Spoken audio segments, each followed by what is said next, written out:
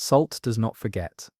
Every wave that folds onto a coast hides fragments of stories once written in harbours, now drowned. Fleets stitched horizons together, carrying amphorae filled with grain, oil and glass, while stone piers rang with the creak of ropes and the weight of anchors larger than men. Prosperity gathered at the edges of the sea, yet water has no loyalty. Earthquakes split foundations, floods pressed inland, and shorelines shifted until markets sank into silence. Archaeologists recover sealed jars from silt, rusted chains locked in place, and streets where only fish now pass. These are not accidents of chance, but patterns, repeated rises, repeated falls, proof that power tied to tides is always conditional. Before continue, tell me, where are you listening from, and what time is it? Drop it below in the comments, so we may know how far the breeze of the waves of the ocean have reached. Now the drowned harbours return. Stone platforms lying just beneath the shallow tides still show the grooves cut by centuries of mooring ropes, each line a remnant of fleets once anchored there. Quays stretched outward into the water, their surfaces pressed smooth by countless footsteps, moving amphorae filled with grain, oil, and wine. Markets roared with merchants tallying goods, scales clinking, and sails dropping as ships returned from distant coasts. Breakwaters rose like fortresses against the surf, blocks aligned with precision to break the force of storms. Prosperity here was constant, drawn from the sea's generosity, yet never guaranteed. Layers of sediment recovered from these harbours tell the story of cycles: disaster, rebuilding, disaster again, until rebuilding no longer outweighed survival. Some communities left slowly, sealing jars carefully before departing, while others departed suddenly, fastening chains across harbour mouths that were never raised again. Today those chains lie in rust, silent witnesses that wealth tied to tides is always borrowed, never owned. From those same quays, streets extend beneath the sea, in neat alignments, their outlines traced by divers, like faded ink on parchment. Storerooms built in rows stand with thresholds, still raised against flooding, carved drains winding between them with remarkable foresight. Within these halls, amphorae remain sealed, resin hardened to stone, contents undisturbed, since the day they were abandoned. These were not the spoils of a city sacked in chaos, but the remains of communities that planned departure with intention, expecting perhaps to reclaim what they left. No one ever did. Chains set across entrances, rust in place, frozen in the act of protection, and never removed. Fish drift now through doorways once guarded by men with spears, light bends where torches once burned. What endures is not noise but design. Roads that still lead straight, walls that still align, proof of societies that managed the sea, until finally surrendering to its silence. Streets that now vanish beneath shifting currents, once guided carts, piled with cargo toward waiting ships, their stone pavements worn smooth by centuries of footsteps. Even in ruin, the layout remains deliberate. Storerooms standing in neat rows, thresholds raised against encroaching water, drainage channels cut with accuracy that suggests not reaction but foresight. Within these collapsed chambers, amphorae remained sealed, their contents hardened into crystalline residue. They were not abandoned in panic. They were stored carefully, prepared as if the community expected to reclaim them. That expectation was never fulfilled, and silence settled where trade had once flourished. Hooks lie hidden in the ordinariness of detail. Imported timbers cut from forests hundreds of miles away still resist decay, their presence revealing a network of exchange more extensive than surviving records admit. These drowned harbours were not isolated outposts, but threads in a vast fabric of maritime civilization. Rusting chains still span the mouths of ancient harbours, their links fused to mooring stones carved with painstaking precision. These were once drawn nightly across entrances to guard fleets at rest, a practice born of vigilance and constant rivalry. Now they remain locked in place, frozen in their final act of closure. Such gestures tell a subtler story than chronicles of conquest. Ports were not always destroyed by war. Sometimes they were deliberately secured, left behind in anticipation of return that never came. Hooks emerge in quiet impressions, grooves etched deep into piers, where ropes strained, sockets for bollards worn smooth by endless repetition, imprints of baskets pressed into clay, left on floors hardened by centuries. These traces are not dramatic, yet they speak more forcefully than ruins toppled in fire. Their stillness is heavier, carrying the weight of choices made under pressure, choices that gave the sea the final word. Harbours scattered across the Mediterranean share designs so consistent they cannot be coincidence. Piers are separated by near-identical spans, slipways tilt to the same gradients, entrances are angled against prevailing winds in a pattern repeated across hundreds of miles. These ratios are fingerprints of knowledge, carried along trade routes, a handbook of maritime engineering, unrecorded in surviving texts, but carved into stone for those who knew how to read it. Even as empires shifted, the geometry endured, proving that cultures divided by politics still shared the same craft of survival. Hooks live in the mathematics, repetition so exact, it speaks of collaboration hidden beneath rivalry, of a current of knowledge flowing alongside cargo. What vanished were the names, but not the ideas. Even today, modern ports reflect the same principles, unknowingly guided by builders whose voices drowned centuries ago. Their legacy remains not in words, but in ratios that resist forgetting. Beyond the piers and storerooms, entire districts lie concealed beneath layers of sand, their outlines visible only when shifting currents sweep the seabed clean. Walls rise in broken sequences, doorways open into nothing, and staircases climb toward vanished upper floors. These were once neighborhoods pressed against the water's edge, homes where fishermen mended nets and traders watched the arrival of sails from far horizons. Excavations uncover cooking vessels, cracked but still blackened by fire, spindle whorls worn smooth by touch, and children's beads scattered across thresholds. Hooks rest in the human scale of these finds. Lives paused mid-motion, interrupted not by sudden conquest, but by the slow insistence of water. The ocean did not roar into these rooms all at once. It seeped, surged, retreated, and surged again until habitations surrendered. What remains is less ruin than memory, a lived space folded into tide, enduring now only in fragments drawn from silt. Architectural patterns suggest planning far beyond mere survival. Quays extended in calculated angles, designed not simply to provide docking but to channel currents safely around vessels.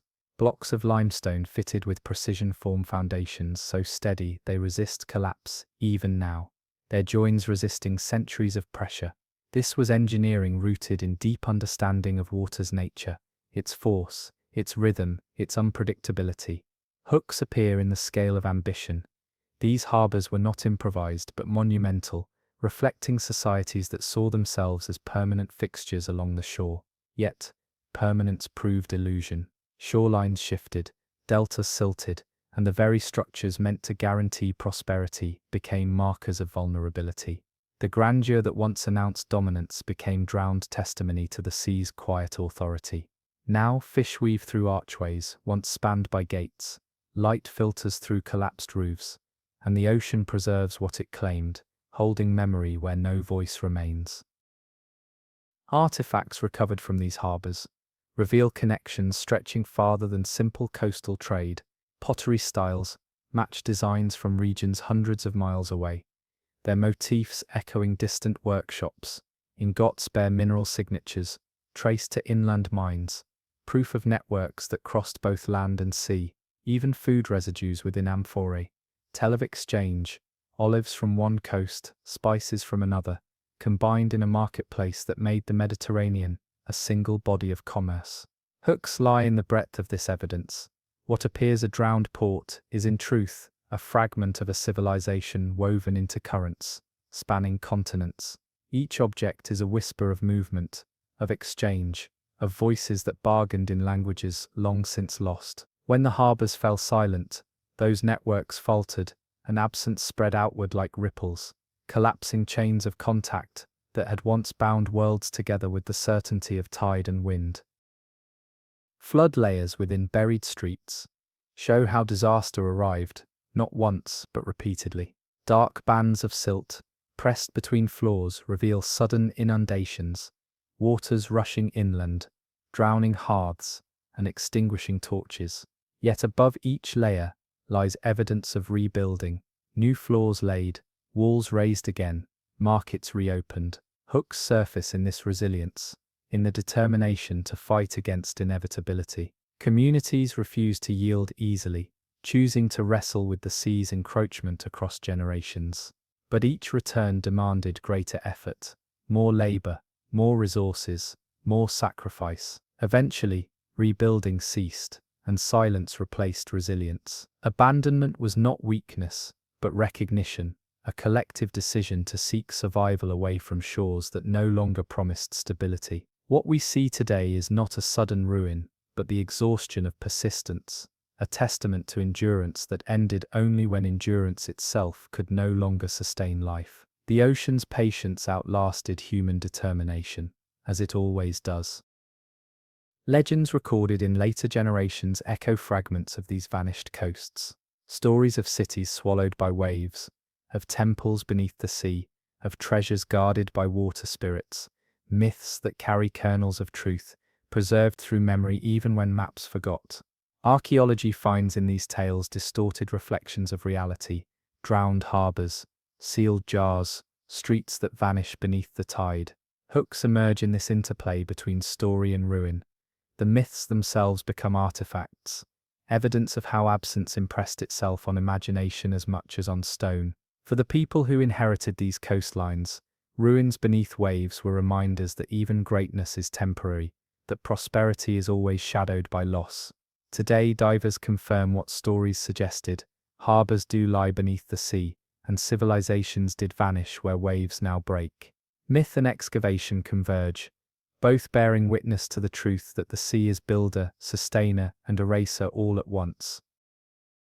Sediment covering these ruins also preserved remnants of daily rhythm, hints of voices long since gone. Clay tablets, etched with marks, though fragmented, suggest tallies of trade, figures once used to balance goods flowing in and out of the harbour. Waystones calibrated with accuracy lie nearby, their surfaces smoothed from constant use. Hooks emerge in their ordinariness, for such tools are proof that these places did not exist, only as ports of spectacle, but as living systems of accountability. Beneath collapsed walls, carbonized seeds rest in sealed jars, grains carried for shipment, but turned to ash when flood or quake interrupted the pattern. Even this destruction carries weight. It shows a society so intertwined with the sea that disruption anywhere rippled outward into hunger, debt, and decline. The ocean did not just claim stone, it broke networks that stretched inland, unraveling balance that had once seemed as steady as tide. Legends clung to these coastlines long after the communities disappeared, passed into memory as stories of cities swallowed whole. Later generations told of bells heard beneath the waves, of lights shimmering far below the surface at night, of spirits guarding treasures left behind. Archaeology strips away the embellishment, but confirms the root. Harbours do lie drowned, walls do extend into the sea, and amphorae do remain sealed beneath the silt. Hooks surface here in the meeting of myth and material, where imagination preserved what history forgot. Myths filled gaps, providing meaning for absence, until excavations centuries later revealed the truth beneath the waves. The sea, which had erased, also protected. Legends were not idle stories but echoes of realities hidden just beyond reach. They ensured that even when names and maps faded, memory never entirely abandoned these coasts, waiting for divers to confirm what imagination had guarded in silence. Trade routes once flowing through these drowned harbours reshaped power across the Mediterranean. Fleets carried more than goods. They carried alliances, tribute, and influence. The fall of a single port could alter balances inland, toppling leaders who depended on its income. Hooks linger in this fragility. Civilizations strong enough to build fleets and quays were undone not by weakness, but by dependence. When earthquakes split foundations or rivers choked their mouths with silt, power drained swiftly, flowing elsewhere like water seeking a new course. Archaeological evidence shows abandoned inland villas, incomplete storage pits, and half-finished kilns, signs that industries tied to maritime trade collapsed when their lifeline was severed. Prosperity bound to water spread quickly, but so too did ruin. In silence, these drowned harbours became anchors of loss, reminders that even the most connected societies remain at the mercy of currents they cannot command forever. Among the ruins, objects of ritual appear beside those of trade, blurring the line between commerce and belief. Bronze figurines lie buried with amphorae, altars stand within sight of piers, and carved stones aligned with rising stars mark boundaries once sacred. Hooks live in these juxtapositions. Harbours were not merely places of economic exchange, but thresholds between realms, land and sea, mortal and divine. Communities may have believed offerings could steady waves or guard ships on perilous journeys. When the harbours drowned, these sanctuaries drowned with them, leaving faith itself submerged. Divers uncover inscriptions invoking protection, names of gods now forgotten, but once spoken daily over goods and voyages.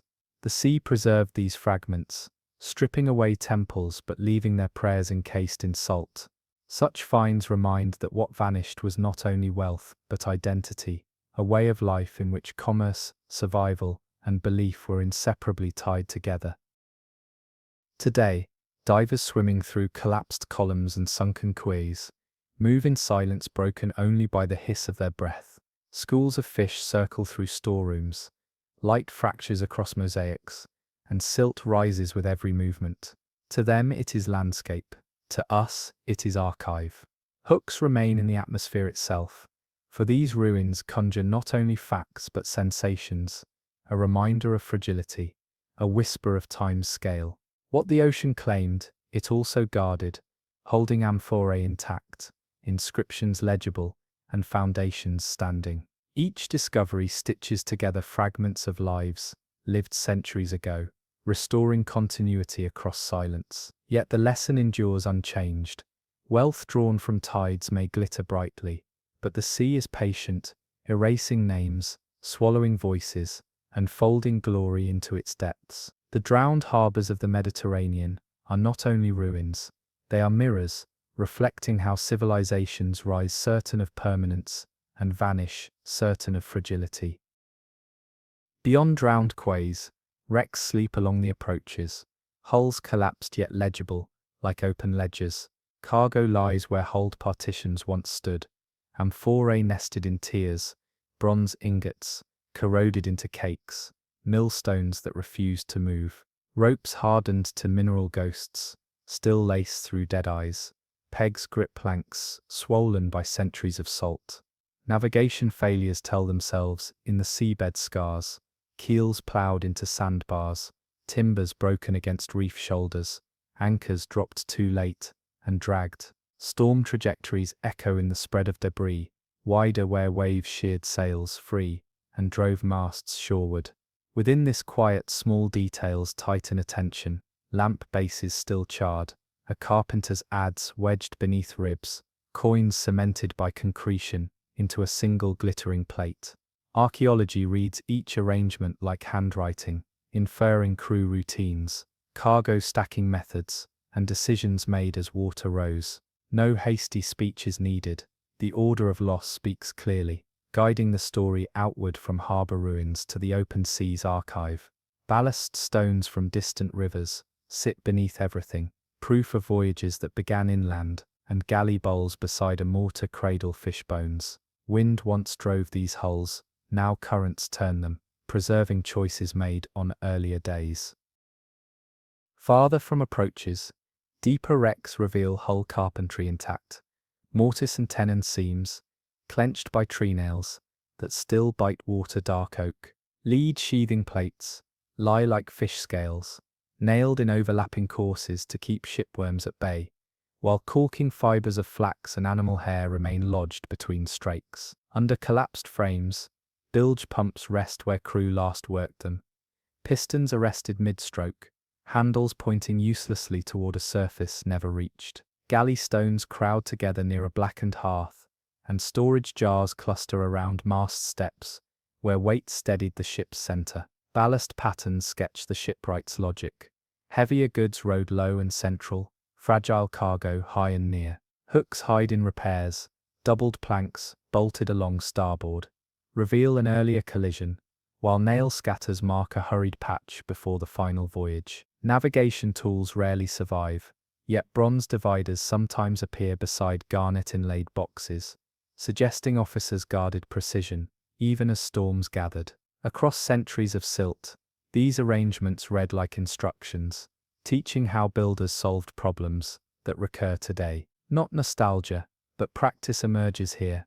Solutions carried by craft memory, passed from harbour schools into blue water, resilient until weather, error, or fate interrupted the lesson. Currents turned pages, sand sealed. Stamped amphora handles knit roots together, more securely than surviving charts. Letters pressed into clay, naming workshops, inspectors and seasons. Residue analysis draws flavors from silence. Olive oil thickened to wax, pine resin clinging to interior walls, fish sauce reduced to brittle crystals, still sharp with aroma when first exposed. Clay fabrics reveal sauce valleys, while stone inclusions betray kilns along distant coasts, turning every jar into a passport. Ingots tell their own story through elemental ratios, fingerprints pointing to mines inland, where caravans loaded river barges before goods ever met salt. Within these clues, markets bloom again. Grain headed toward dry shores, wine traded for tin, textiles exchanged for glass cullet. Hooks arrive in contradictions. Cargoes mix luxuries with practical ballast, implying voyages planned for multiple stops and shifting risks. One hold might cradle theatre masks beside wheels of lead, or perfumes packed between millstones, unlikely neighbours chosen to balance weight.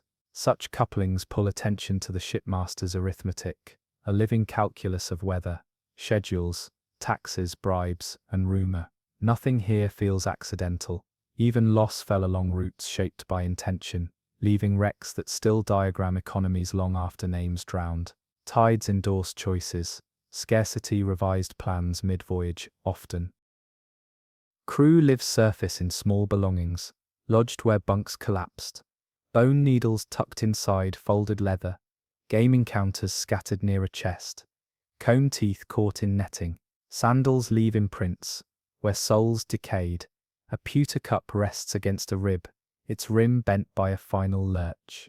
Galley rubbish heaps, preserve meals in cross-section, olive pits, fish vertebrae, barley chaff, diet rendered as archaeology. Beside the mast step, a stitched pouch sometimes yields a token scratched with a symbol, perhaps a prayer for weather, perhaps a reminder of home. Tools speak in calices, translated to iron, caulking mallets, adzes, augers, drill bows.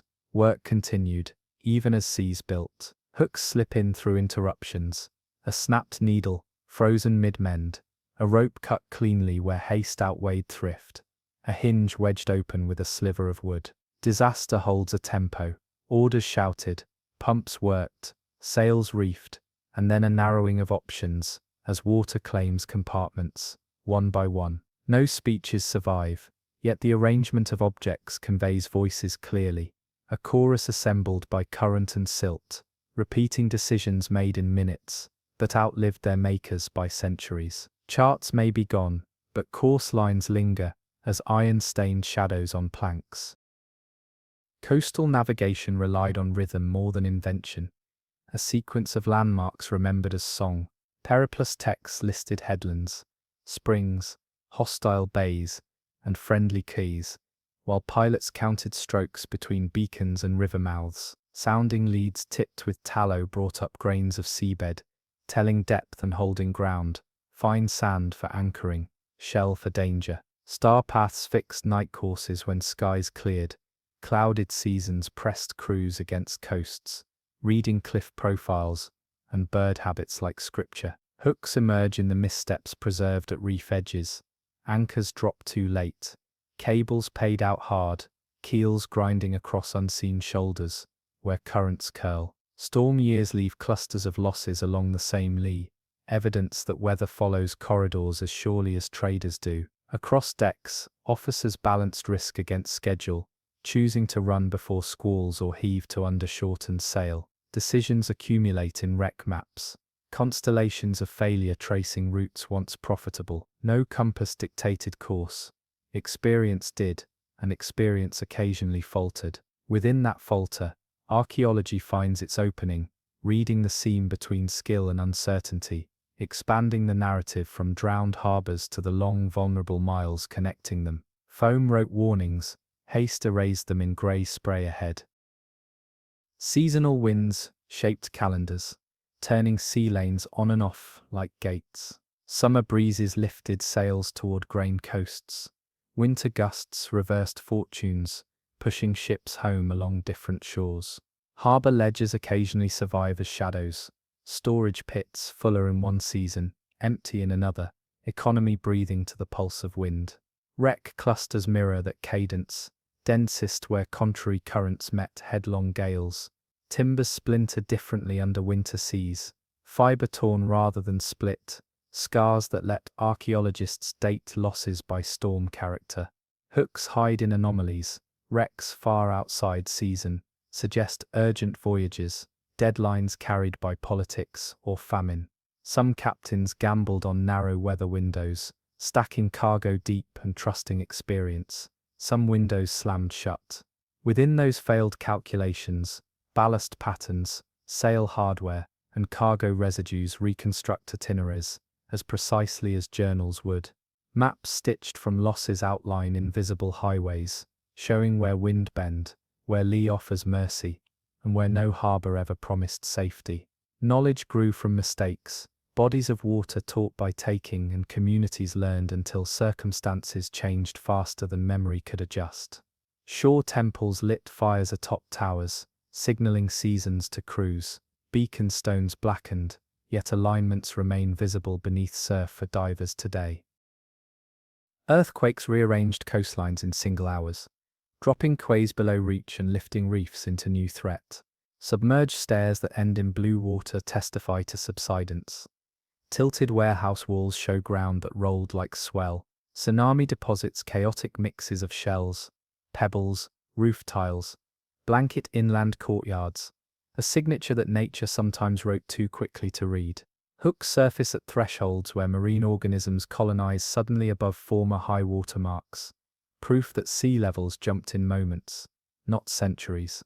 After shocks, communities patched what could be patched, then faced choices harsher than storms: rebuild deeper, move upslope, or abandon the sea entirely. Some tried all three across generations, leaving layered floors that step uphill like measured retreat. Far offshore, wrecks carry scars of shaken cargo.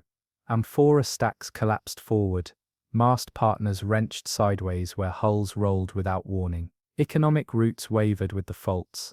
Towns once central fell quiet when their harbours sank, and river mouths took their trade. Archaeology records those pivots in silence spreading along coasts, replacing traffic with emptiness, until new centres formed beyond the reach of the last wave. Stone quarries inland suddenly supplied piers to bays that had none. Old harbours starved, new channels gathered ships. Conflict shaped seafaring as decisively as weather.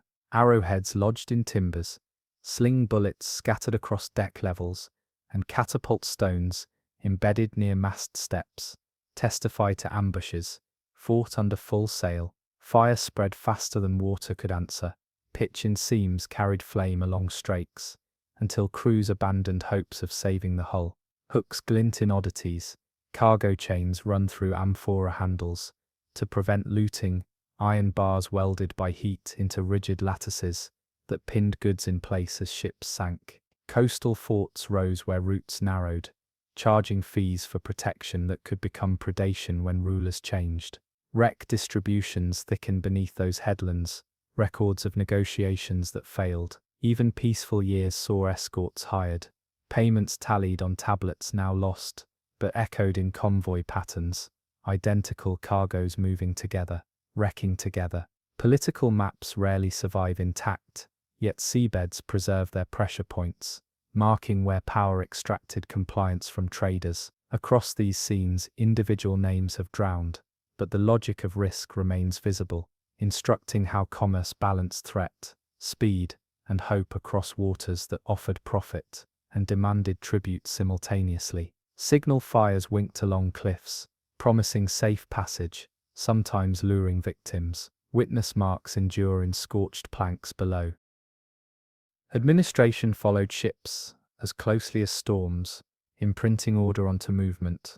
Stamped amphorae listed contents, capacities, and officials. Painted titulae noted merchants and destinations in quick script that salt later softened. Clay seals, pressed with emblems, closed hatch covers, and corded racks. Evidence that taxation rode every voyage. Hooks occur where mismatched stamps appear in one stack, suggesting cargo consolidated mid-route, under pressure to meet quotas. Harbour checkpoints enforced tariffs. Remnants of customs houses stand near quays now underwater, their thresholds calibrated for scales. Ledgers rarely survive. Yet standardized container sizes whisper bureaucracy, turning holds into grids of accountability. Wrecks freeze those systems in place, preserving compliance and evasion side by side. Official seals beside cleverly recorked jars, accurate measures beside stones disguised as goods. For archaeologists, such pairings reconstruct routes of obligation, showing how states inserted themselves into trade without sailing a mile. Control brought stability, yet dependence deepened.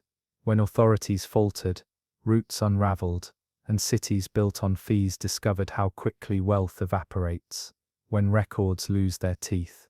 Along certain coastlines, stones carved with measuring marks remain fixed beside former slipways, a permanent memory of audits conducted in daylight, while smugglers rehearsed night landings beyond the headlands nearby. Shipbuilding evolved with markets, enlarging hulls to match appetite. Early shell-first construction locked planks together before frames, seams clenched tight by tenons and tree nails. Later frame-first methods increased speed and allowed broader beams for heavier cargo. Fasteners diversify across centuries. Copper nails where corrosion mattered, iron spikes where cost pressed, wooden pegs where maintenance ruled. Hooks hide in hybrid repairs, carvel planked patches over older seams, evidence of ingenuity when resources thinned. Harbour infrastructure followed suit, slipways lengthened, capstans multiplied, and cranes spun on stone pedestals, built to carry new loads. Tool marks read like signatures, revealing schools of builders whose techniques spread port to port with apprentices. Within these patterns, wrecks become classrooms, teaching problem-solving, rather than recounting tragedy alone. Materials record choices, forced by supply lines, pine where oak failed, recycled timbers shaved thin to meet deadlines, leads saved for keels, while worm-eaten planks went unshod. Every compromise becomes visible underwater, each adjustment a footnote to economic weather passing through workshops before any sail unfurled. Tree ring sequences fix felling dates, tying construction to droughts or wars. Isotopes in pitch trace resin to forests upriver, proving shipyards depended on hinterlands as surely as captains trusted stars offshore during hard seasons. Deeper basins preserve wood, where shallow coasts surrender it. Anoxic layers stalling decay until hull shapes hold their lines. Black water depths keep masts upright, yards still crossed, rigging coiled like sleeping snakes along decks that never saw salvage.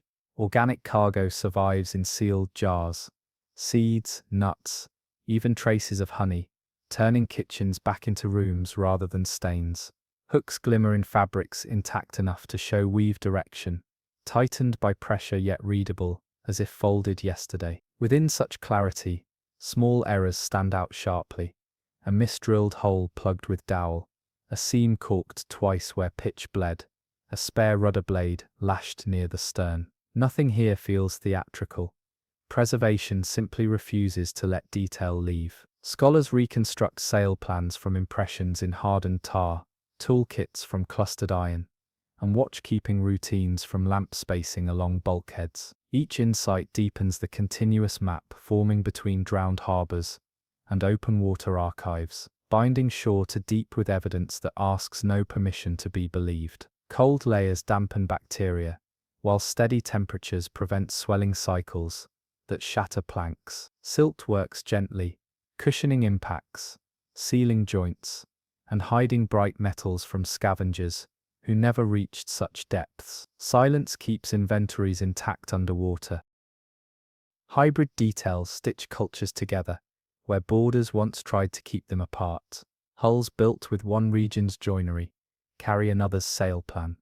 Anchors shaped to eastern patterns lie beside western capstans, evidence of workshops learning across lines of rivalry.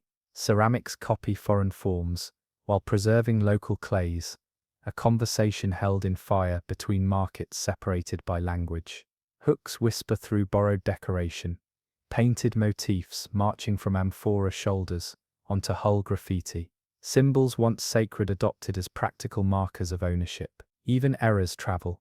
Mismeasured handles appear on jars from ports hundreds of miles distant, a mistake replicated by apprentices who learned from traded goods rather than masters. Across the seabed, design convergences accumulate like drift, revealing how sailors prized what worked and ignored decrees that tried to freeze tradition. Archaeology charts these adoptions, showing knowledge moving faster than treaties, freer than tariffs, and as persistent as tide. Inscriptions scratched in multiple scripts on the same plank record mix crews, while weights stamped with rival emblems prove competitors accepted each other's measures. Prayer plaques combine deities in single images, and reed pipes survive in cases by bunks, notes of distant coasts waiting in wood that never learned to rot patiently. Economic decline leaves quieter signatures than storm ruin. Inland kiln sites fall silent, their ash layers ending abruptly. Storage pits remain half-dug, workshop floors freeze mid-repair. Coin hoards buried hastily near routes to harbours, never reclaimed hint at owners who waited for stability that failed to arrive. Hooks gather around substitution. Cheaper clays replace fine wares. Amphora forms simplify in repair patches, proliferate on hulls that sailed a season too many. Wrecks from such years carry mixed cargoes assembled out of necessity rather than plan, values bundled together to hedge failing markets. Across coasts, abandoned villas overlook quiet bays where quays lie empty. Prosperity contracted inland, yet even there records thin. Archaeology traces retreat through absence, reading fewer ship nails at town dumps, fewer imported foods in household middens. Collapse rarely announces itself, it simply removes appointments from calendars, empties storerooms and shortens the reach of conversation carried by sail and oar. Tax edicts carved on stones near former customs posts crack under weeds, while price lists scratched on plaster stop mid-column. Harbour shrines receive fewer votives in later layers, and repair yards cannibalize laid-up vessels, leaving mismatched planks that betray salvage economies before voyages even begin across the coastline. Maritime memory survived longest in practice, held by pilots who taught coastlines as stories, knot by knot. Songs mapped sandbars in verses, proverbs set storm rules, rites before departure stitched courage to crews that knew precisely how thin confidence could wear. Hooks glint in offerings found within wrecks, coins set beneath mast steps, herbs bundled under thwarts, promises made to deities whose names faded while gestures persisted. Later religions absorbed many habits, renaming protections without discarding them, so that custom kept speaking after gods changed. Archaeology meets that continuity in layers of small repetition, identical scratches marking safe water on reused timbers, identical knots securing cargo in ships, separated by centuries. Belief did not guarantee safety, it guaranteed community, and community carried technique. Where drowned harbours end and deep wrecks begin, the thread remains unbroken, knowledge tied to work, passed by hands that understood the ocean would never listen, but might occasionally allow passage. Coastal headlands bear cairns built from shattered anchors, memorials to unnamed crews, while stone boat burials inland mirror hull profiles, proof that seafaring shaped identity ashore. Even in silence, landscapes kept score, piling markers where voices ended, and setting guides where journeys were meant to resume. Evidence gathered from open water returns to shore with changed gravity, altering how drowned harbours are read. Far from walls and quays, the logic of shipboard life clarifies why certain markets rose and others failed, why ports struggled after earthquakes, while rivals thrived along redirected routes. Patterns traced across wrecks align with patterns inscribed in foundations, merging two archives into one narrative carried by tide. Hooks pull attention through convergences. Identical amphora forms appear offshore and within submerged warehouses. Repair styles match between deep hulls and carpenter's scraps recovered in silted alleys. The distance between harbour stone and blue water shrinks under that recognition, each explaining the other's silences. From this vantage, disappearance seems less like catastrophe and more like arithmetic. Inputs changed, outputs failed, and communities sought continuity elsewhere. Mapping that search points beyond these coasts toward other corridors where sea and land braid tightly. Rivers that carried cargo to Mediterranean mouths also carried ideas inland, and other oceans held their own ledgers of loss and survival. Following those ledgers keeps the story moving along the same current, widening the chart while preserving the same steady, tide-drawn resolve. Next coasts wait quietly, already whispering names water nearly erased forever. Where rivers meet the sea, silt swallows whole harbours, burying evidence of civilizations that once thrived at the water's edge. Barges glided downriver, loaded with timber, ore, and livestock, meeting seafaring vessels eager to trade olive oil, wine, and salt. Archaeologists uncover quays angled to manage both current and tide, warehouses aligned like sentinels along drowned banks, and timber pilings preserved in mud. Hooks grip the mind in discoveries too intimate to ignore. Beads of glass from distant workshops, amphorae lined with resin that still holds its scent, and footprints pressed into clay floors that hardened before floods entombed them. These river mouths were not peripheries but arteries, carrying life between interior valleys and coastal routes. Their silence now warns that no amount of prosperity shields a society when the watercourse shifts. The very channels that once sustained growth turned against them, clogging with sediment, closing doors that never reopened. Sediment layers at these drowned gateways read like pages of a ledger. Ash bands mark fires that consumed workshops, then silt records floods that swept away livelihoods. Within these layers, objects endure, whispering of disrupted routines. Fishing nets, knotted and abandoned mid-repair, a wooden tablet scratched with what may have been tallies of trade, jars sealed with pitch that hardened while their contents spoiled in silence. Hooks sharpen in such intimate stillness. These are not signs of cities ending in chaos, but of societies interrupted mid-breath, expecting to resume. When rivers shifted course, dredging became futile. Communities relocated upstream, leaving entire harbours to sink into oblivion. What remains today are ghostly echoes of resilience, cut short, piers still standing in mud, tools lying where they last fell. Economies ended not by fire or conquest, but by the quiet certainty of water altering its path. Civilizations surrendered, but evidence endured. Commerce intertwined with belief. At every quay, stones carved with shallow cups once held offerings, wine, grain, or coin, dropped into water before ships departed. Shrines stood within sight of warehouses, their altars lit while sails unfurled.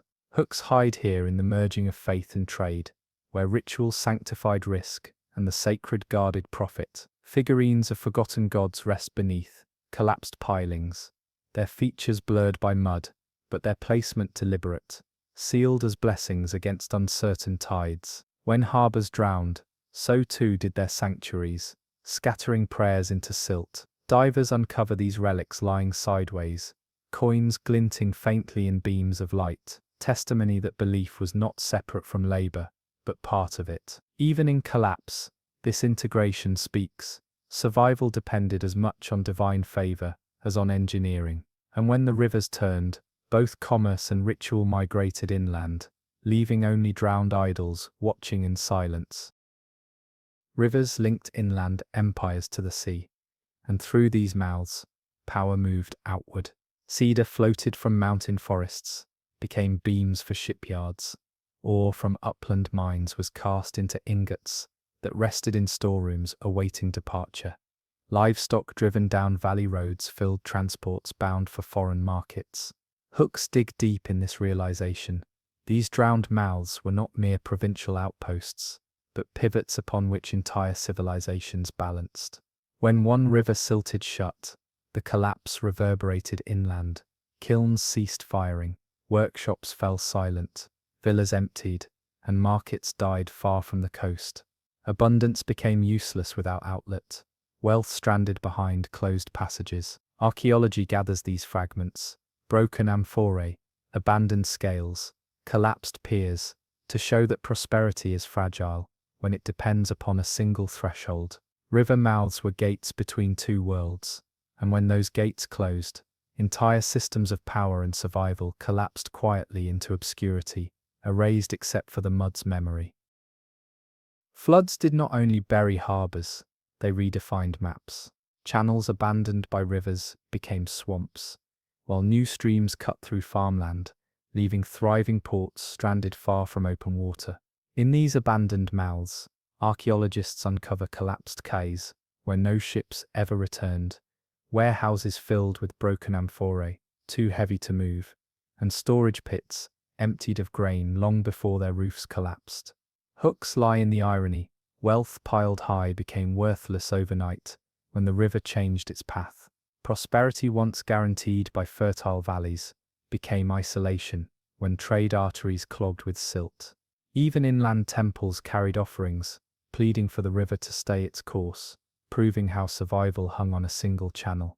The silence left behind is sharper than ruin. Prosperity transformed into stillness, harbours into marsh, voices into echoes. Civilizations that thought themselves anchored learned too late that rivers, like seas, answer to no hand but their own. Some gateways adapted, building canals to link stranded ports back to water, their channels lined with cut stone to steady currents. Locks were carved into riverbanks, guiding barges past sandbars, and dikes rose where floods threatened warehouses. Hooks catch in these desperate feats of engineering, for every measure reveals a society determined to outlast inevitability. Yet canals silted faster than they could be dredged, dikes broke under strain, and locks stood abandoned when rivers carved new paths elsewhere. Archaeology preserves half-finished projects, walls halted mid-build, timbers never hammered into place, piles of stone left unused. Each fragment speaks of effort, of hands working against time, of resolve collapsing under the weight of water's patience. Communities retreated inland once more, leaving their grand solutions behind, monuments not to victory but to futility. The rivers claimed them, turning ambitious blueprints into silent relics, reminders that adaptation too has its limits. Artifacts within these drowned gateways reveal the intimacy of trade, woven into daily lives. Spindle whorls uncovered in storerooms prove that fabrics once arrived in bulk, dyed with colours rare inland. Amphorae stained with traces of fish sauce testify to tastes carried from distant coasts. Luxuries turned into staples by consistent flow. Hooks pull at the small objects, glass beads glittering in mud, combs carved from imported ivory, tokens inscribed with merchant marks. Ordinary possessions transformed into proof of networks stretching across horizons. When river mouths failed, these luxuries vanished first, their absence reshaping diets, clothing, and even identity. What survived was necessity, stripped of ornament, as people moved upstream with only what could be carried.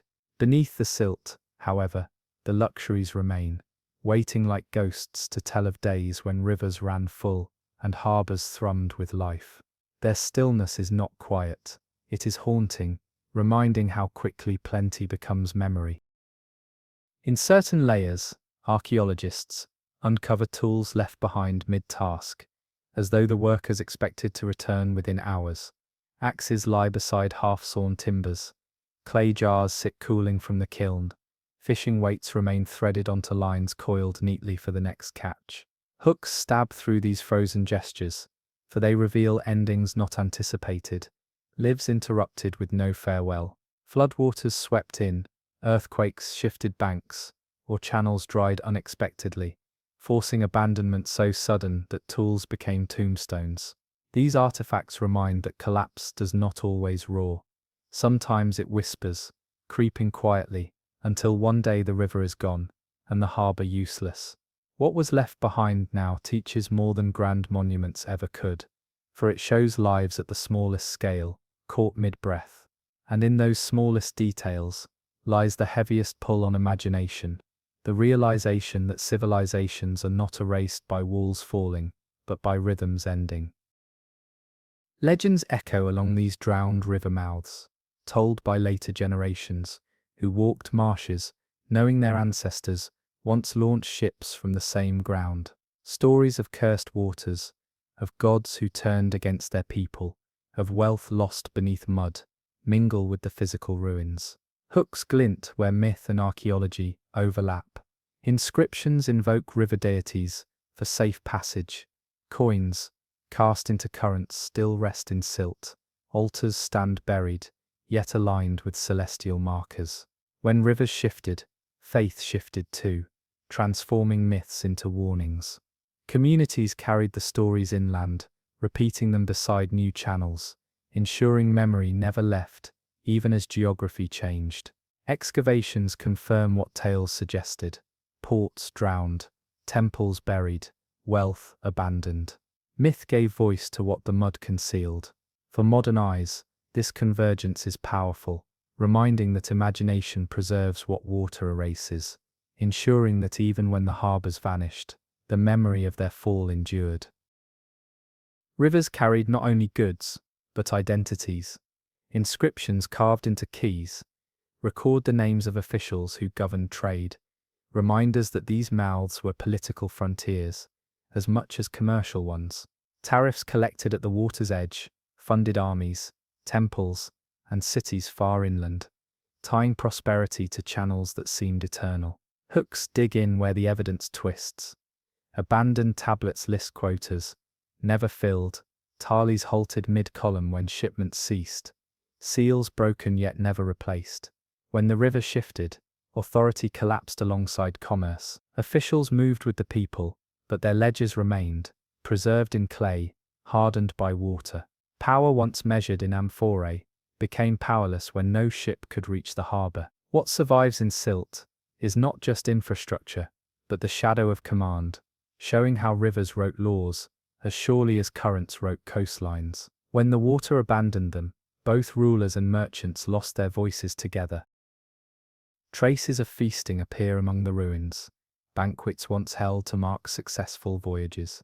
Animal bones split for marrow, amphorae, discarded after celebration, and carved cups lie shattered across floors that later drowned. These remnants whisper of joy, of communities that gathered not only to trade, but to affirm survival after journeys survived. Hooks rest in the sharp contrast, laughter echoing in halls where silence now reigns, celebrations turned into relics by the same river that had brought the ships home. Excavations show layers of repetition, banquets held year after year, until suddenly interrupted by flood, collapse, or abandonment. The final feast left its bones in mud, preserving joy alongside loss. Today these fragments read, like interrupted music, notes sustained across centuries, their melody unfinished. They remind that civilization is not only measured in economy or architecture, but in the shared rituals that vanish silently when harbours fall. Workshops discovered near river mouths tell of industries built to feed maritime hunger. Kilns stand collapsed, but still ringed by shards of pottery, once destined for far coasts, their forms identical to vessels recovered in distant wrecks.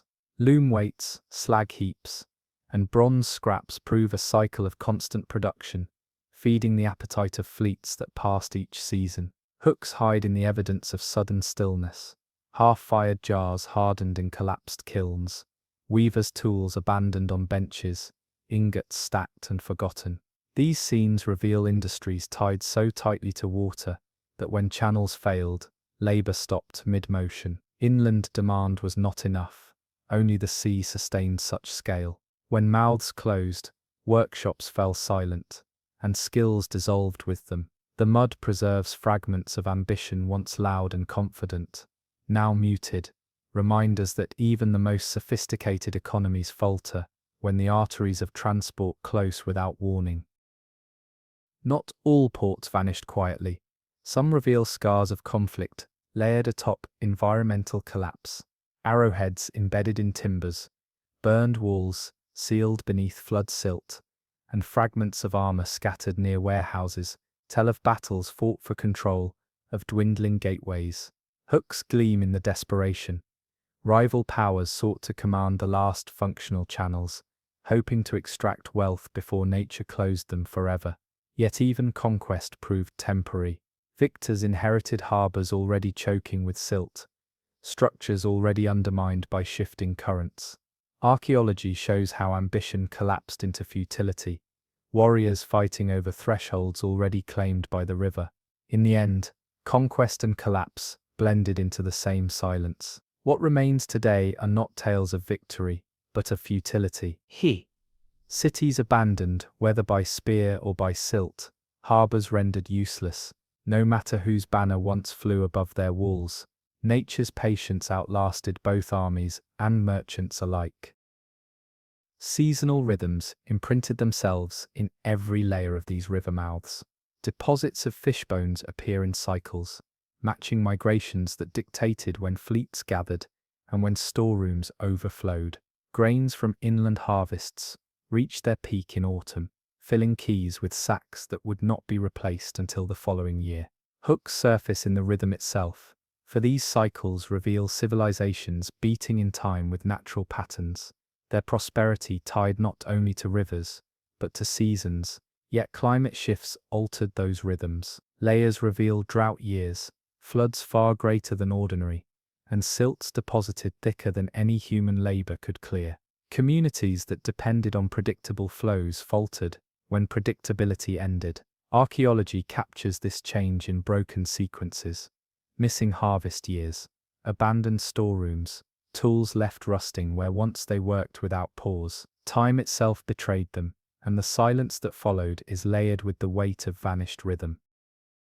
Today, these drowned river mouths lie beneath fields, swamps, and coastlines that bear no mark of their former power. Farmers plough through pottery shards, fishermen pull nets snagged on timbers driven centuries ago. Beneath them, quays remain intact, storerooms sealed, and shrines buried, their stories unread until excavations brought them back into light. Hooks endure in the act of discovery itself, the realization that civilizations once thrived, where now only reeds whisper in the wind. These gateways remind that prosperity does not vanish with noise, but with stillness, a slow silting over, until voices are muted forever. Archaeology resurrects fragments, but the full life of these harbors is gone, their communities dispersed along new courses, their names erased. What remains is the lesson carved into mud and stone alike, that civilization tied to water may flourish, but only so long as the water chooses to remain faithful to them. Ocean lanes once functioned as highways of influence, carrying more than cargo.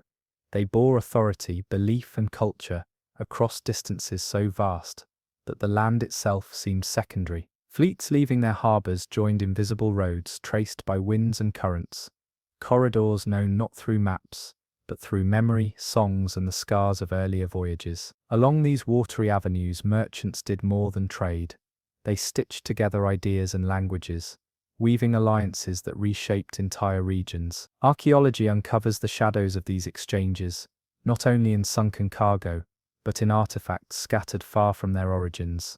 Pottery stamped with foreign emblems, jewelry in styles unknown to the soil that cradles them, and tools designed for needs alien to local practice. Hooks sink deepest in these mismatches, objects impossible to explain without admitting that ocean corridors were veins through which civilizations pulsed, their survival inseparable from tides. Evidence of convoys traveling these lanes appears in the density of wrecks clustered along the same routes, their losses mapping lines otherwise invisible. Ships traveling together carried identical cargoes, grain sealed in uniform amphorae, textiles dyed with the same hues, metals cast from shared molds, mirroring the economic heartbeat of their sponsors. Yet the sea marked them without distinction, swallowing both great and small with equal hunger, when storms rose or rivals ambushed. Within these corridors, archaeologists recover not only the cargo but the signatures of intent, standardized measures pointing to centralized control,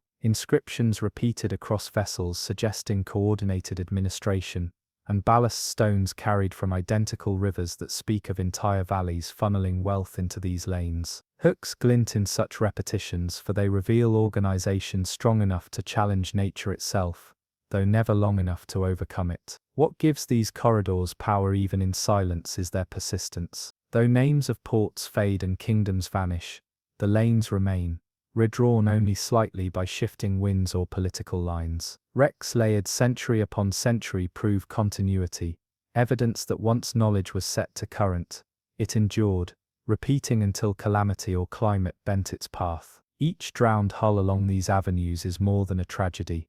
It is a waypoint, a reminder that civilization at sea was as much about motion as it was about stone. The ocean itself preserved the rhythm, and in doing so ensured that even vanished societies left their echo behind.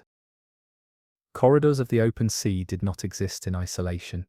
They linked into chains, one horizon folding into another, until entire oceans carried the imprint of civilizations that relied upon them. Archaeologists chart these watery highways, not with intact maps, but with fragments recovered from depths, cargo scattered like breadcrumbs, marking routes too persistent to forget. Amphorae recovered hundreds of miles apart share identical makers' stamps, while fragments of timber show tool marks from the same shipyard, proof that fleets were dispatched not as random ventures, but as coordinated networks that functioned as arteries of power. Hooks lie in the uncanny repetition: identical weights, identical jars, identical methods of repair, appear in wrecks centuries apart, reminding us that these ocean lanes were less innovation than tradition, inherited with the same reverence as sacred texts. Mariners followed rhythms inscribed by generations, trusting winds that had carried fathers and grandfathers, and in doing so, handed continuity forward to descendants. The artifacts speak quietly, yet firmly. In some wrecks, merchant seals remain pressed into wax on container lids, the imprints still visible, though the wax itself has hardened into stone-like crust. In others, tally sticks carved with notches reveal numbers of jars, weights or passengers, each cut recording a moment of accountability aboard vessels that never reached their final port. Hooks tighten here, because such fragments conjure the immediacy of decision, captains recording transactions with a knife's cut into wood, unaware that centuries later those marks would survive as their only testimony. Between harbours, the sea remembered everything that fell into it, storing contracts, ambitions and debts in its silts. This endurance of record, though unintentional, turns every wreck into a document, a page of history scattered yet legible for those who learn its language. Yet these corridors were not simply commerce lanes, they were stages of rivalry and ambition. Fleets sailed in clusters for protection, but even then, records of destruction remain visible in the patterns of wreckage. Arrowheads embedded in planks, scorched timbers from fire, carried by wind across rigging, and stones the size of fists hurled by catapults, now lie mixed with amphorae and anchors. Hooks glint most in the juxtaposition, violence embedded in ordinary exchange, proof that profit and peril travelled side by side. Rival powers did not merely tax these routes, they contested them with blood, seizing cargoes, enslaving crews, or scuttling rivals in view of shore. The ocean, indifferent, absorbed each act, preserving both violence and wealth in the same deep vault. Corridors carried not only goods but identities, transforming the coasts they touched. Pottery traditions shifted, diets broadened, religious symbols spread, and languages absorbed foreign words until entire cultures bore fingerprints of oceans far beyond their sight. Archaeologists uncover shrines inland, holding shells from distant seas, proof that belief itself traveled these lanes. Hooks appear strongest in these unlikely journeys, objects that have no business existing where they are found, unless one admits that corridors extended invisible arms across the world. It was not trade alone that made these routes powerful, but the circulation of imagination itself. Civilizations became hybrids, absorbing fragments carried in hulls and woven into memory, until they no longer belonged solely to one coast or another, but to the sea that bound them all. In the silence of the seabed, those same corridors endure. Each wreck aligns with another, mapping an invisible network, a reminder that oceans erase names, but preserve patterns. These patterns whisper louder than chronicles, for they prove what written memory forgot, that civilizations vanish, but the lanes they opened across the sea never truly close.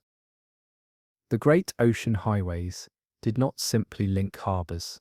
They forged dependencies, turning distant coasts into extensions of each other's survival. Archaeologists recognize this in the startling repetition of goods, identical jars filled with grain, appearing in wrecks separated by hundreds of miles, or ingots stamped with the same marks retrieved from vastly different waters. Hooks pierce through the monotony of these finds, for such sameness proves not diversity of trade, but unity of need. When storms disrupted a lane, or enemies severed a corridor, entire regions faltered, their supplies stranded, their economies starved. This dependence is visible even in abandoned inland towns where storerooms stand empty, their prosperity drowned not by local failure, but by disruption, far away at sea.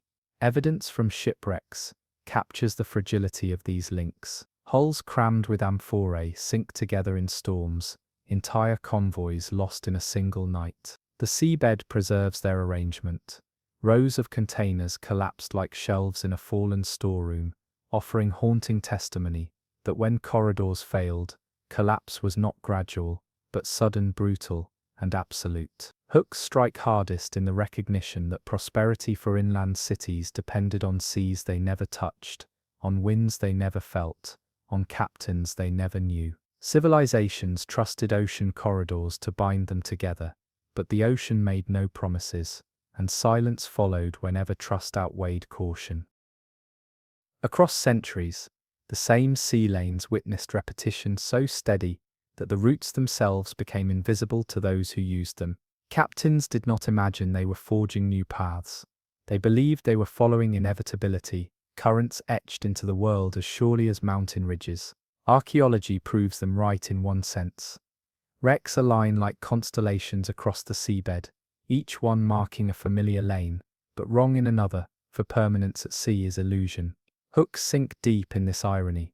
Routes that seemed eternal disappeared, not with noise, but with shifts so gradual that no single generation noticed the change. Winds altered, currents bent, and one by one, harbors that thrived for centuries fell silent as traffic diverted elsewhere.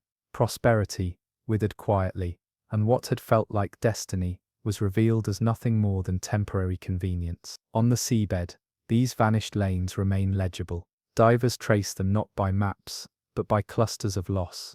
Convoys collapsed together, cargoes identical, anchors abandoned in patterns that match winds long gone. Every amphora, every ingot, every shattered hull becomes a marker in a road with no surface. Hooks emerge in the smallest consistencies. Rope coils found in wrecks lying at the same orientations, ship timbers broken in parallel lines, ballast stones sourced from the same riverbeds. Such repetitions prove that commerce moved like blood through veins, and when veins closed, organs far inland suffered. Civilizations learned too late that survival built on corridors of water carried not only wealth, but the seeds of absence. For when the corridors faltered, collapse arrived with them. The corridors also carried identity, imprinting cultures along their coasts with traces of distant lands. In inland shrines, shells from oceans never seen were placed beside sacred fires. In coastal graves, amulets from distant forges rested on chests of the dead. Hooks strike sharpest here, for such objects show that corridors moved not only commodities, but imagination, reshaping how entire peoples conceived of themselves. A society that never sailed still wore foreign beads, prayed to gods whose origins lay across the sea, and cooked food flavored with spices from beyond the horizon. This quiet infiltration was as transformative as conquest, weaving unseen threads until communities could no longer be separated cleanly from the roots that fed them. Yet the sea asked payment in return. Fleets burned under hostile fire, storms shattered masts, reefs tore open hulls, and silence gathered over what had once been clamour. Each drowned wreck is both monument and warning, proof that power without the sea is frail, and with the sea is never secure. Ocean corridors offered abundance, but only temporarily, for every lane ended eventually. Every harbour was doomed to silence, every fleet to splinter beneath waves. Hooks rest in this inevitability. Civilizations rose certain of permanence, yet their corridors remind us that permanence itself is the grandest illusion. What the sea gave, it kept. What it carried, it erased. And in its patience, it preserved only fragments, enough to whisper to divers centuries later that no road, however wide, remains open forever. Empires did not expand only on land. Their strength often depended on saltwater gateways, harbours where tribute gathered before spilling outward into ships that carried it across seas. These ports became mouths of empires, swallowing grain from inland fields, ore from mountain quarries, livestock driven along valley roads, and disgorging them into vessels destined for distant provinces. Archaeology uncovers their scale in stone wharves, stretching half a mile into bays, in warehouses stacked row upon row, in dockyards where slipways still bear grooves from hulls dragged into the water. Hooks catch hardest in the sheer magnitude. Some ports were not cities with harbours, but harbours with cities, settlements existing only to feed the insatiable appetite of empire. Excavations reveal amphorae stamped with imperial seals, ensuring taxes were counted not only inland, but again when goods reached the sea. Lid ingots bear the marks of state foundries, proof that metal was extracted under supervision and distributed by mandate.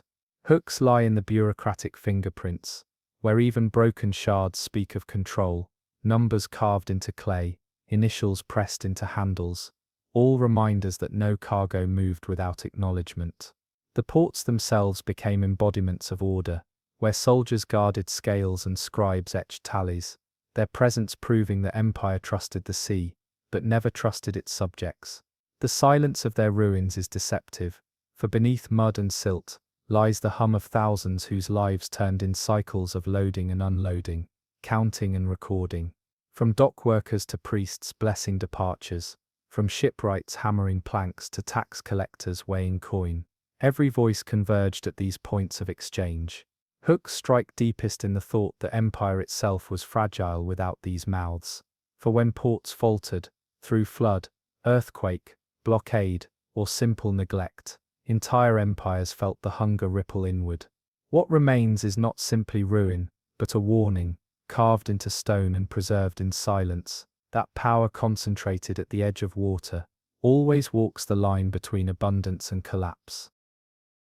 At the heart of these imperial ports, organization unfolded like ritual. Ships did not simply arrive and depart.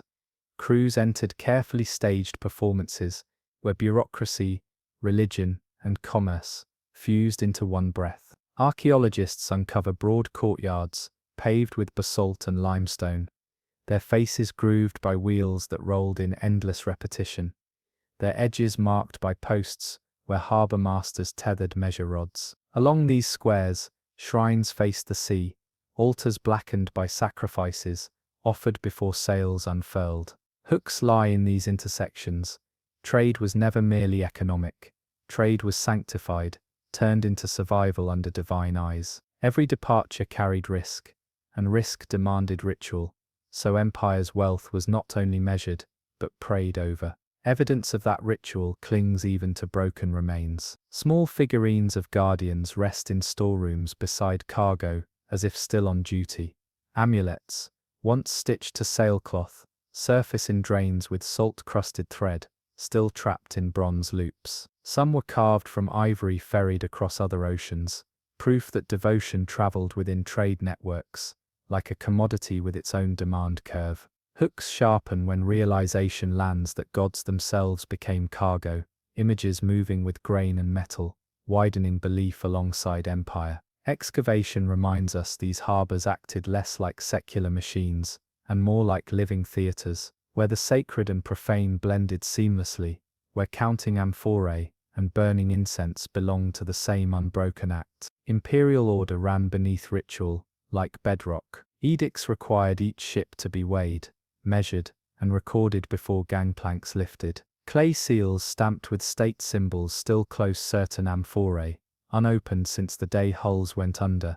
Lead tags bearing numbers and names hang from corroded iron rings, recovered in warehouse drains. Hooks glimmer in the smallest relics of bureaucracy, tally sticks with notches still legible, fragments of papyrus sealed in jars and preserved by pure accident, wax tablets hardened by fire, yet showing columns of figures that once balanced a governor's expectations against a captain's reality. Grand monuments may thrill, but these fragile scraps speak louder, because they reveal the real machinery of empire: accountants, clerks, waymasters, and the quiet coercion of ledger lines. Without checks, flows faltered, and with falter came the collapse of power's illusion. Warehouse districts reveal an appetite divided into strict categories. Inscribed lintels designate one block for grain, another for oil, another for metals, and side aisles hold rarities, whose storage demanded watchful eyes: glass cullet, indigo, frankincense. Hooks appear in painted symbols still ghosting across plaster, quick pictograms that guided dockworkers, unable to read letters, yet fluent in logistics: a sheaf for grain, a droplet for oil, a stylized bull for hides. Organization extended even to the air. Ventilation shafts kept grain cool, and scent corridors separated resin from fish, so values would not infuse one another. Empire arranged desire, as if arranging prayer. Timing governed everything. Tidal tables scratched onto tiles, windrows graffiti etched into stone, and calendar marks painted on key posts coordinated convoys, with seasons of predictable air. Hooks flicker in these timekeepers, a half-sun symbol telling captains to wait 2 days for the land breeze, a trident mark indicating pilotage required. Beyond this point, no exceptions. Bureaucracy. To work needed choreography, and choreography required clocks that belonged to sky, shore, and habit more than to gears. Under pressure, order stretched thin. Dockyards expanded repeatedly, slipways widened, storehouses rose with extra bays, and quays thrust further into water over cribwork filled with stone. This growth reads not as triumph but strain, a system always demanding more. Hooks sink in relentlessness. Ports were never finished. Work crews hammered and hauled in cycles that never quite concluded. When crisis struck, storm, blockade, rebellion, the pause proved devastating. Inland granaries emptied, markets stalled, soldiers on frontiers went unpaid. Ports did not function as conveniences. Ports lived as arteries, and when arteries clogged, the body of empire weakened. Paper trails during crisis tell their own drama. Emergency memoranda on tablets list exceptions to ordinary tolls. Temporary seals appear in layers for months when official dies could not be reached. Requisition slips show shipwrights borrowing timber originally reserved for temples. Hooks catch in these administrative improvisations, power admitting it could not keep rules rigid and still survive. Where flexibility existed, recovery followed. Where rigidity held, silence deepened. Human rhythms pulse beneath clerical polish. Dockworkers oiled shoulders against chafe before lifting. Rope makers sang cadence to keep twist even. Pilots chewed bitter leaves to steady stomachs during long watches at the channel mouth. Hooks rise from ordinary details recovered from drains and courtyards. A sandal patched 3 times at the heel. A braiding needle lodged beside a bollard. A dice chip found near the weighing yard. Empires wrote laws, bodies wrote endurance. Guilds underpinned that endurance. Pilots' houses kept charts locked but offered apprenticeships where routes were taught with finger and story. Carpenters' sheds maintained communal toolsets stamped with marks that bound responsibility. Grain measurers swore oaths at a minor altar, no richer than the broom cupboard beside it. Hooks glint in stamped icons on tool blades, and in repeated measurements that betray standardization. The comfort and constraint of shared practice. Without guilds, Bureaucracy would have chattered into useless ink. Religion threaded back through labor in everything, from launch blessings to first fruit offerings set above lintels. Votive pits near quays hold miniature ships, not as toys but as prayers made tangible. Hooks whisper when those pits sit beside tally counters, prayer answering risk, while arithmetic priced it. Workers who counted amphorae by daylight folded hands by dusk, asking gods to see what rulers never could, the fragility that made their accuracy heroic. Security left marks as plain as sunlight. Milestones carved with fines warned against siphoning grain from sacks. Chains and seals monitored doors. Night patrol routes cut diagonally through alleys to prevent predictable ambush. Hooks surface in the geometry of safety. Door jambs bored to take double bars. Hinges that swing inward, so crowds cannot force them from outside. Watch platforms raised where winds carry voice best across water. Order was not gentle, order was vigilant. Pressure sometimes burst. Scorch marks run across warehouse rows where lamp flames multiplied into district fires. Flood layers bury collapsed walls with shells and roof tiles churned together. Arrowheads embedded in masonry speak of sieges fought at the margin where quay meets street. Hooks grip hardest in these scar-stacked layers, for fortune flipped quickly. A port that yesterday welcomed fleets in triumph today burned beneath hostile sails. Prayer and policy fell quiet together. Adaptation appears in half-completed repairs. Stone foundations reinforced with mismatched blocks. Warehouses patched with rubble. Quays extended hastily into deeper water as silt choked entrances that had served for generations. These improvisations testify to resilience and desperation side by side. Hooks emerge in unfinished edges. Timber pilings abandoned mid-placement. Lime mixed but not poured. Tools left where rain fossilized their handles with salt. Sea did not need a single gesture to overwhelm. Slow pressure unraveled certainty, thread by thread. Now ruins linger in salt-bright silence. Vast stones lie beyond the breaker line. Mosaics sleep beneath bright sand. Inscriptions shave thin but remain legible. Fish drift through what once were storage vaults, and the hum of empire has collapsed into the whisper of tide. Hooks rest in that hush, for silence insists that power tied to water is provisional. Trust placed in ports felt like faith in bedrock. Faith ended in silt. Drowned remains insist that glory measured in cargo fleets and tribute proves as vulnerable as foam on wind. Even in ruin, instruction persists. Engineers studying collapsed breakwaters learn which alignments failed. Planners notice how flood paths chose alleyways that today could still serve as evacuation routes. Communities retime festivals once aligned to convoy seasons so that memory remains useful rather than nostalgic. Hooks here close a circle. What once enforced order returns as wisdom, paired of arrogance. Empires trusted these ports as foundations. Foundations built at the sea's edge never endure forever. Water keeps the final ledger, and those who rid it inherit both warning and a map for gentler futures. Ports that fed empires also mirrored imperial hunger. Scale at the waterline reflected not just need but desire, an urge to be seen as unshakable, as permanent, as eternal. Excavation reveals grand facades along quays, columns where plain walls would have sufficed, mosaics underfoot, where dockworkers tracked dust and brine, inscriptions boasting that rulers had made the sea obedient. Hooks lie in vanity, for these stones now rest beneath water, proof carved by tide, that declarations of eternity weather quickly. Life beneath that spectacle, unfolded in cycles, as steady as tides. Dockworkers shouldered amphorae until bone wrote grooves into muscle. Carpenters patched holes in the shadow of cranes that seemed to lift sky itself. Merchants bickered beneath statues whose stone eyes never blinked. Hooks rise from ordinary remnants. A sandal strap dropped beside a pier. A child's clay toy found near a storeroom threshold.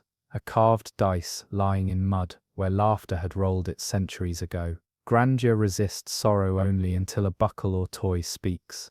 Then memory belongs to people again. Prosperity stratified layer on layer, yet crisis pressed into those same layers without warning. Flood silts buried walls that collapsed too quickly to stack stones for shoring. Scorch marks stripe courtyards where fire ran along oil spills. Arrowheads lodge in quay masonry, at heights that tell of close combat at the water's edge. Hooks tighten in these scars because fortune turned with indecent speed. A harbour that yesterday hosted trumpet fanfare greeted fire tomorrow. Order shattered while incense still smouldered. Adaptation emerged in repairs that read like marginalia on a crumbling manuscript. Foundations gained mismatched stone. Warehouses swallowed rubble into hastily plastered gaps. Quays thrust into deeper water after silt clotted channels. Improvisation speaks clearly. Resilience, yes, but also exhaustion. Hooks loom in unfinished lines. Pilings planted but uncut to final height. Mortar mixed with shell fragments to stretch supply. Cranes rebuilt smaller because budgets thinned while demand did not. Sea patient as always. Ask daily interest on arrogance, and payments grew harder to meet. Spectacle had costs beyond the ledger. Courtyards tiled in coloured stone absorbed labour that could have dredged channels. Facades preached control even as pilots grumbled about shifting sandbars. Hooks glimmer in these misalignments. Resources poured into display while infrastructure starved by inches. Beauty survived barely longer than confidence. Once storm or blockade arrived, mosaic and monument turned delicate burdens, expensive to maintain, excruciating to abandon. People negotiated between display and necessity with humor and cunning. Dockside graffiti sassed officials. Oaths spoken at shrines wove gratitude with bargaining. Rituals shifted slightly each season to match winds and purse. Hooks live in those small flexibilities, because community learned to bend where imperial pride could not. Dignity kept pace with hardship when habits remained meaningful. Blessing a boat before leaving, even if sailcloth was mended with 3 colors of thread and hope. Markets became weather vanes for political climate. Prices etched on wall plaster wobble more wildly in years when patrols failed. Tokens for breadlines multiply in layers contemporary with distant wars. Coin hoards clustered near back rooms mark sudden fear of confiscation. Hooks pull attention to arithmetic. Honest before proclamations are. Numbers blink red, long before statues admit a crack. Work rhythms reveal an ethic of competence that outlasted rulers. Rope walks stretched in corridors tucked behind temples. Pitch kettles bubbled in yards where children learned to keep distance by smell. Pilots taught stars to apprentices with the backs of their hands. Hooks hide in tactile pedagogy. Wind felt on wrist bones. Depth judged by ear as lead struck bottom. Current read from kelp angles near quay steps. Instruction traveled body to body, immune to edict, living in sinew and lung. Crisis did not end affection for place. Families returned after fires to salvage threshold stones.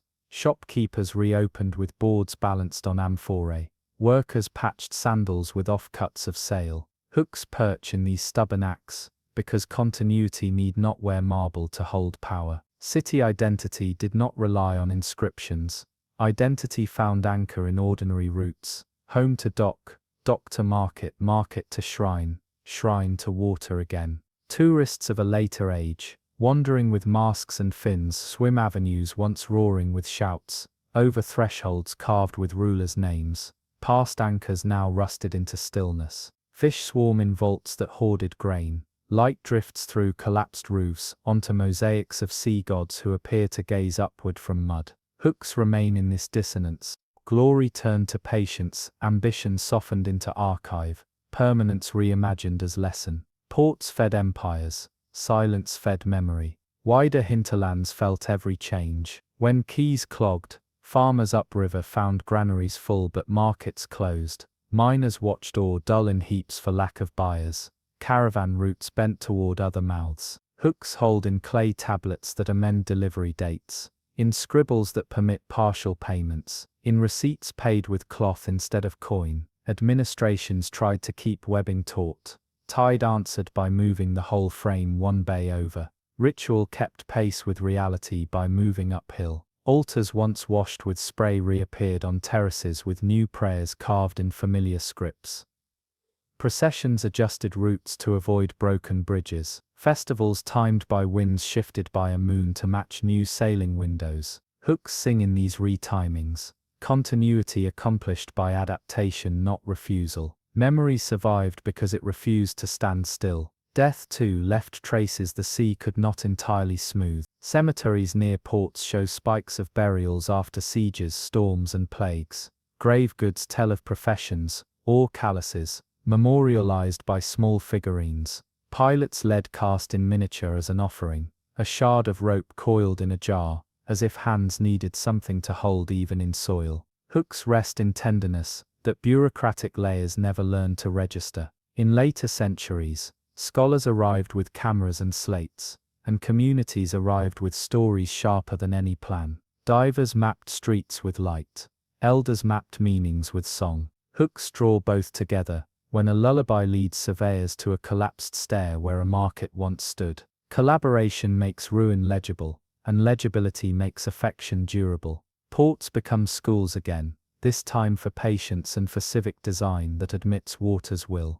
Now silence reigns but not emptiness. Crabs browse in vaults where merchants argued. Swells murmur along stones that kept accounts straighter than ministers did. Sunlight writes new mosaics onto floors with ripples instead of tesserae. Hooks close this part with an insistence: no empire feeds the sea feeds memory. What went down returns as counsel, and those who listen walk better along new quays, built with softer hands. Mightiest ports of empire reveal in their bones both ambition and fragility, for entire populations relied upon the clean turning of tide and the punctual arrival of hulls. Excavations expose vast reach, warehouses marching away into haze, quays carved from blocks heavier than 10 men, crane sockets chiseled into bedrock, where gears once spun like planets. Hooks strike in scale, because such monuments served as declarations that nature had been negotiated into order, that sea had learned to keep appointments.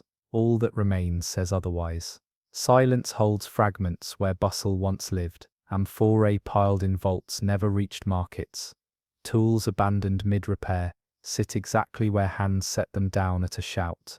Coins minted to pay soldiers have fused into green lumps inside strong boxes that no quartermaster unlocked. Hooks tighten in these pauses, because every object announces a sentence mid-verb. Cargo assembled, yet never dispatched. Salaries gathered, yet never distributed. Lives stepped away intending to return, and never did. Sea claimed what empire demanded, and claim became erasure. Triumph and routine whisked into the same vault of silt. Tremors travelled inland as if along arteries. Farmers found no buyers for grain. Miners stacked ore in rusting hills.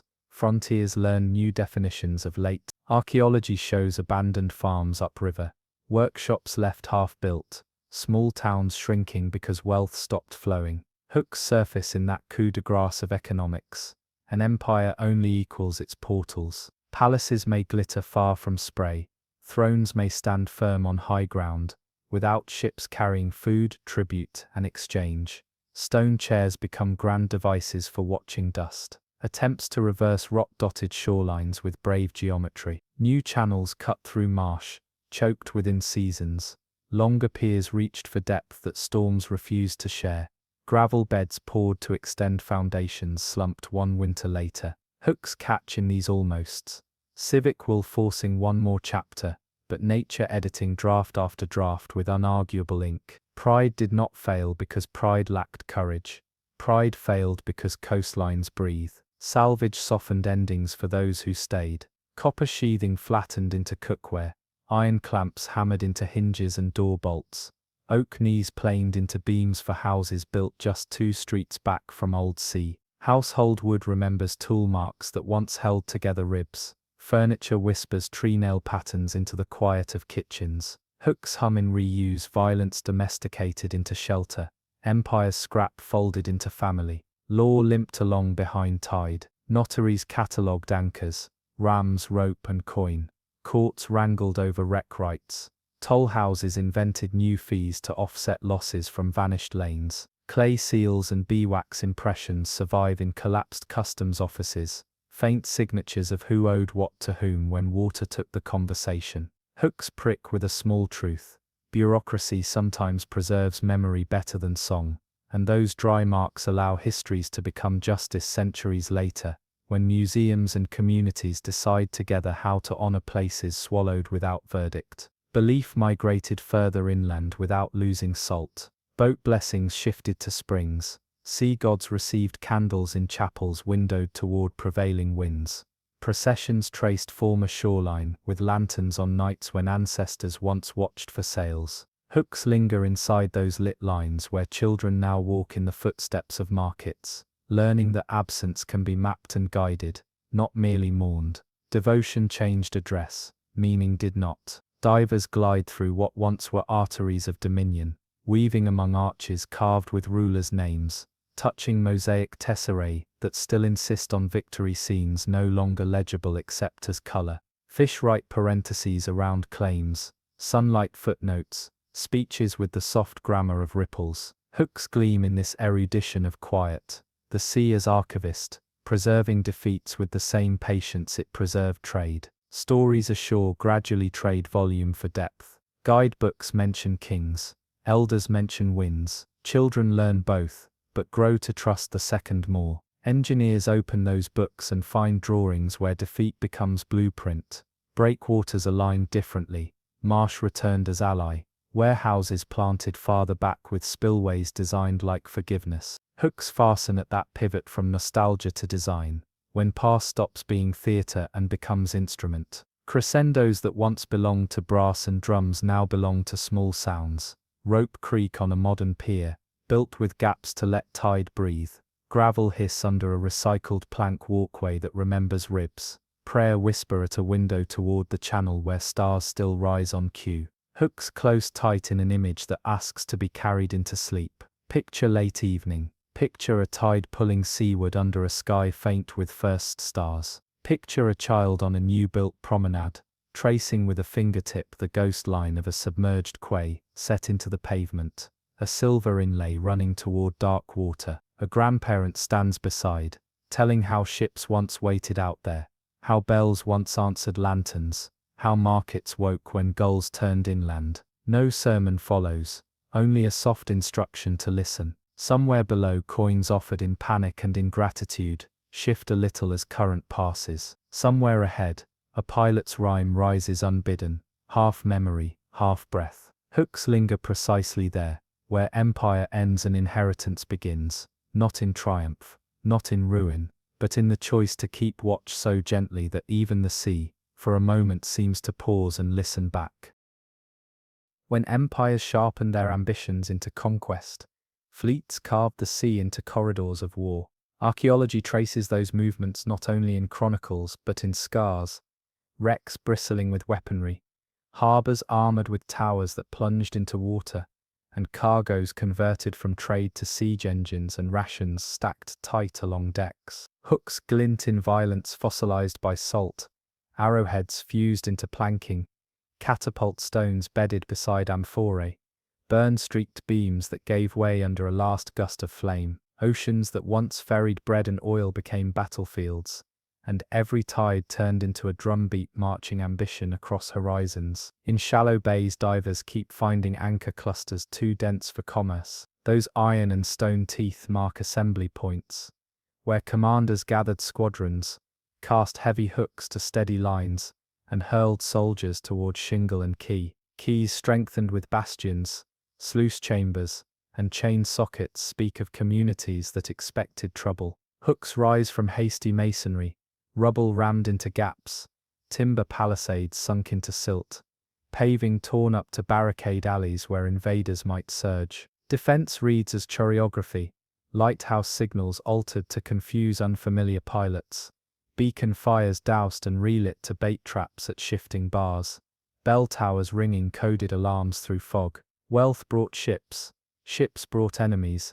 Enemies taught builders to turn harbors into clenched fists. Logistics breathed beneath every broken spar.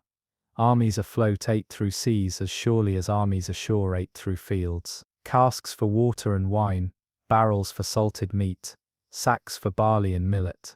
Archaeology finds the containers before it finds the men, and those containers talk. Hooks tighten around residue analysis that reveals diets engineered for endurance.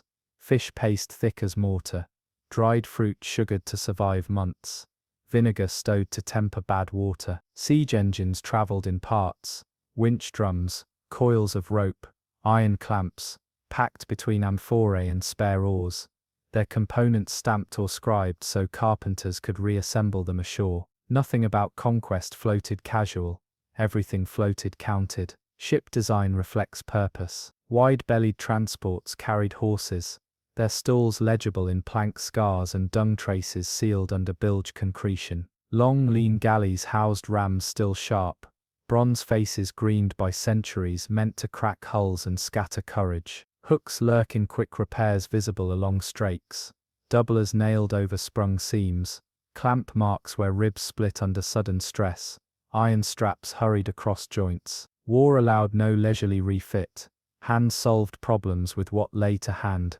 and those solutions still show as fingerprints in wood. Weather joined every battle as a third army. Storm layers across invasion coasts pile amphorae in windrows, fold broken masts into the same direction, and bury helmets in bars that shifted overnight. Commanders gambled on windows between gales, pilots balanced pride against cloud, hooks hide in small betrayals, lampsoot frozen mid-breath where decks lurched, coils of line stiffened with salt where crews failed to reef in time. Anchor cables are braided to a last thread where hulls drag toward rock. Victory sometimes hinged on a rainfall that refilled cisterns ashore, or a heat wave that split salted meat, turning supplies to poison. Occupation unthreaded normal life. Markets turned into magazines, shrines into arsenals, counting houses into command posts striped by chalk orders on walls. Archaeology catches that transformation in mixed deposits, coin scales beside spearheads, incense burners beside piler heads, legal tablets scored over with rations tallies. Hooks lodge in those juxtapositions because economies bent under armor's weight. Bakers baked night and day, corpers hammered hoops for casks that would never see wine, smithies quenched arrowheads, until quenching water boiled away. Resistance answered with cunning that still reads in stone. Harbour chains links thick as wrists, once spanned mouths to ground invading prows. Palisades fixed on piles cut to splinter rams. False beacons lured pursuers onto bars. Hooks prick in booby-trap stratagems visible to divers. Stakes set in shoal lines. Kettles of pitch, cached near quay. Steps caches of sling bullets stacked in clay jars for sudden hail. Not every defense held. Where walls failed, burn layers speak loudly. Charred roof beams, vitrified tiles, amphorae popped like eggs under heat, and dogged lines of collapsed arcade where men fell in sequence. Retreat often wore the face of strategy called scuttling. Crews bored holes below the waterline, cut masts or shoved ballast to one side to set a sinking angle that blocked a channel. Archaeology meets that last decisive refusal in clean drill holes and piles of stones canted to starboard or port. Hooks bite precisely where intent survives, deliberate ruin designed to buy time for an evacuation, to deny a harbour to the enemy, or to stall pursuit until land garrisons regrouped. Sunk ships became underwater barricades. Tide turned wreck into wall. After battle, salvage wrote its own chapter. Locals and victors alike stripped copper sheathing, hauled anchors, and gathered rope. Finds include wedges sized for prying rams, chisels blunted by bronze and sled runners worn smooth along runner's grain. Hooks glimmer in the ethics of aftermath. Coins offered at coastal shrines to appease drowned souls. Inscriptions thanking gods for spoils. Punishments inked for looters who took before reckonings concluded. War ended in courts as surely as it ended in smoke. Disease often claimed more than steel. Crowded decks bred fever. Fouled water bit hard. Wounds festered under salt-stiff cloth. Archaeological hints include medical kits. Bronze scalpels, mortars with herbal residue, bone needles, tourniquets leather hard. Hooks settle in the tenderness preserved by accident. A cup repaired in two places handled so often the rim thinned. A charm scratched with a mother's name wired to a belt. A tiny wooden toy tucked near a soldier's kit. Conquest marched in ranks, collapse seeped through bodies. Memory survives in names, even when stone forgets. Headlands rebranded for battles, islets named for ships that broke there, villages called for an officer who never returned. Oral lines carved warning deeper than any decree. Hooks pull tight in those survivals. Fishermen still avoiding a calm that smells wrong. Children still taught a rhyme that encodes a lee shore. Elders still pointing to a notch in rock where a beacon once flashed red 3 times for enemy sighted. The story continues to police the water, long after empires ash the breeze. Silence closes in slowly over conquest's uproar. Silt strokes sharp edges round. Mussels lace chain links. Weed hides rams that killed clean. Divers swim through colonnades of ruin that used to be orders barked in salt, and the sea files every boast to one tone. Hooks remain where defeat grows instructional. Arteries of victory became arteries of loss. Routes that brought dominion now ferry reports of unnamed wrecks to new readers of tide. Oceans tolerate confidence briefly and record certainty forever. Sea memory keeps conquest more faithfully than stone. Certain bays hold anchor fields so crowded that geometry itself testifies. No merchant mooring could have laid such patterns. No peaceful market could have demanded such density. Quay faces carry dents and scorches in stacked horizons. Lower blows from early rams. Upper blistering from later fires. Diagonal gouges where chains scraped as defenders raised or dropped the harbour's gate. Hooks tighten in this layered violence. Architecture designed to weigh grain turned into architecture, forced to shed blood, and the stone learned new grammar.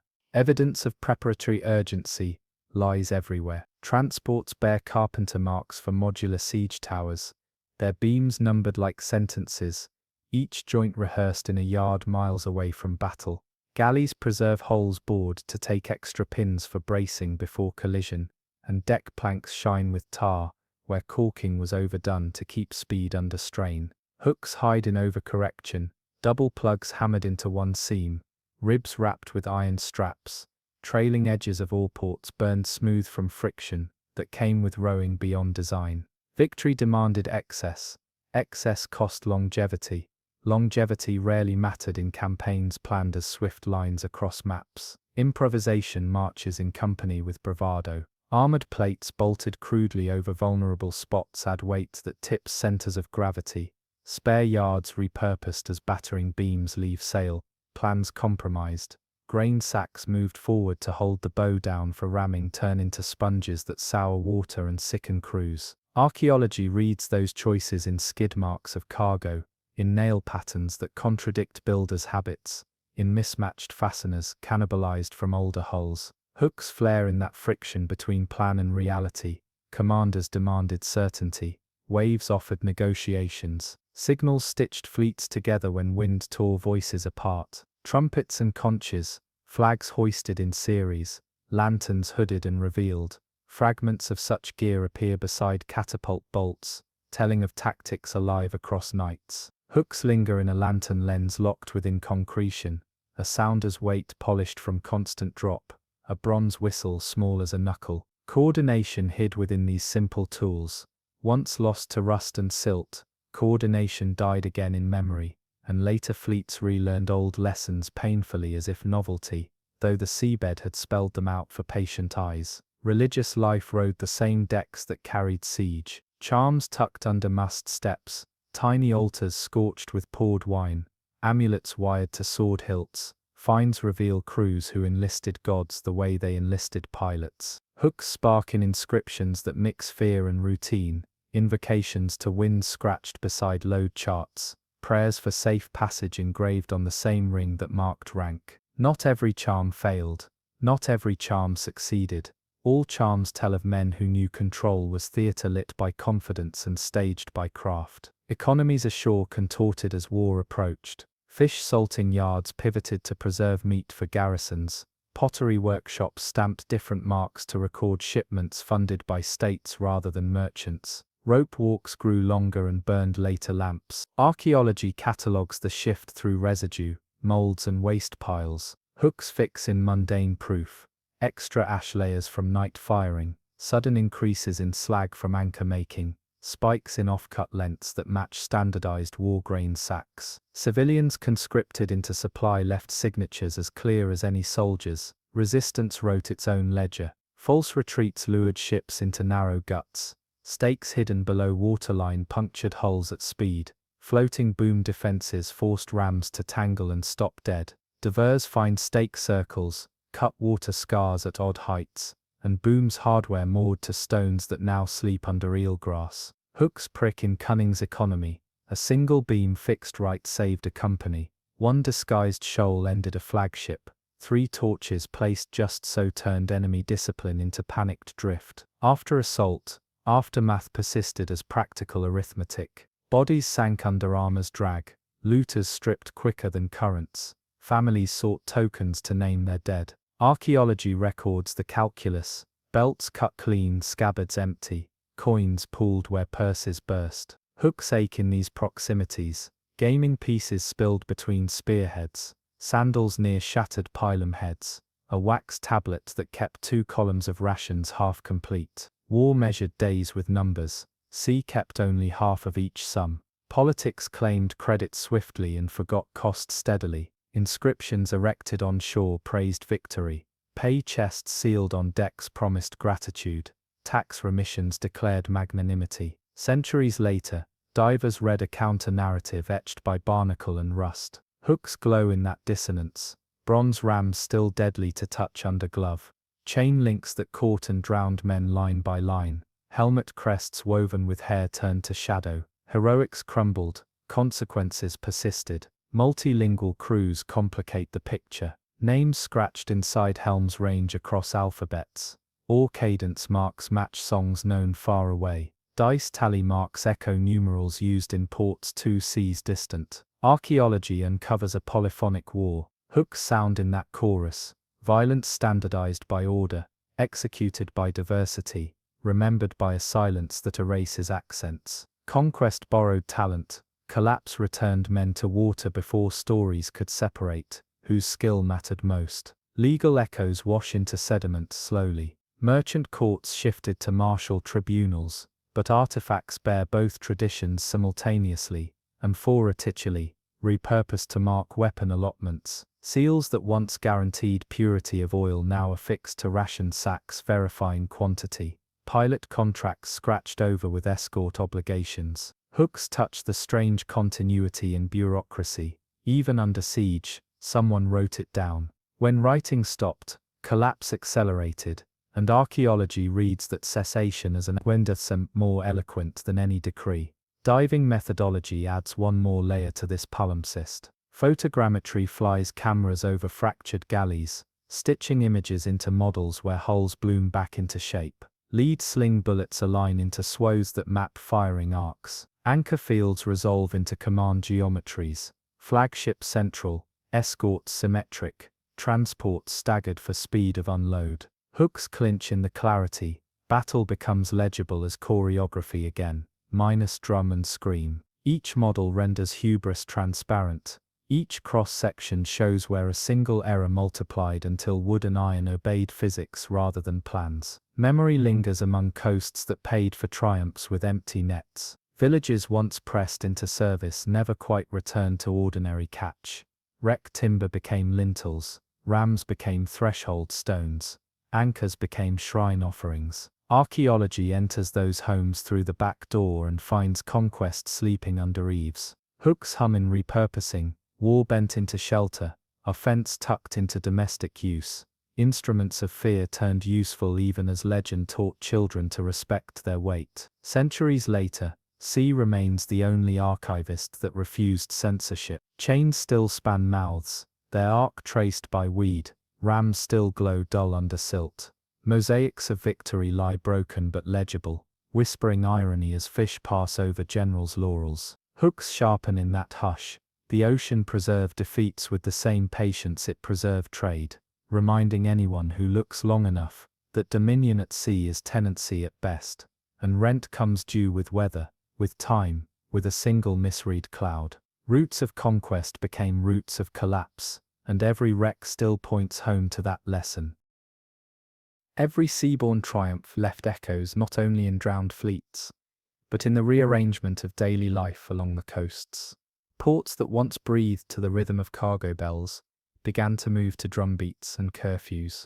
Storerooms turned into armories, counting houses into quartermaster offices, shrines into places where oaths were sworn rather than blessings given. Archaeologists read this conversion in mixed deposits: merchant seals lying beside armor buckles, incense burners blackened again by campfire soot, tally sticks notched for rations instead of amphorae. Hooks tighten in those juxtapositions, ordinary commerce layered with steel until ordinary vanished. Quays under occupation gained new geometries. Barricades of overturned carts narrowed approaches. Chains lifted from sea to sky closed harbour mouths at dusk. Watchtowers sprouted signal ladders where awnings once hung for shade. Excavations along quay faces reveal sockets for temporary palisades and drill holes for iron brackets driven in haste. Hooks lodge in hard numbers scratched on stone gate hours. Patrol rotations, the price of silence after dark. Streets that had been mapped by smell, spice at one corner, tar at another, took on the scent of boiled leather and vinegar kept to clean wounds. Workshops answered to new appetites. Coopers who once hooped wine barrels began to hoop water casks and powder tubs. Smiths who mended fishing hooks hardened spearheads. Sailmakers stitched tents and stretchers alongside canvas for reefs and topsails. Waste piles record the pivot, spikes sized for armor rather than hulls. Offcuts of leather shaped into sling pouches, charcoal thickening in layers from night forges forced to run without pause. Hooks glimmer in that industrial fatigue, tool marks less neat than peacetime, adze strokes hurried, rivet, spacing irregular because demand outran skill. Civilians adapted in ways that left tender archaeology. Hidden caches of household goods cluster under stairwells and behind false walls. A handful of coins wrapped in linen, a child's comb of bone, a prayer tablet with the god's name rubbed almost away by a thumb. Pottery suddenly sits mismatched in kitchens, repaired with lead staples that once belonged to casks, proof that families stretched what remained. Hooks rest in these small economies because they reveal how survival hinged on thrift more than on conquest's flourish. Markets continued but under new arithmetic. Grain entered through guarded gates and left as measured rations. Oils once traded in amphorae left in ladle counts. Meat reached docks salted for garrisons. Tokens for queue places appear in layers near warehouses. Tallies incised on shingles stand in for paper that failed. Hooks inhabit those tokens, little passports to dinner, carried in pockets that once held keys to storerooms now seized for the war's appetite. When shortages bit, riots left their own text, broken counter slabs, scales tossed into alleys, shards of amphorae scattered where patience ended. Religion adjusted without surrender. Altars raised beside piers witnessed new rituals. Oaths before sailing on raids. Libations for ships already lost. Prayers for sons conscripted into oars. Figurines buried beneath threshold stones continue through occupation layers. Insurance policies payable to gods no conqueror could arrest. Hooks spark in votive pits that blend hope and defiance. Tiny clay ships offered by families who wished the sea to keep a son safe from both enemy and commander. A plea cast into water that cared for neither flag. Information traveled through channels unconquerable by decree. Graffiti scratched behind stairwells record whispered prices of bribes. Coarse sketches of enemy insignia help dock workers identify friend from danger.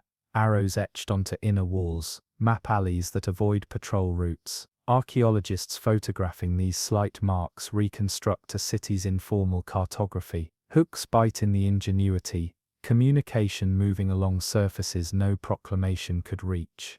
Survival taught in chalk and dust. Rival economies grew in shadow. Smugglers in shallow draft boats threaded marsh creeks, bringing salt, cloth and rumour from coves the occupation never charted well. Caches of mixed stamp goods buried on headlands speak of these secret lanes. Hooks flare in the moral ambiguity preserved by mud. Communities that broke a conqueror's law to keep children fed.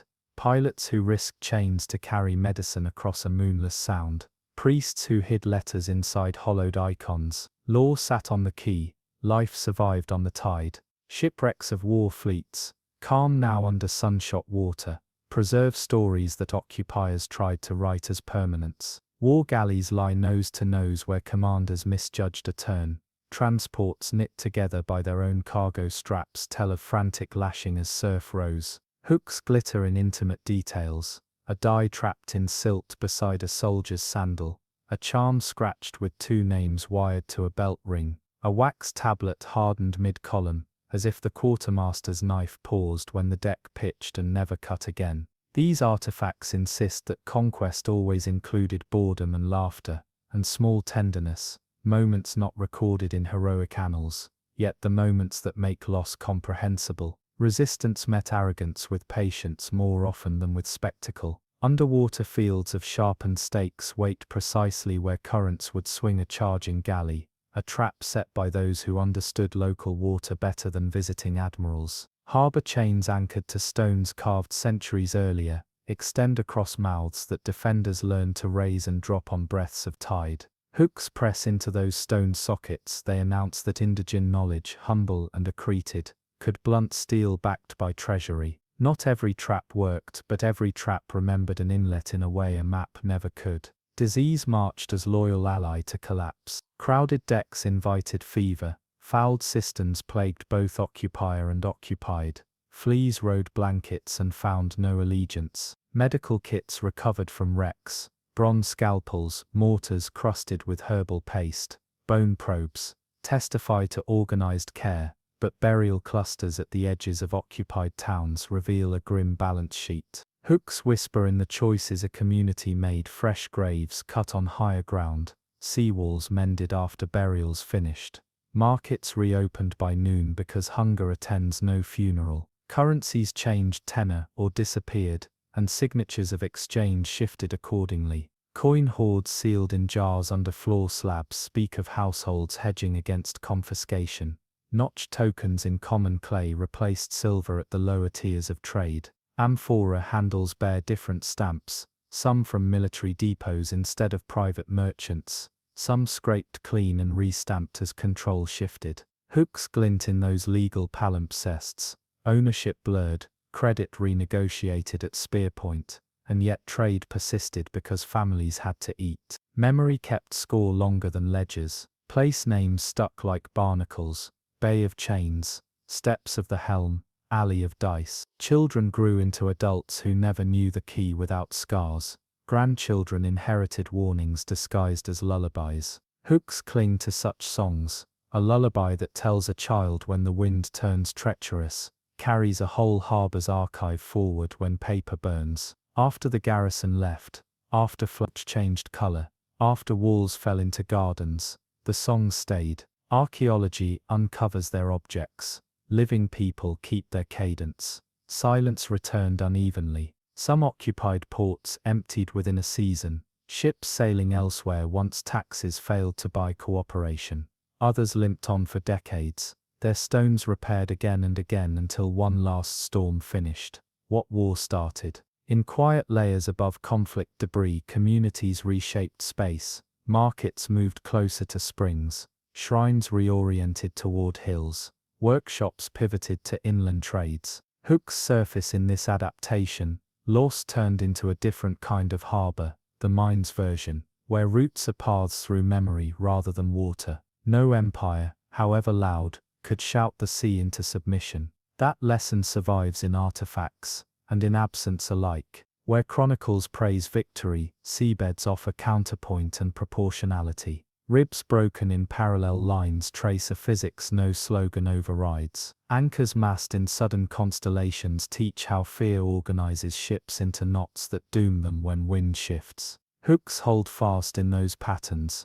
Dominion, so loudly announced, meets current, so quietly enduring, and current wins by patience every time. Conquest by sea always promised permanence. Ruins answer with brevity. Harbours once glittering with fortifications, towers spiked against ladders, chain sockets, bored into living rock, artillery emplacements, sunk deep into breakwaters, now lean or lie under weed. Divers follow stairs that descend into green light instead of ceremony.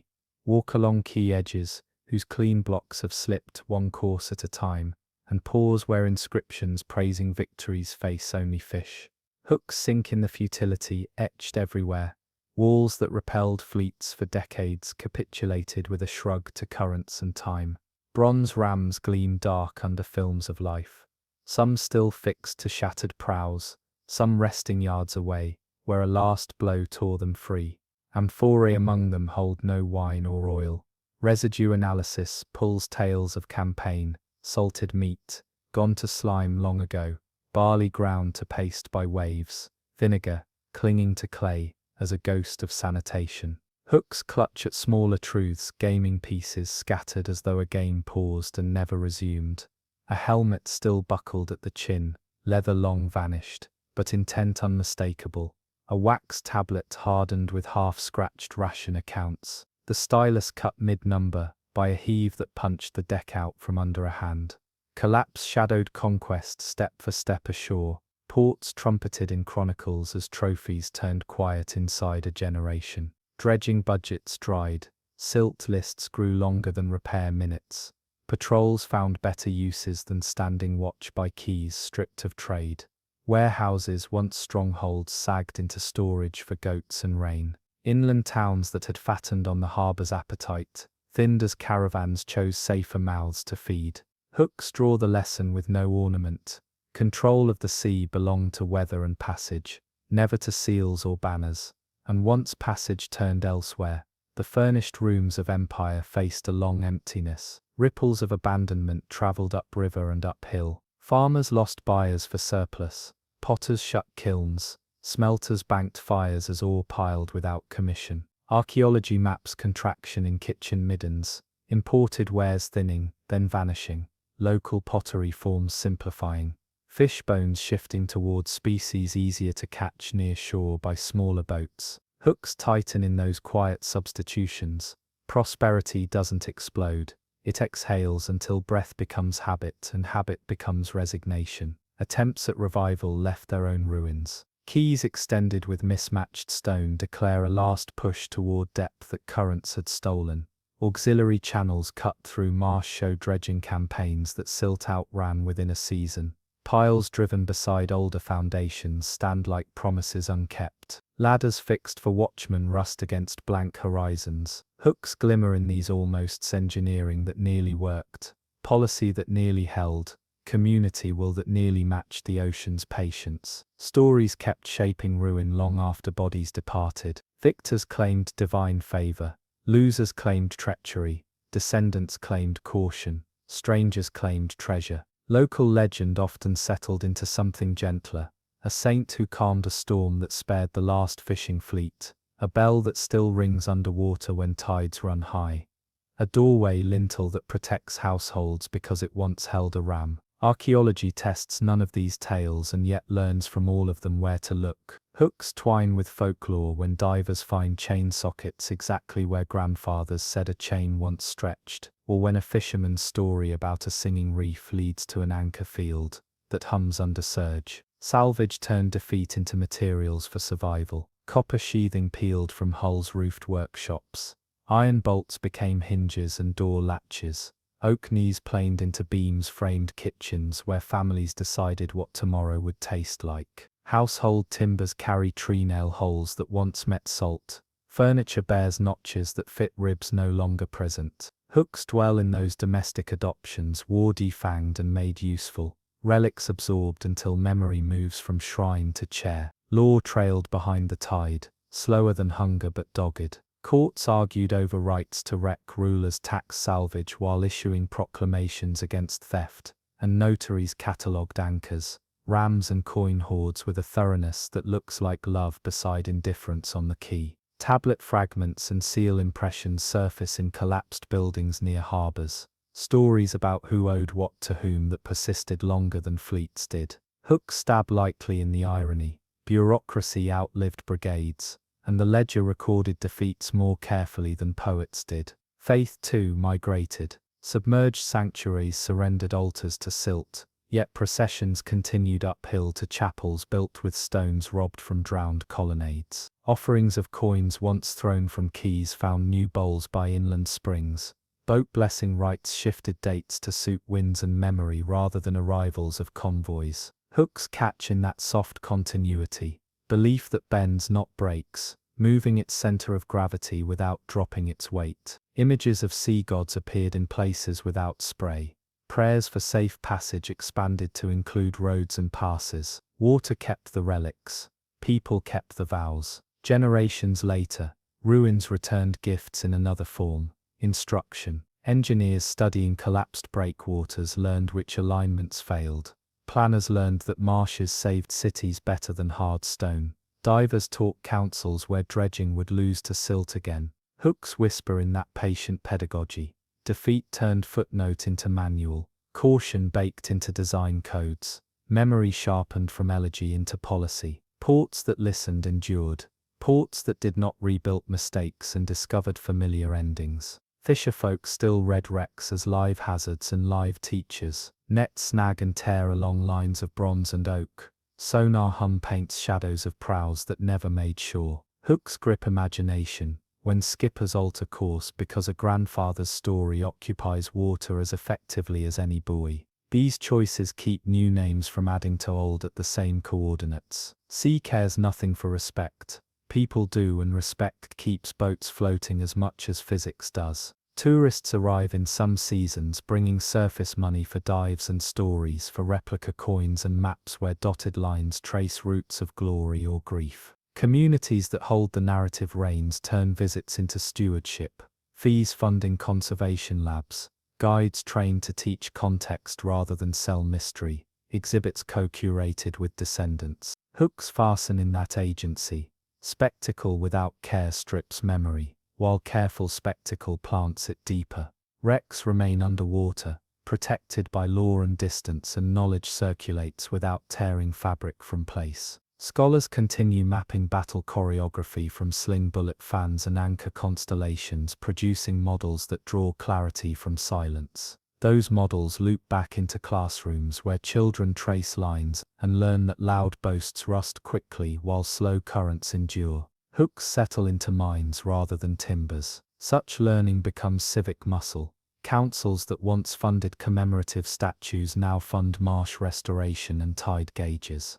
Festivals shift to honor caretakers as much as veterans. Honor changes shape without losing weight. Echoes of conquest end not in a single moral but in a stacked one. Routes that once ferried soldiers taught future pilots where not to trust a fair sky. Ports humbled by chains and rams learned to prefer reed beds and floodplains to one more wall. Cultures that lost suns to water placed new value on watches, weather smell, and the whisper in gulls. Hooks close on an image that refuses grandeur. A small shrine inland, mortar flecked with salt carried home on pockets. Tablet set with a ship carved as simple as a child might do it. Candles stuttering in draughts that remember sea breath. Empire called the ocean servant. Time corrected the grammar. Only one empire kept dominion. Current, tide and wind. And archaeology repeats the lesson until even the proud begin to listen. Among the ruins of drowned civilizations, not every structure belonged to markets or docks. Many belonged to faith. Shrines built at the water's edge now rest beneath tides, their stones draped in coral, their altars guarded by fish. Archaeologists uncover columns still aligned with celestial markers, stairways descending into the sea, where once processions carried offerings. Hooks sink deep in the realization that belief itself was cast into water, that gods once worshipped on land now lie submerged, their silence unbroken yet enduring. Figurines of deities rest in silt, their faces blurred, yet their presence undeniable, proof that commerce and faith shared the same shoreline, and that when waters rose, both were swallowed together. Coins scattered around these sanctuaries tell their own story.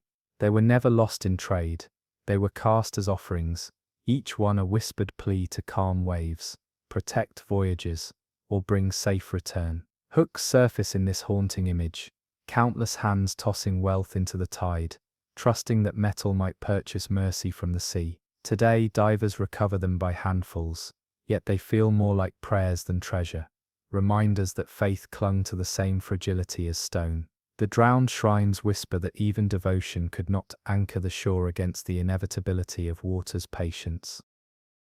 Sanctuaries at the edge of the sea were never quiet places. Processions once moved along stone steps, now hidden beneath tide, priests casting offerings into the surf, while merchants stood waiting for blessings before setting sail. Archaeology uncovers votive pits filled with miniature vessels, clay replicas of ships, meant to carry prayers where hulls might not. Hooks take hold in these discoveries, because they remind us that the sea was never trusted. It was negotiated with, persuaded, and sometimes bribed. Every coin tossed, every libation poured, was an admission that faith was as vital to navigation as sails or stars. In silted courtyards, divers find mosaics depicting gods of storms, their arms raised above fleets, rendered in coloured stone. Charred altars, preserved by sudden floods, still bear traces of incense burned in desperation. Hooks sharpen in the knowledge that prayers continued even as waters rose around them, that the same gods who once promised safety now rest submerged with their worshippers. These shrines were never abandoned voluntarily. They were overwhelmed, their voices silenced mid-ritual. What endures is a dialogue cut short, a conversation between humanity and sea frozen in fragments of stone and clay, and in that silence the drowned shrines continue to whisper, louder than temples still standing on land. Among the collapsed walls of these sanctuaries, archaeologists uncover offerings, never meant to be retrieved, figurines of deities, carved animals, and small jars still sealed with pitch. Some contain traces of honey, oil, or wine, their contents preserved by the very waters that claimed them. Hooks strike in this paradox. Gifts once placed in trust for divine protection, now rest at the bottom of the sea, undisturbed, yet unanswered. They are not treasures in the sense of wealth, but in the sense of memory, proof that faith left its fingerprints, even in places where voices can no longer reach. In certain shrines, staircases descend directly into the sea, ceremonial paths once used for processions during rituals of departure. Hooks glimmer in the image they conjure, crowds standing at the water's edge, casting prayers into the tide, while ships prepared to vanish over the horizon. When the sea rose, those same stairways became roads into silence, swallowed step by step until only the uppermost stones remained visible. Divers follow them now like pilgrims, moving downward into chambers where gods once listened. Each stone, each coin, each broken statue, speaks of devotion surrendered, not by choice, but by inevitability, as water turned faith into archaeology. Beneath quiet bays and open coasts alike, sanctuaries that once defined the relationship between people and sea now rest in silence, yet their voices endure through fragments. Archaeologists recover inscriptions etched into stone, their letters softened but still legible, invocations to gods of tide, wind, and storm, prayers asking for safe voyages, abundant catches, or mercy during flood. Hooks emerge in the realization that these words, carved with such conviction, now lie unread beneath layers of silt, their petitions never erased but unheard. Faith did not vanish when the water came. It was submerged, entombed along with the very structures that once sheltered it. Around certain shrines, fields of coins scatter across the seabed, offerings cast during rituals of desperation. Each coin represents a hand stretched outward, a hope flung into the unknown. Hooks tighten in the thought that those who gave them are gone, yet their gestures remain, frozen in bronze and silver, shimmering faintly when light filters through the water. Divers describe these sites as haunting not because they are ruins, but because they feel alive. Thousands of small choices preserved, whispers of entire communities negotiating with the sea. The shrines were not monuments to gods alone, but to the collective belief that survival required reverence as much as skill. Mosaics depicting storm deities and guardians of harbors lie fractured, but not erased, their images recognizable even through centuries of submersion. Altars still bear scorch marks from offerings cut short, their ashes sealed by sudden flood. Hooks linger strongest here, for these traces remind us that rituals did not end naturally. They were interrupted, drowned mid-breath, their continuity severed by rising tides or quakes that dropped whole coastlines into the sea. Faith was not abandoned, it was silenced, and in that silence the ocean became custodian of belief. What survives today is not the triumph of gods, but the persistence of memory, fragile yet enduring, carried in every coin, every carving, every stone. Now fish swim through sanctuaries once filled with chanting, and divers tread paths once reserved for priests. Light refracts across statues whose eyes stare upward through water, as though still watching for processions that will never return. Hooks rest in this haunting inversion. The sacred is no longer raised above waves, but rests beneath them, preserved not by worship, but by the indifference of the sea. These shrines beneath the waves tell a story more powerful than conquest or commerce, for they prove that faith itself, like empire and trade, was subject to water's dominion. What remains is both ruin and reminder that even gods, when placed too close to the shore, may one day belong to the deep. Every civilization that lived by the sea feared storms, yet even fear underestimated their power. Archaeologists uncover entire harbors shifted sideways by a single night of violence. Quays fractured into pieces and dragged inland, breakwaters scattered like toys across the seabed, storm surges hurled ships onto roofs, lifted amphorae out of storerooms, and carved scars into coastlines that remain visible centuries later.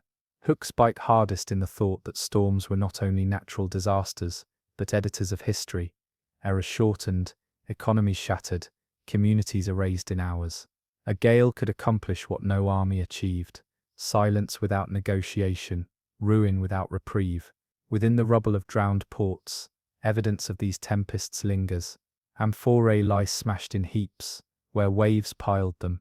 Anchors rest tangled in places too shallow for ordinary mooring, and timbers splintered by pressure still bear the marks of sudden impact. Hooks sharpen in the human scale. Ropes snapped violently, still coil around bollards. Nets shredded in mid-use, remain caught on pilings, and stairways leading into the sea stop abruptly where slabs were torn away. These traces tell of communities blindsided, rituals interrupted, and survival snatched away not gradually but with brutal immediacy. Storms rewrote coastlines, and in doing so rewrote memory itself. Storm layers read like sudden interruptions in the rhythm of history. Beneath the calm sediment of daily life, archaeologists uncover abrupt bands of debris, tiles shattered into sharp fragments, timbers snapped and carried inland, shells mixed with human possessions in a chaos that could only have been driven by the fury of water. Hooks take hold in the violence of these deposits. Amphorae piled like driftwood, cooking pots smashed yet scattered in patterns that mirror the surge of waves, roof beams wedged at odd angles in places no hand placed them. These were not gradual erosions. They were nights when the sea arrived uninvited and left silence behind. Whole fleets vanished in single storms. Anchors torn from seabeds lie buried far from mooring sites. Ropes frayed by strain so violent they fused into stone-hard tangles. Hooks surface in the human details preserved. Lamps extinguished mid-burn. Coins scattered across decks, as if spilled from a chest. Personal ornaments trapped in silt beside tools of labor. Each object captures a moment of interruption, the precise instant when survival failed.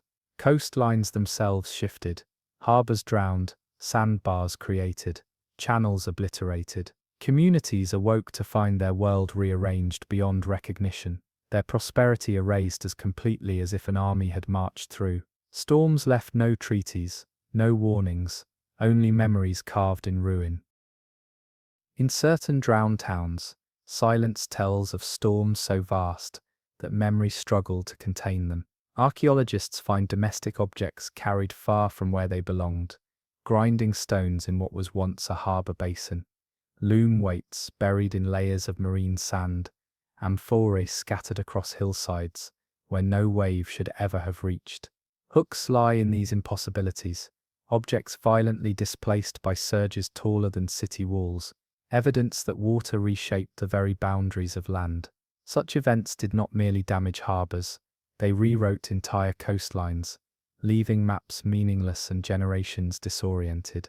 Some shrines bear the sharpest testimony. Altars preserved with offerings still in place are sealed beneath storm debris, coins scattered in layers of sand, as though prayers were interrupted mid-breath. Hooks sharpen here. The storms arrive during ritual, extinguishing flames, scattering supplicants, drowning both devotion and structure in the same sweep. These shrines, when uncovered, become frozen moments of faith undone by nature's hand. Even inscriptions carved in stone carry scars. Their surfaces are braided by wave-driven sand, until prayers are half erased. Communities responded with resilience at first. New walls rose farther inland, harbours were dredged, and temples rebuilt on higher ground. But storms repeated, their rhythms indifferent to human labour. Each cycle brought new losses, until persistence gave way to retreat. Hooks linger in this inevitability. Civilizations could plan for rivals, manage famine, and even rebuild after quakes. But storms were beyond mastery. In the ruins, resilience and surrender sit side by side, silent testimony to humanity's determination and its limits when confronted with the sea's fury.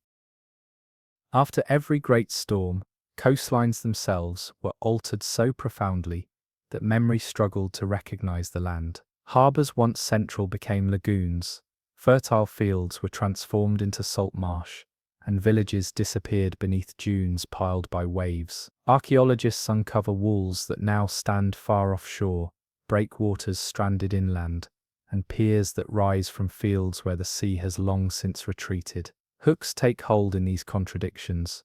Structures meant for water found in soil, and buildings meant for soil found beneath water. Each ruin speaks not just of disaster, but of the rewriting of geography itself. Communities recorded these events in legend, telling of gods who grew angry, or spirits who dragged towns beneath the tide. Yet beneath the myths lies evidence.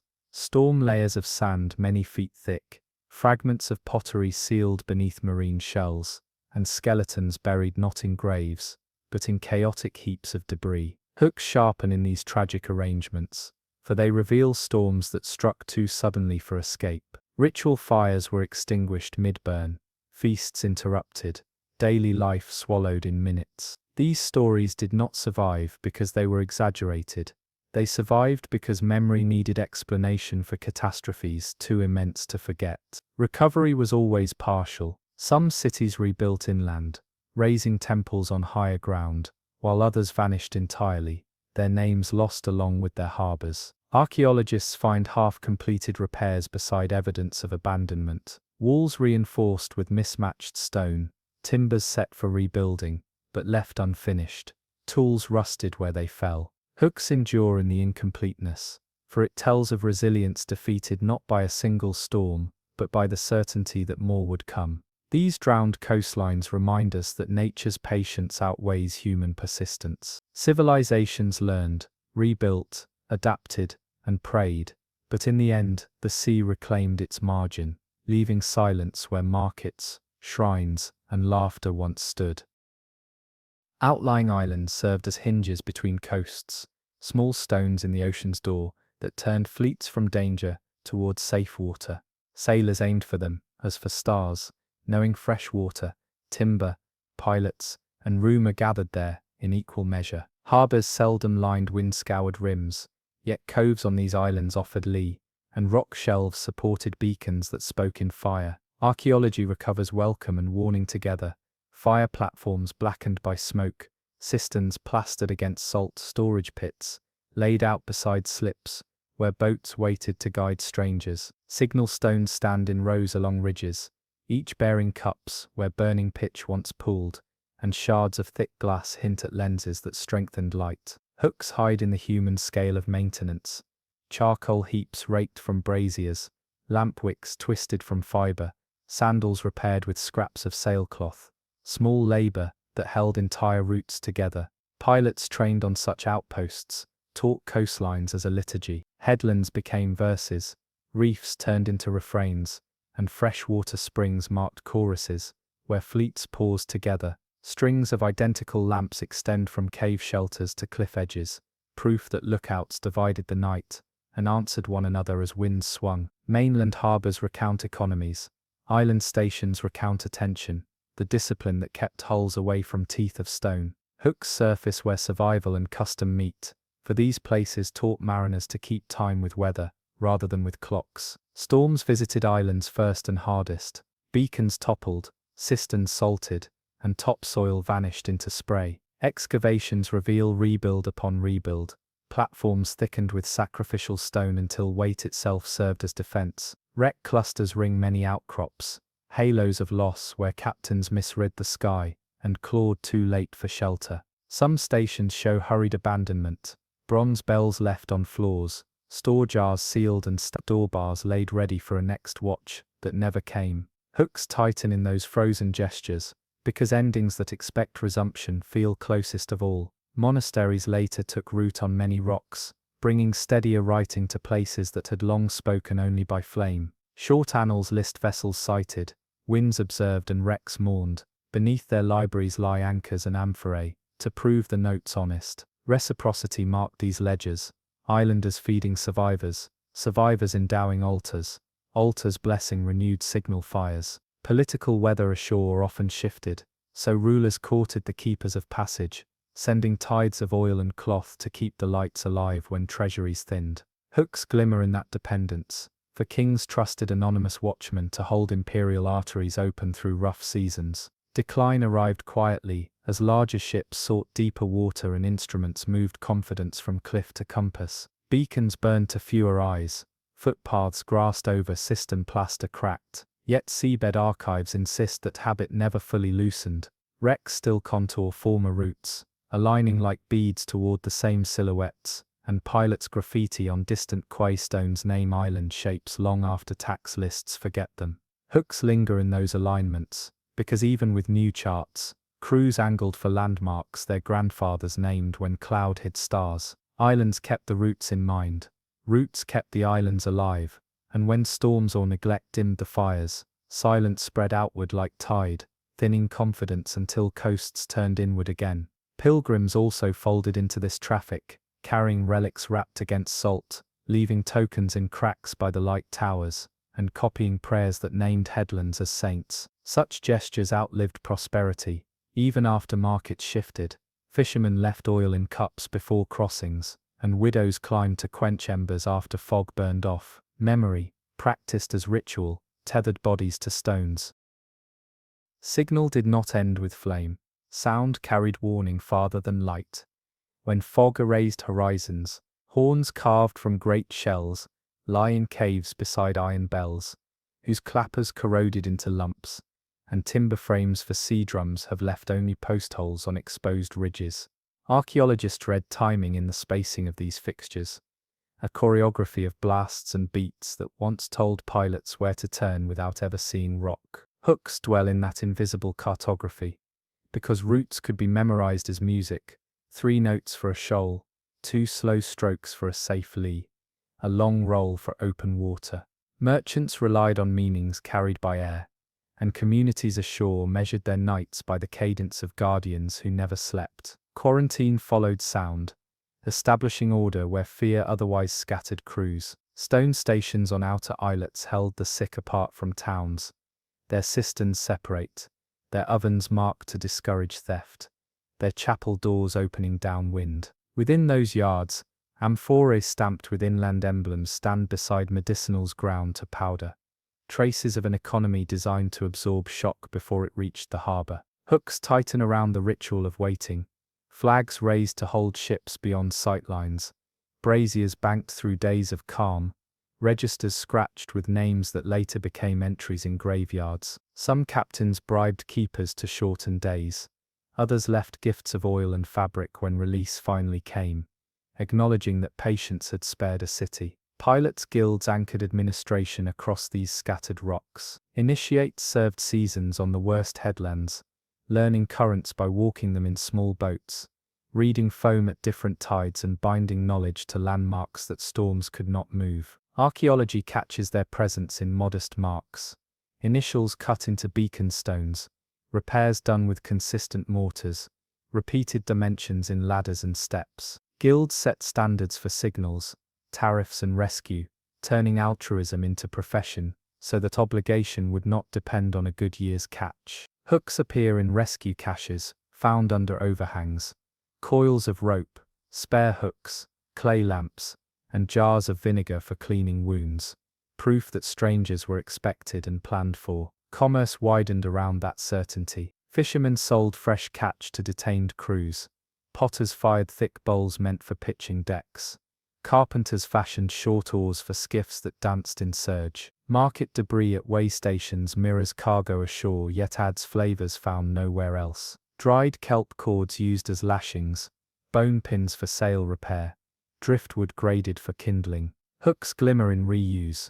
Broken amphorae were cut into shingles for beacon sheds, and worn anchor stones became thresholds where salt could be scrubbed from boots. Beneath such thrift ran exchange of news. Captains compiled weather from opposite ends of a sea, piecing forecasts by gossip, and island keepers fed that gossip back, shaping decisions more effectively than edicts from distant courts. Chronicles ashore obsess over kings.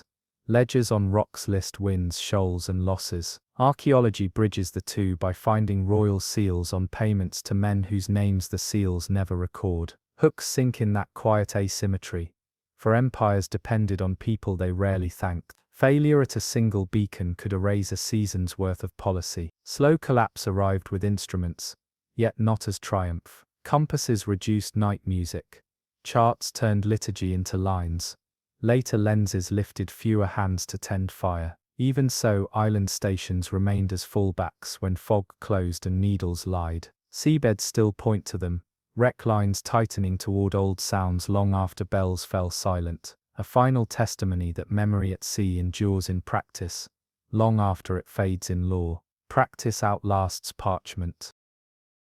Salvage turned misfortune into livelihood, along certain corridors, not from malice, but from necessity born at the edge of subsistence. Islands lacked fields and deep wells, storms stripped soil and shattered boats. So communities wove survival from disaster, without pretending virtue or vice governed the tide. Archaeology records that pragmatism in toolkits designed for aftermath, chisels for prying copper sheathing, saws sized for rib timbers, iron dogs for pinning hull fragments, so they could be cut safely on rock. Hooks biting caches hidden above spray lines, bundles of rope and slings ready before any mast appeared, suggesting wreck response was drilled as carefully as fire tending. Law drifted across this practice in fits, kings claiming right to cargo, priests demanding portions for shrines, pilots' guilds insisting on fees, yet fine show-sharing arrangements inked in local hands on potsherds, agreements that kept neighbor from turning against neighbor when fortune washed ashore. False lights haunt later legend, but material traces rarely prove deliberate luring. More often beacons stood where charts were wrong, and rumor mended fear into fable. Hooks endure in the moral ambiguity preserved by mud, weights cut from nets to free a trapped swimmer, coins piled in chapels after storms, knives tucked beneath thresholds to ward off envy. Trade and mercy braided through each other, until separation became meaningless. Quarries on certain rocks supplied mainland harbors with stone shaped by men who had learned to read swell from birth. Blocks left half-cut show interruptions by weather. Shallow trenches beside them collect pottery from workers who knew waiting as part of craft. Wreck timber supplemented local builds, ribs planed into rafters and knees turned into door frames, sealing maritime memory into houses that faced salt spray with defiance. Hooks glimmer in domestic layers where resin scents linger centuries after planks became furniture, evidence that shipwood kept telling sea stories inside rooms meant for sleep. Markets gathered when weather allowed. Women sold salt shell lime, dried fish and woven lashings. Men traded pilotage, repairs and gossip.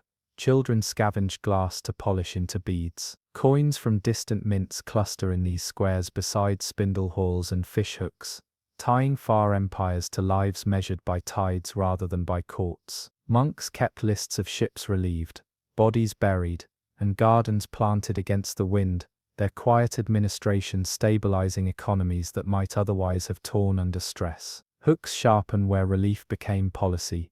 Rulers exempted islanders from certain taxes during storm years, and islanders in turn promised night watches in perpetuity. Decline wore soft shoes, lighting systems consolidated onto taller capes, steam power adjusted routes, cables for telegraphy bypassed traditional stops, outposts faded without drama, leaving tidy inventories, extinguished braziers, and door lintels worn thin by hands that would not return. Seabeds trace the afterimage, Fewer wrecks near minor islands, thicker clusters beneath new headlands, a migration of risk following technology. Hooks remain in what memory selected to keep, place names carrying old beacon duties, prayers that still mention rocks no ship now seeks, festivals timed to winds that no longer decide markets. Archaeology retrieves the practical core beneath nostalgia, tools for dismantling hulls, benches for shaping knees, and shelves of jars labeled for pitch, oil and vinegar, an economy built to answer calamity without complaint. By listening to those shelves and benches, the story learns how islands converted danger into continuity, then handed the lanes back to larger ports when machines and measurements shifted faith away from human eyes. Continuity did not mean stasis. Skills traveled with keepers into mainland yards, carrying patience, thrift and an ethic of watchfulness that reshaped harbors after the island fire went dark. Inheritance at sea, seldom traveled by parchment alone. Habit carried it forward in bodies tuned to weather and stone. Apprentices learned the taste of air before squalls, the different pitch of surf on shingle versus smooth rock, the smell of kelp beds at ebb, the way birds fall into lee when wind freshens. Such senses formed a chart. Instruments confirmed. Archaeology offers reminders in small assemblages that look like clutter, feather bundles for wind testing, pebbles sorted by sound for teaching echo on cliffs, scraps of sail dyed to mark water in varying depths. Hooks draw tight around those ordinary aids, because they reverse the usual romance. Survival began with patience, not heroics. Libraries later bound knowledge into books, yet margins filled with pilots' notes show living conversation, a cliff described as a sleeping dog, a shoal compared to a row of teeth, a cove likened to a cupped hand. Metaphor mapped danger, where numbers could not. Waystations turned such language into practice, lighting fires or sounding horns when signs matched traditions older than their masonry. Decline of the stations did not erase the lexicon. Phrases migrated into schools ashore and families whose surnames still echo old duties. Hooks gleam where surnames appear on disparate coasts, tracing diaspora of keepers who left rocks behind but carried their vigilance into lighthouse services, pilot boats and salvage yards. Technologies multiplied, buoys flashing codes, radio beacons humming through fog, satellites drawing routes on screens, yet seabeds still sketch older logics. Wreck lines bend toward landmarks even in machine eras, a residual pull of confidence toward shapes that once promised safety. Charts update, bones of trade remain. Archaeologists walking beaches after storms still find the same classes of debris where islands once commanded lanes, a shore drift echo of duty. Hooks surface after storms when locals arrive without summons, standing in wind with thermoses and blankets, rehearsing an ethic that never needed orders. Memory survives as behavior. Shrines on certain heights still accept coins for lights that have not burned in generations. Community halls keep boards where names of rescues outnumber names of festivals. Such persistence refuses nostalgia. It insists that passage is a shared labor, that any ship in sight writes its weight on shore. Islands might be quieter now, yet silence does not equal vacancy. Ground plans lie below grass, cistern mouths hide under bracken, and cairns anchor paths walk too often to forget. Hooks hide in plant communities themselves. Herbs introduced for medicine grow only around former station walls, and fig trees sprout where kitchens once vented heat. Botany completes the map. Archaeology begins, proving that duty shaped soil as surely as hands shaped stone. Future storms will periodically restore clarity, stripping turf to reveal platforms and steps, reminding new eyes where old work stood. Those flashes of exposure are not merely chances to study the past, they are opportunities to rehearse assistance, to check ropes and signals, to confirm that community still knows how to gather on short notice. Routes change but the need to keep watch does not. Islands once taught that lesson by flame. Archives teach it today by example. Hooks linger in one final recognition. Water remembers care. Places that hosted beacons and bells continue to receive the fallen gently, piling drift in predictable curls, and sparing enough clarity between surges for hands to work. Call it luck or design, but captains still aim for those silhouettes when hope runs thin, and whether lights burn or not. Passage tightens toward them as if the sea itself prefers old habits. Continuity, in the end, is not a monument. Continuity is a way home. Where storms scarred coastlines in hours, earthquakes reshaped them in single breaths. Entire ports once steady on bedrock slipped downward, their quays now standing far below tide. Divers moving along these drowned foundations describe roads that vanish into blue voids, stairways leading into silence, and thresholds that now open only to drifting fish. Archaeologists uncover walls tilted like broken teeth, mosaics fractured but intact, amphorae sealed within storerooms that sank without ever being disturbed. Hooks bite in this suddenness. No time for retreat, no chance for ritual, just a world swallowed whole in a tremor. What empires declared unshakable, the earth consumed in moments, and the sea sealed without hesitation. Signs of fire mingle with signs of collapse. Charred beams lie preserved beneath marine sand. Roofs blackened before flood sealed the ruins. Hooks sharpen when flame and water appear together. Evidence that earthquakes ignited lamps and toppled kitchens before waves arrived to finish what tremors began. People fled in confusion, leaving altars with offerings half-burned, warehouses with jars still stacked in order, workshops with tools on benches. Nothing was emptied, because nothing could be. These drowned foundations reveal the fragility of permanence, the realization that even stone chosen for strength could not resist a shifting earth. Civilization built in confidence, yet the quakes remind us permanence was always borrowed, never owned. Archaeologists speak of layers, where earth and sea conspired together, of cities that collapsed not once, but in a sequence of blows. First the quake, shaking walls from their sockets, and splitting quays into shards. Then the fires, lamps and braziers overturned, igniting storerooms filled with oil and resin. Finally the waves, surging inward to finish what tremors began. Hooks cut deepest in this brutal choreography, destruction arriving in stages, leaving survivors no time to recover between disasters. Excavations uncover carbonized beams, lying beside amphorae still sealed, their clay blistered by heat, then buried under marine silt. It is as if three separate histories, quake, fire, and flood, are written over one another in the same script, a single catastrophe told in three voices. In these drowned foundations, human traces endure with startling intimacy. A bronze lamp extinguished mid-flame, its wick blackened but unburned, a child's bracelet clasped around a bone arm too small to resist the collapse.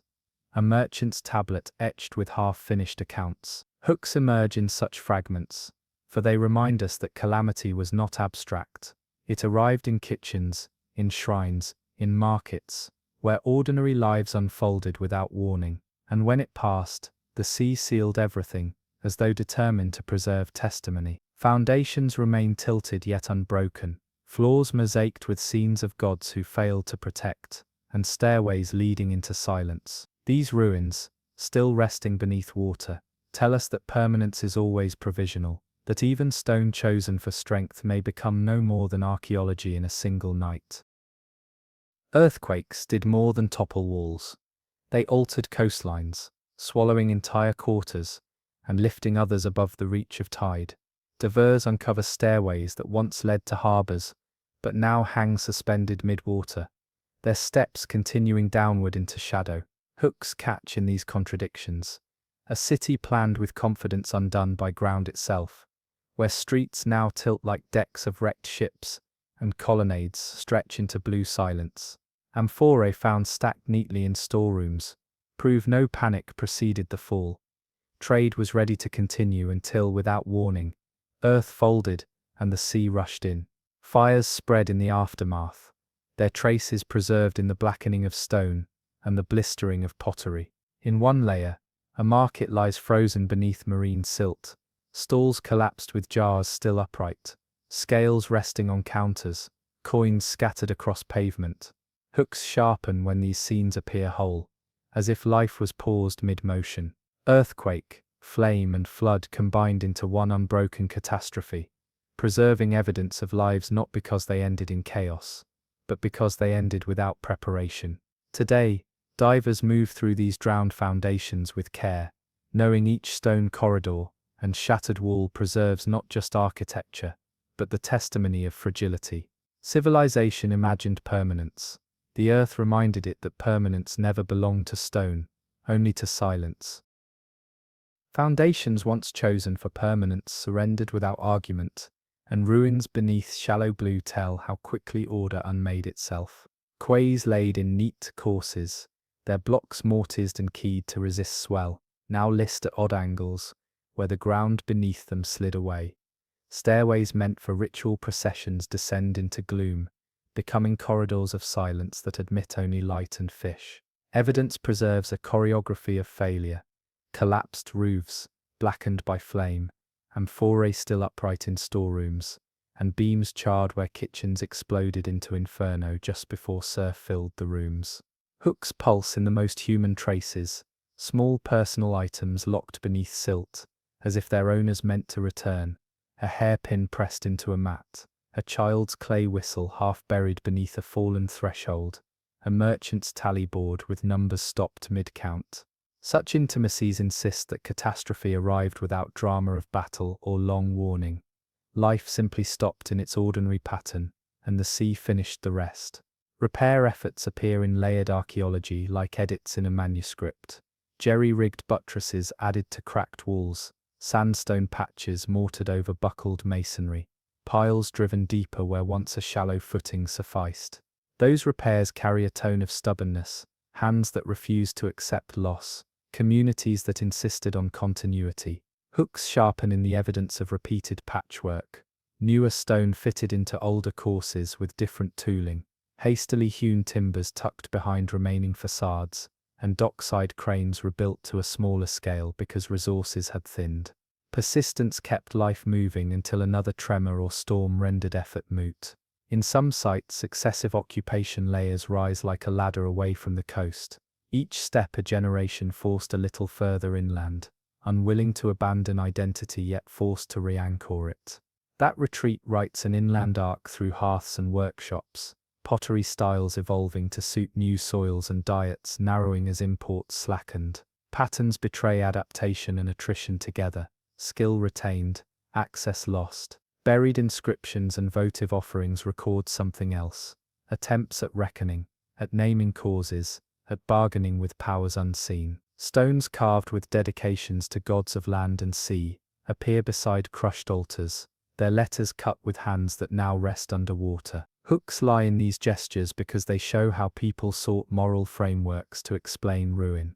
They did not only rebuild quays, they remade meaning. Inscriptions sometimes adopt new formulas in later layers, invoking mercy as if ritual language could hold ground against geological motion. Elsewhere, legal documents scratched into wax tablets or inked on papyrus rare survivors, list compensation claims, boundary adjustments and exemptions granted to those whose warehouses sank. Such records reveal not a people in collapse but a society reordering obligations, attempting to distribute loss and sustain the few lifelines that remained. Administration adapted even as geography refused to comply. Material traces press the weight of consequence inland.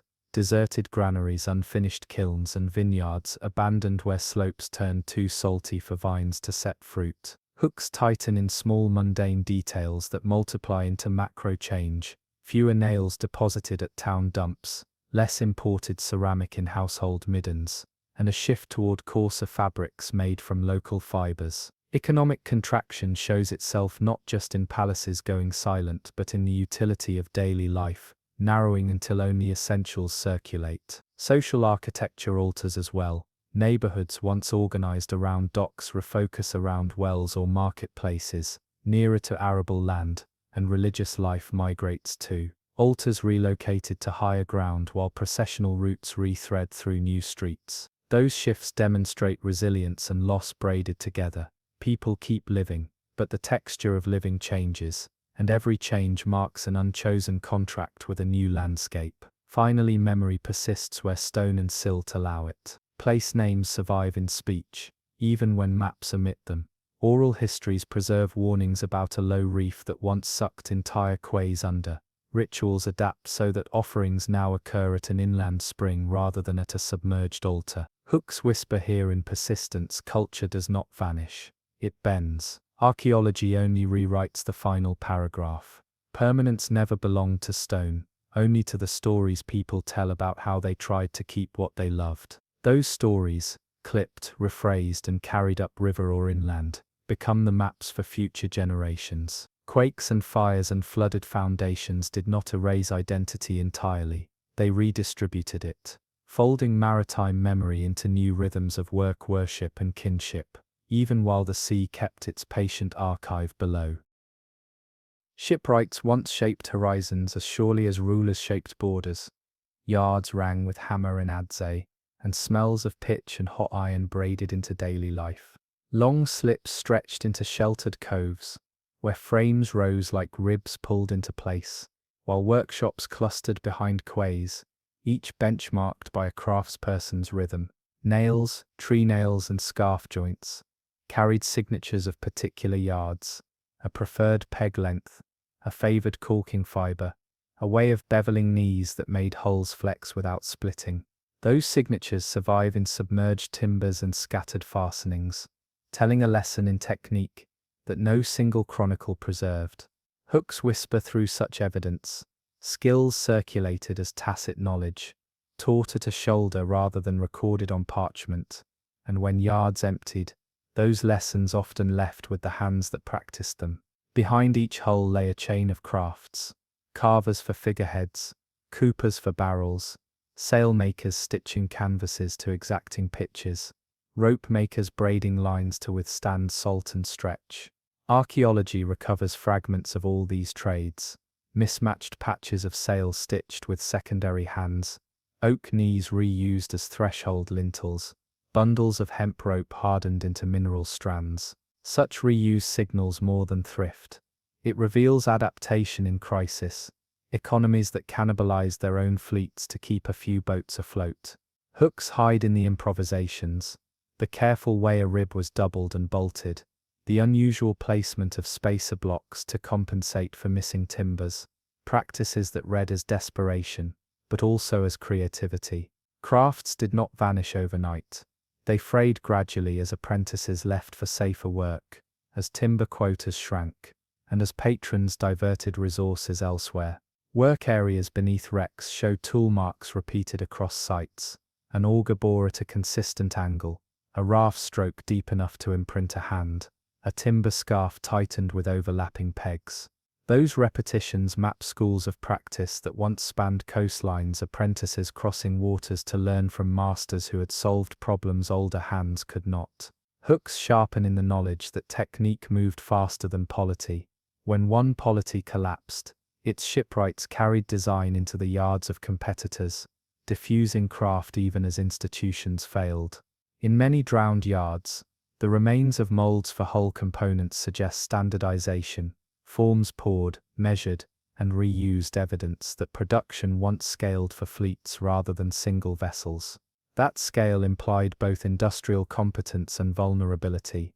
When demand dissolved, so did the delicate supply chains that fed yards: pitch from distant pine forests, iron from river forges, rope from coastal reedlands. Each missing link tightened the noose around craft, leaving benches and molds to harden in silt. Material traces also reveal social organization inside yards. Low benches stained with tar show where apprentices learned, while higher platforms align with master workstations. Personal items accumulate between frames: whittled tokens tucked into cracks, a pocket knife left near a caulking seam, beads trapped in resin where a sailor mended a sail at dusk. Hooks pierce those small intimacies, for they prove that shipbuilding fused livelihood with identity. Losing a yard meant losing more than employment. It meant erasing a lineage of skill. That erasure changes how coasts respond to disaster. New walls may rise, but craft memory thins, and later repairs lack the finesse of earlier generations, producing heavier, less resilient hulls that fare worse in storms. Archaeology traces that decline in patterns of repair and salvage, where once common double scarf joints give way to crude butt splices, and where treenail holes become empty not from efficiency but from scarcity. Networks linked yards to broader economies. Coopers supplied barrels for trade, smiths hardened anchors to hold against unexpected currents, and rope walks stretched for leagues to meet demand. When trade rerouted or ports fell silent, those suppliers scattered. Hooks lie in the distribution of refuse, clusters of iron offcuts near a former smithy, shards of fired clay from a vanished cooperage, and concentrations of worked bone used as tool handles. Each scatter traces a web dismantled as patrons left and craftsmen followed. In some places, yards relocated upslope, reassembling in reduced form where water access demanded less volume but preserved technique. In others, knowledge melted into household uses. Boat frames refashioned as agricultural carts, caulking pitch burned for waterproofing roofs. Those adaptations kept aspects of craft alive, but changed their focus, and over generations, terminology shifted until old words became unintelligible to new hands. Hooks sharpen in that linguistic drift, for vocabulary contains practice. When terms vanish, so does precision. Finally, evidence of ceremonial practice among shipwrights appears in unexpected places. Small altars beside molds, offering pits under stocks, incised tokens tucked into keelways at launch. Those acts tied craft to belief, an acknowledgement that skill alone could not tame sea. Hooks emerge in the poignancy of such rituals when a yard emptied. Those offerings stayed as quiet protest, small anchors of memory left behind for a return that never came. Submerged timbers carry those deposits like signatures, a testament that shipcraft involved more than technique. It wove community, identity, and hope together into wooden ribs. When crafts break, civilization does not simply lose production, it loses a way of being at the water's edge. Across coasts, raw materials defined possibilities. Oak ribs and pine planks arrived after long inland journeys, hauled on ox wagons, or floated down rivers, then lifted into place by cranes, whose sockets remain visible in keystones. Iron for spikes and sheathing crossed mountain passes and river bends, before smiths drew it hot, beside forges that still scatter slag across ancient yards. Pitch and tar came from resin-rich groves, whose clearings appear in pollen records. Hemp for rope grew on fields, whose crop rotations adjusted to meet maritime demand.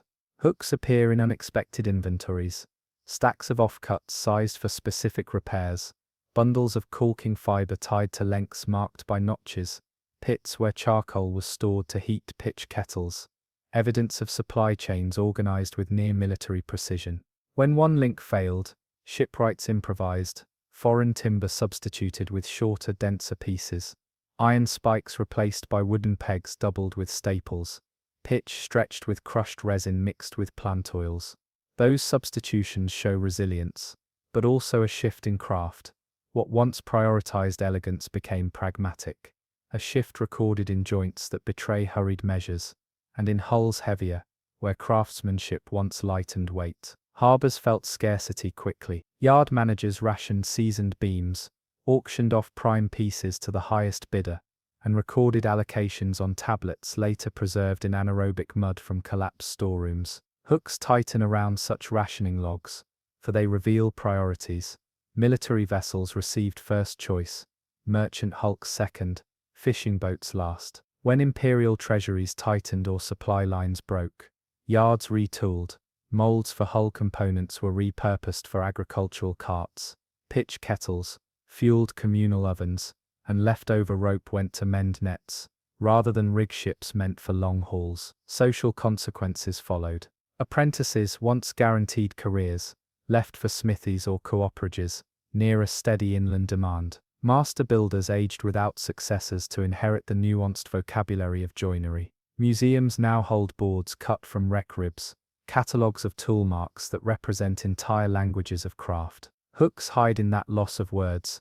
Terms for a particular scarf joint, or a regional peg size vanish, as those who used them die, or change trade, and precision slips into approximation. Environmental impact shaped craft choices too. Deforestation around major yards left hinterlands scarred.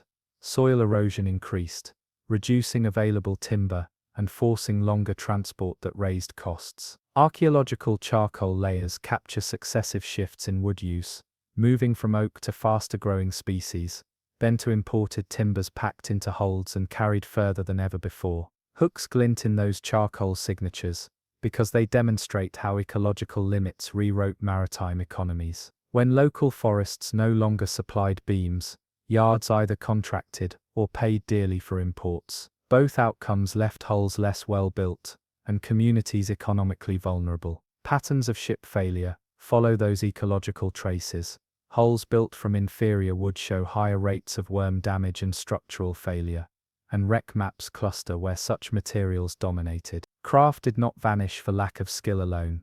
Natural resources dwindled, and technology could not always substitute for what soil and time once supplied. Administrative records, scarce though they are, provide grim confirmation. Port authorities noted quotas of timber, lists of authorized exports, and fines levied against illegal cutting, measures that appear fragmented in surviving inscriptions and charred wax tablets. Hooks surface in the bureaucratic margins, exemptions granted to yard owners during famine years, emergency allocations recorded in the hand of minor officials, and receipts showing payments in kind, barrels of grain instead of coin. Those entries prove that shipbuilding depended on negotiated networks, where craft survived only so long as political will and resource flows permitted. When rulers shifted focus or conflict disrupted lanes, yards felt the pain immediately, and the slow erosion of craft knowledge began not in masterless benches, but in ledgers that stopped being filled.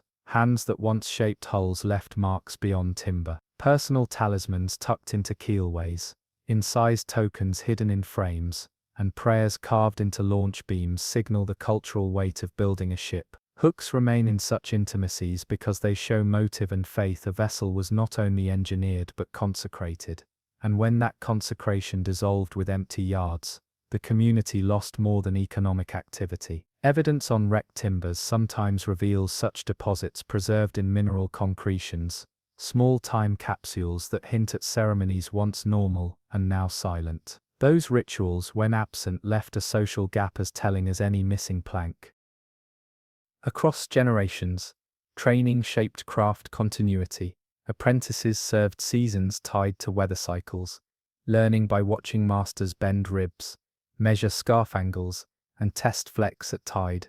Evidence in workshop layouts, the low benches of beginners beside higher master platforms, tool racks aligned by use, and waste piles clustered by task. Maps pedagogy, as clearly as any manuscript could. Hooks surface when those layouts change, benches abandoned, tool racks empty or repurposed, waste heaps thinned into scant traces.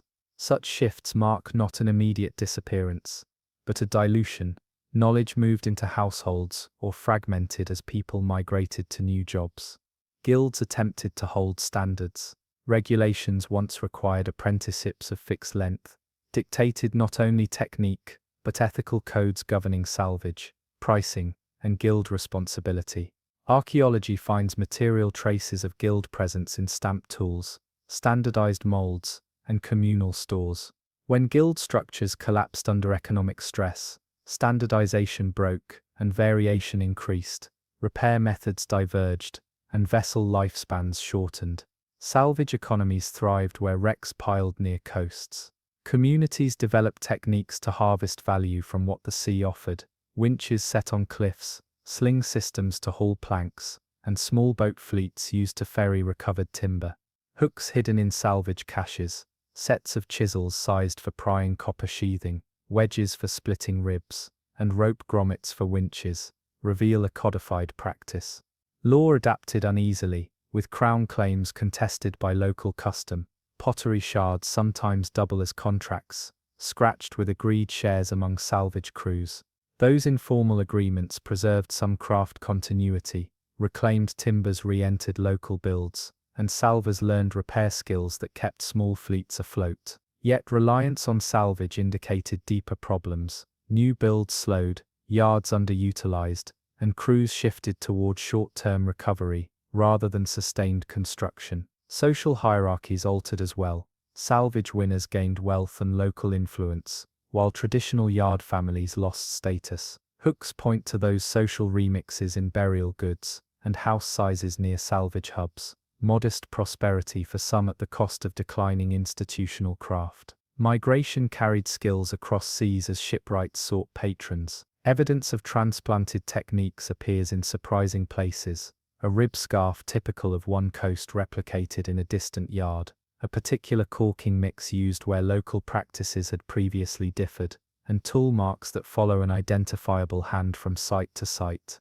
Hooks glint in such migrations. Masters moved not only tools but vocabularies, teaching new apprentices what to do when local resources demanded adaptation. Over decades, this transfer blurred regional styles into hybrid forms, a diffusion that kept some techniques alive even as original contexts vanished. Political upheaval sped migrations. When conquest displaced communities, craftsmen traveled with their knowledge seeding repairs in new harbors. However, migrant lifeways also created fragility. Absent institutional backing, individual masters died without heirs, and their unique practices vanished with them. Archaeology records these vanishing acts in patchy distributions of specialized joints or tools, concentrated near migration routes, and absent where isolation prevailed. Economic change and technological innovation eventually shifted demand. Iron fastenings became preferred in some zones, synthetic lines later replaced hemp,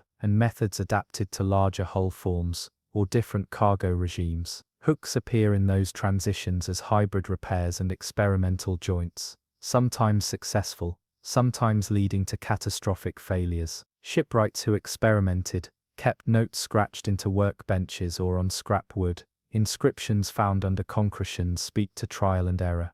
Those marginalia, when preserved, reveal a texture of craft seldom visible in official records. Debates about adhesives, complaints about imported timber, and occasional triumphs celebrated by a new, stronger seam. As industries modernized, older techniques receded into ritual or museum display, practiced by a few as heritage rather than livelihood.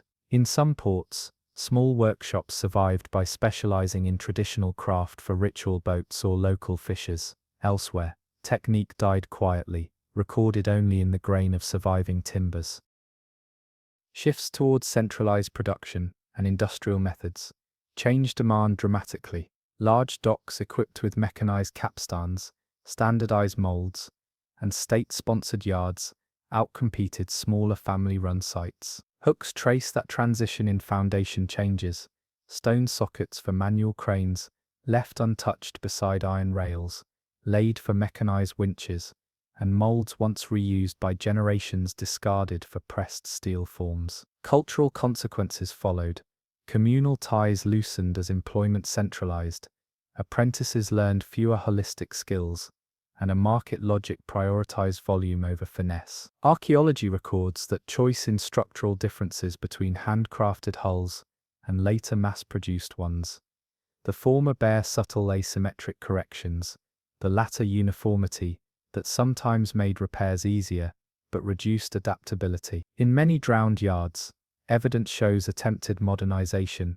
Old slipways widened, masonry reinforced for heavier gear, efforts that succeeded only sporadically and often arrived too late. Hooks in that story are bitter.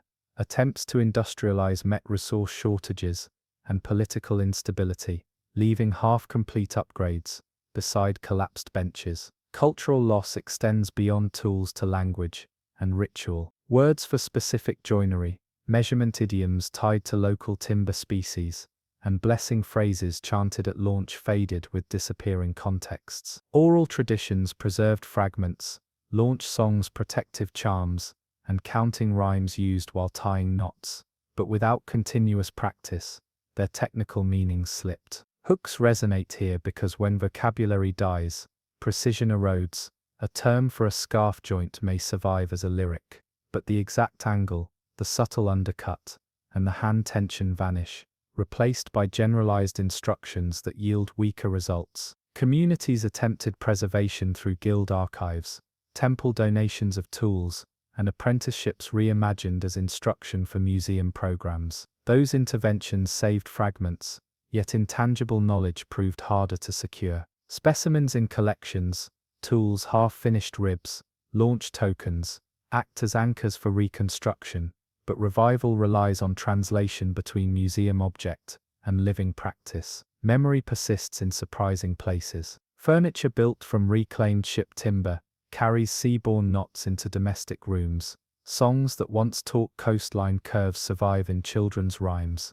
Seamstresses repurpose sailcloth into garments whose weave patterns echo mast rigging. Hooks appear in these survivals because they show how maritime craft never entirely vanished, but folded into other lives. Academic reconstructions of joints, experimental archaeology builds, and apprenticeship revivals attempt to reinstate lost motions. When successful, these efforts produce vessels that sail with a resilience absent after craft decline. Even so, gap years remain, decades when knowledge thinned enough to allow systemic failure. Archaeology records that thinning in patterns of repair, in the frequency of tool marks, and in the simplified forms of later hulls. Those patterns serve as warnings. Loss of craft reshapes economy, identity, and safety, and recovery demands sustained attention, resources, and community will. Hooks close on a persistent truth.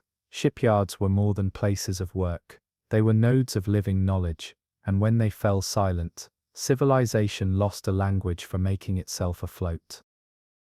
Merchant courts once shaped the sea, as surely as anchors shaped harbors, settling disputes at docks, and writing rules that let strangers trade across uncertain waters. Port registers kept lists of ships, captains, and cargoes, so that obligations could be traced. Sealed notations on amphora handles and stamped plombs on casks acted as portable contracts, when ink and parchment could not cross borders. Local laws varied by inlet and island. Some places enforced strict tolls and nightly watches, others rewarded pilots for rescue, but common practices emerged anyway, a pragmatic law that merchants trusted because it worked. Evidence beneath silt shows where such trust mattered. Ledgers hardened into concretions, wax seals preserved like fossils, and tally sticks found lodged in collapsed offices. Hooks thread through these finds because legal formality often decided survival. A disputed cargo might be detained ashore while a storm approached, forcing choices that determined whether a port thrived or starved. When rules were clear, trade flowed.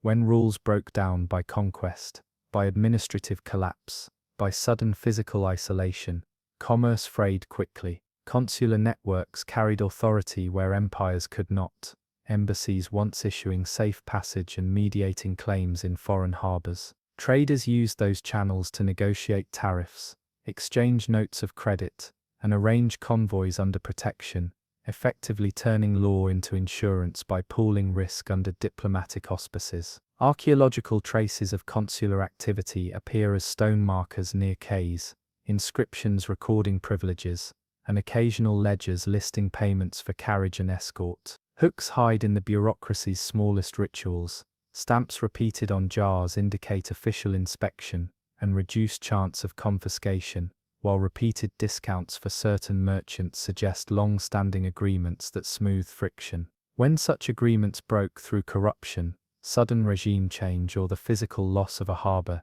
networks frayed. Contracts that depended on a network's integrity unraveled faster than roofs in a gale.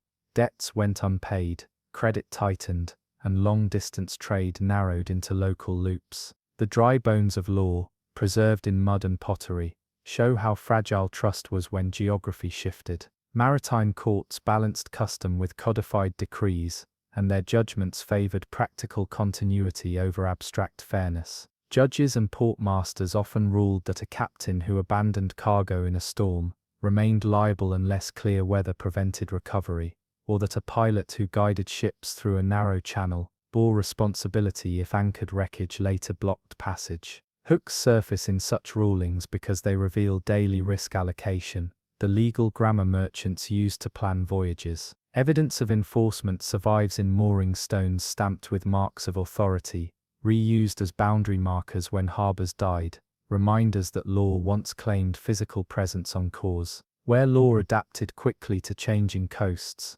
allowing temporary exemptions, easing port fees, or organizing communal dredging, settlements survived longer. Archaeology reads those adaptive policies in repair layers and in public works continued even as private wealth fled. In places where law ossified or rulers redirected revenue away from maintenance, harbors decayed faster, showing how legal choices could accelerate abandonment as surely as storms or earthquakes. Credit formed the bloodstream of maritime trade. Merchants extended advances, ship owners mortgaged future freights, and bankers in distant cities held papers that promised payment when cargo landed. Letters of credit and bills of exchange let capital leap oceans ahead of ships, turning paper into practical currency across empires.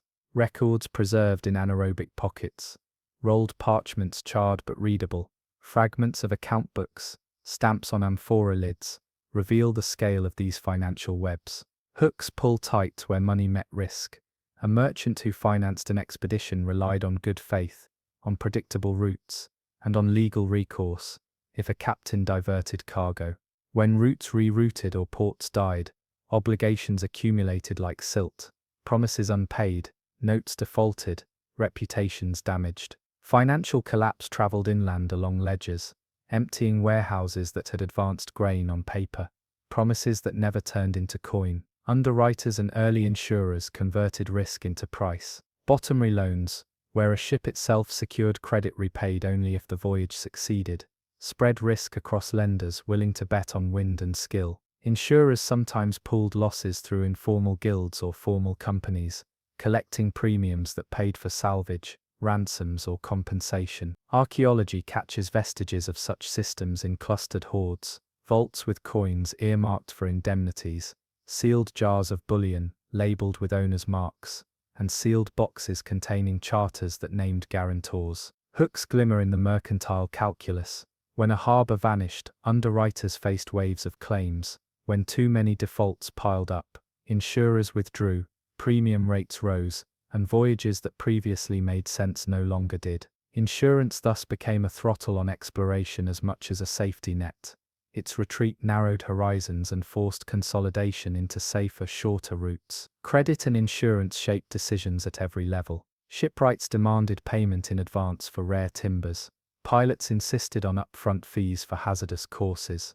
Governors levied port dues to fund dredging and lighthouse repair. Evidence of these flows shows in tax receipts, in coins stamped with fiscal marks, and in storage rooms boxed for state tribute. Hooks resonate when paperwork survives, where bricks do not registers used to adjudicate claims, fragments of judgments calling for shared salvage, lists of creditors that later vanished into contested estates. Collapse of financial trust did not always follow a single catastrophe, sometimes gradual erosion of confidence, doubt about a ruler's stability, rumors of piracy, or a series of bad seasons, unspooled credit lines until trade contracted. Archaeology preserves those endings delicately, fewer imported wares in late layers, simplified amphora forms, and fewer stamped seals implying fewer parties willing to underwrite risk. Arbitration often kept peace, where law or force could not. Merchant councils, guild arbitrators, and appointed mediators resolved disputes quickly to keep goods moving, prioritizing settlement speed over legal purity. Surviving arbitration clauses, scratched into tablet margins, and marks on amphora handles, show practices aiming for expedience. Apportion losses by agreed ratios, accept third-party appraisal, or allow cargo to be sold at market with proceeds divided. Hooks live in these clauses, because they reveal how trade adapted to uncertainty. Speed in judgment meant less spoilage, and more trust.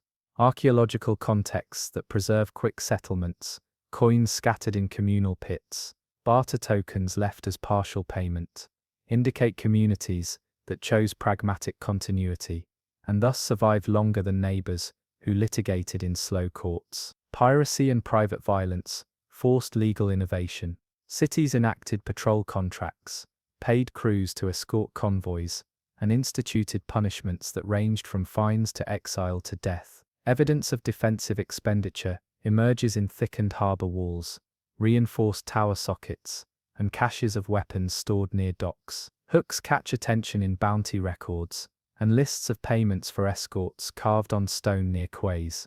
public admissions that peace had price. When civic protection failed, or rulers diverted funds, merchants hired privateers, who blurred lines between legal reprisal and outright looting, and maritime law adapted to criminalize or normalize behaviors, depending on politics. Archaeology reveals those shifts in shifted cargo patterns, in burnt layers from retaliatory raids, and in caches of contraband goods hidden where customs once stood. Repeated failure of protection accelerated abandonment. As risk exceeded reward, towns lost status when they could not guarantee safe passage or storage. Networks of trust lingered in unexpected places: religious confraternities, mercantile brotherhoods, and pilot guilds that enforce standards through ritual and practical oversight. Tokens of membership found in shrines and workshops show how social bonds supported commercial law, providing informal enforcement where courts could not. Hooks surface in those tokens because they governed behavior subtly. A merchant refused entry into a guild found his goods boycotted, and a pilot without a token lost passengers. When guilds fractured, through migration repression or economic stress, informal law unraveled, leaving ports exposed to opportunism. Archaeological evidence ties such collapses to rapid decline, sudden drops in imported goods, increased salvage activity, and more frequent violent destruction. In essence, legal and financial institutions formed the scaffolding of maritime life. When scaffolding failed, structures collapsed. Collapse of legal and financial order left traces that outlived rulers and trade. Paper rarely survives under salt, but impressions and indirect evidence endure. Palimpsests of tax marks on pottery, binding holes in ledger fragments, and seal impressions in hardened wax tell stories of claims once enforceable. Hooks pierce the archaeological record where such administrative artifacts cluster. Areas near former customs houses, showing layers of abandoned paperwork, vaults emptied and then resealed, and charred stores of records preserving last-minute attempts to preserve rights. Communities that managed to re-anchor legal authority inland left a different pattern: continuity in simplified legal forms, communal allocations of common lands, and sustained local markets that slowed but did not stop decline. Those successful adaptations read as choices in the soil: new fences inland, reused amphorae for household storage, and modified ovens reflecting smaller economies. Memory of maritime law endured as custom even when courts disappeared. Oral rules carried by captains and pilots persisted in warnings passed down in families.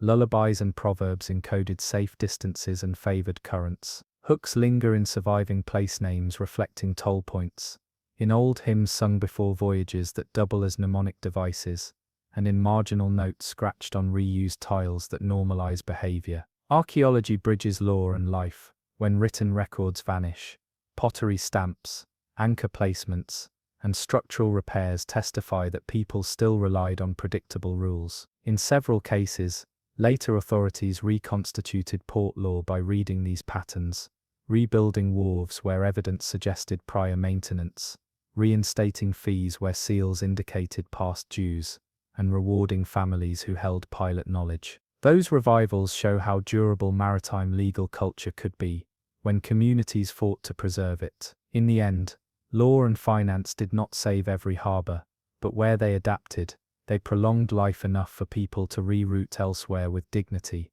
rather than vanish without trace. Hooks remain as warnings and lessons engraved in mud. Governance matters, paper matters, and when both disappear, so too does the map that lets civilization cross water without losing its tongue. Across centuries, merchant communities moved ahead of armies and administrations, planting enclaves where trade proved profitable, and lessons of navigation proved true.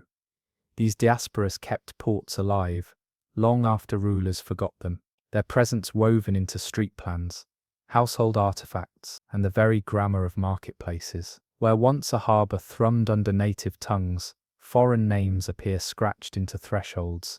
Inscriptions in several scripts layer on the same stone, and kitchen assemblages mix spices that never grew on local soil. Such intersections created cultures of adaptation, in which cuisine, dress, and ritual braided into new identities that belonged to neither shore alone. Evidence clings to pottery rims, to dietary remains fused in hearth ash, and to beads whose chemical fingerprints trace workshops far beyond sight.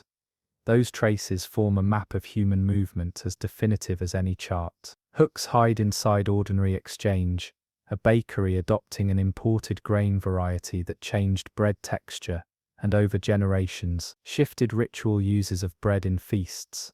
A textile pattern, copied into local weaving, that became a marker of civic belonging. A prayer formula translated into a new tongue, and then used to bless voyages. Small transfers with immense cultural consequence. Markets thus became classrooms where migrants taught neighbors how to cure fish differently, how to mend nets with borrowed knots, how to read stars from another horizon. Family ties stretched across water, marriages sealed networks, and children learned 2 calendars, one for harvests inland, another for festivals timed with seasonal winds. When a harbor declined, diasporas did not vanish immediately. Merchants pivoted routes, opening new waystations, moving businesses to a safe cove, or shifting to inland trade, carrying coastal customs into new soils. Material culture records that mobility storage jar forms evolved to fit new tax regimes. Weights and measures adapt to local standards while stamps retain original marks, and altars display votive objects that combine motifs from several homelands. Hooks sharpen in the persistence of identity under stress. Names persist in ledger fragments. Guild rules travel by sea, and cooking pots preserve recipes long after trade in luxury goods thins. Networks that once seemed purely economic thus become vectors of memory, transmitting styles, languages, and legal practices even when ports shifted or shrank. In times of crisis, diasporic bonds mattered most.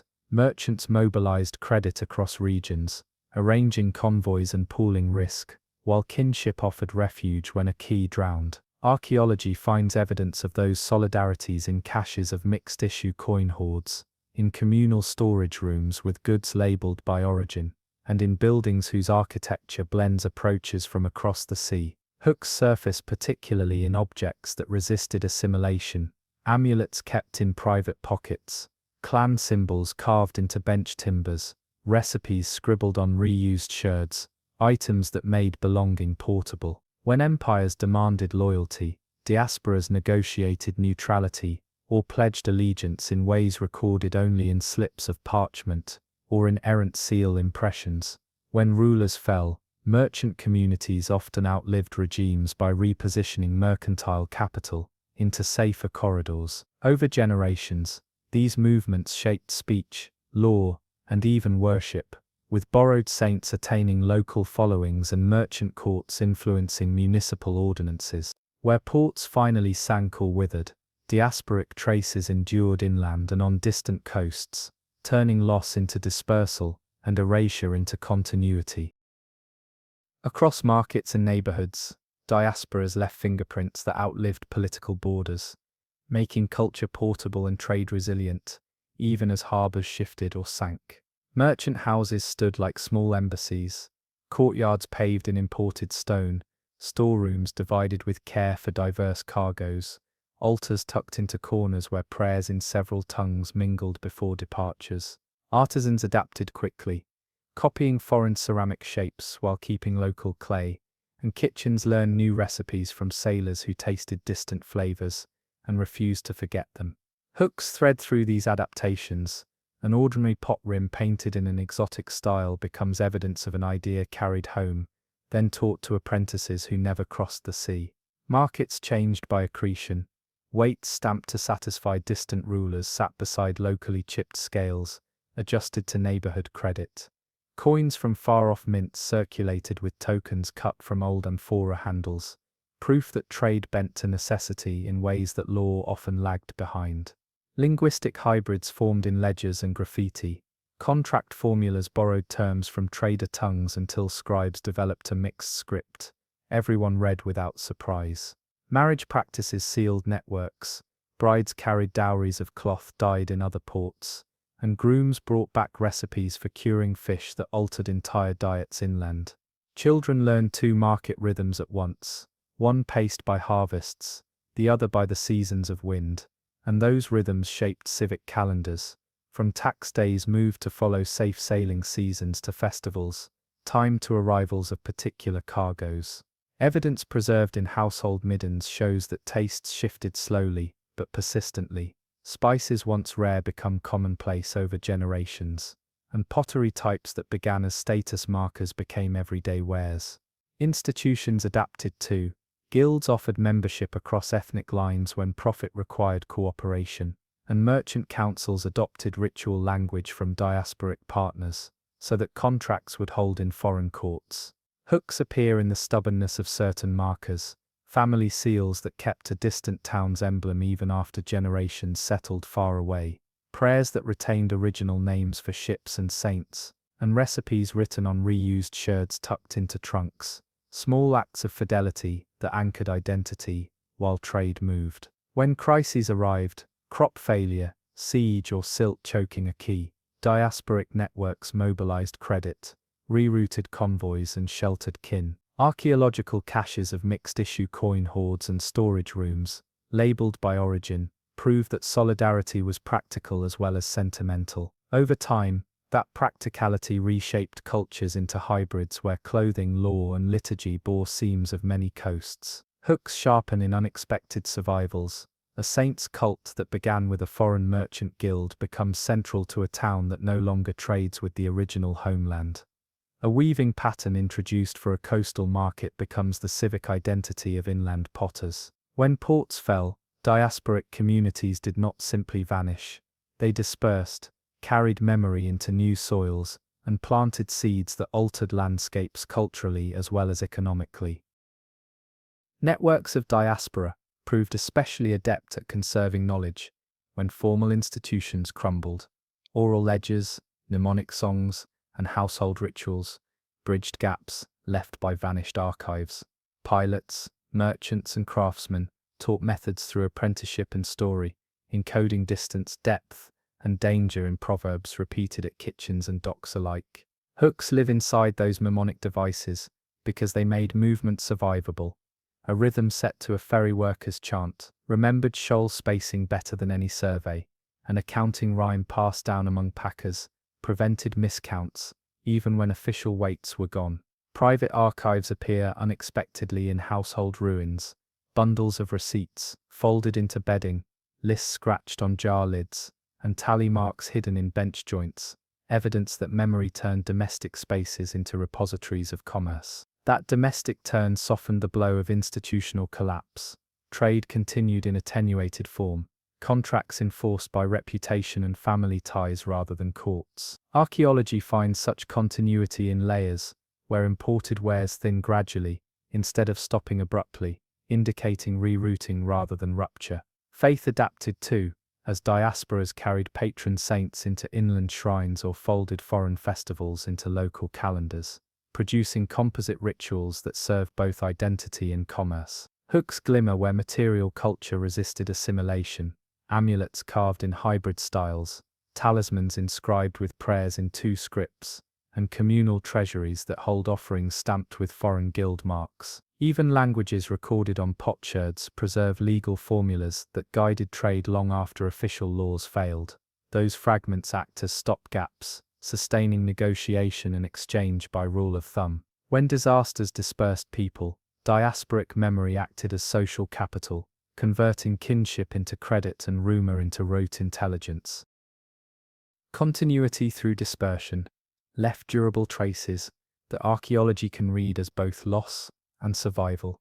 Urban quarters reconfigured around new merchant enclaves, inland towns adopting coastal crafts, shared burial customs, revealing hybrid identities.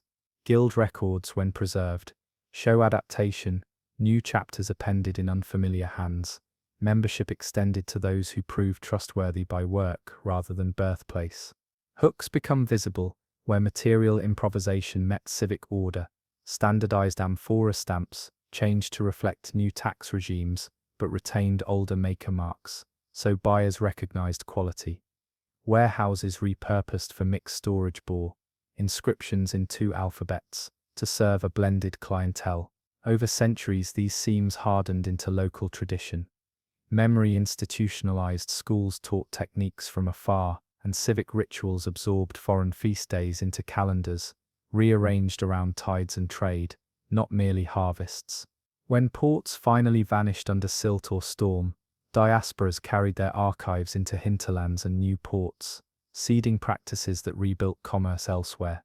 Archaeological footprints of such migrations appear as displaced architecture. Row house plans copied inland, courtyards, storerooms mirroring harbour designs, and garden basilicas planted to recall scents of former markets. Hooks whisper in the persistence of names and tastes. A spice that first arrived in a coastal enclave becomes a staple in an upland kitchen. A family name tied to a foreign port becomes local nobility, and a measured method for coiling rope survives in crafts unrelated to seamanship. Those echoes prove that trade diasporas did more than move goods. They remade peoples, languages and belief, ensuring that disappearance at the water's edge meant not oblivion but transformation. Charts once served less as static pictures than as living conversations between pilots, cartographers, and the sea itself. Inked parchments lay folded in an officer's chest, margins crowded with notes about eddies, shoals best avoided, and a look that promised shelter when clouds hid stars.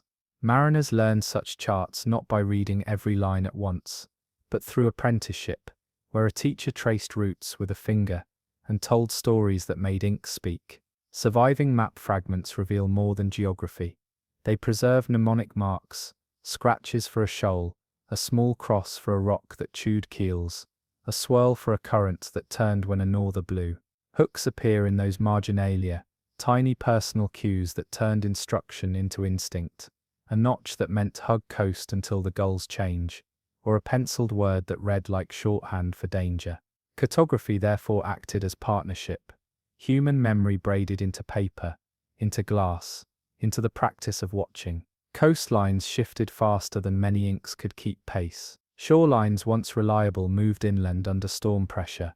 Old headlands sunk to fringing reefs, and charts dated a decade prior could prove perilous. Pilots responded by relying less on static documents, and more on layered knowledge, seasonal adages, star-path songs, and a practice of reading foam patterns that no parchment could capture. Hooks emerge in the adjustments recorded alongside maps, rolled strips of parchment tucked between boards with notes about recent shoaling, charcoal smudges, marking urgent changes, and small folded pieces of leather carrying shorthand names of temporary beacons. Such accretions turned charts into palimpsests, living documents that accepted new marks as weather demanded. When charts failed, survival hinged on embodied skill, the kind taught at low benches, and on dark decks where a master's hand corrected a learner's knot without a word. Lost instruments haunt the same story. Early compasses, of bronze and glass, sometimes survived in wreck concretion, their needles frozen where a captain's hand last steadied them. Astrolabes and cross-staffs appear as fragments, their ivory scales eaten by marine rot, but their calibrations readable by specialists who know what to look for. Hooks seize attention in accidental survivals, a divider's point protruding from calcified resin, a sunring preserved in a sealed chest, an ink-stained quadrant, whose scratches offer a late captain's route. Instruments shaped routes as much as maps did, where instruments disappeared, through loss, through broken trade lines, or through the collapse of workshops that repaired them. Skill degraded. Communities relied on repair knowledge, traded in ports and on islands, and when those nodes failed, instruments became rarities treasured by a few and useless to many. Secrecy layered over charts when competition for routes intensified. Merchant houses and pilot guilds sometimes kept route fragments closely guarded, sharing only with trusted partners who paid in kind. Archaeological finds hint at such secrecy. Fragments of charts with certain inlets blacked out, drawers hidden beneath floorboards with slips of directions written in cipher, and seals cut from wax that show private ownership. Hooks sit in those hidden caches, for they reveal how knowledge could become property, how a map's margin might contain fortunes. When ports collapsed, those secret fragments often vanished with their keepers, scattering route knowledge into rumor. Later generations found headlands named in ballads, but absent from surviving maps, as if transmission chose story over ledger when survival demanded speed. Memory moved across modes. Oral chants taught shoal spacing, knots encoded depth in audible rhyme, and proverbs summarized currents in lines fit for bedside repetition. Pilot songs sometimes included personal markers, an unusual gull's flight, a lighthouse that flashed thrice details that stitched intimate awareness to collective practice. Hooks sharpen where music and memory meet, a verse that instructed how far to fall off a bar, a rhyme that aligned tide with harvest, a refrain that warned not to trust a red cloud before dawn. Such modes kept navigation specialistic yet diffuse, alive in markets and taverns as well as in formal instruction. When written charts died under silt or fire, oral tradition often preserved the skeleton of route knowledge long enough for communities to adapt, even if precision thinned. Loss accumulated not only through weather and war, but through bureaucratic collapse. Offices that once stored charts and instruments fell silent. Ledgers listing authorized pilots stopped. Hooks gnaw here. Records show payments to pilots drying up, seals removed from chests, and bureaucratic lists that end mid-column. Proof that administrative will mattered as much as wind. Where stewardship failed, charts decayed into rumor and route knowledge, fragmented into local variants that worked until they did not. Later salvage sometimes recovered maps, but few survived intact, their margins eaten away by agency and water alike. In that erosion of record lay a subtle cruelty. Navigation's best tools, memory, map and instrument, depend on continuous care, and without communities committed to upkeep, even the best knowledge unravels. A final paradox clings to these ghost charts. Waves that erased names also preserved fragments with perverse fidelity. Parchments trapped in anaerobic mud, hardened ink fixed into shapes protected from abrasion, and instruments encased in concretion turned into time capsules. Hooks glimmer in those preserved remnants, because they offer both answer and provocation. Fragments confirm roots and reveal gaps that haunt inquiry. They teach that disappearance is rarely total.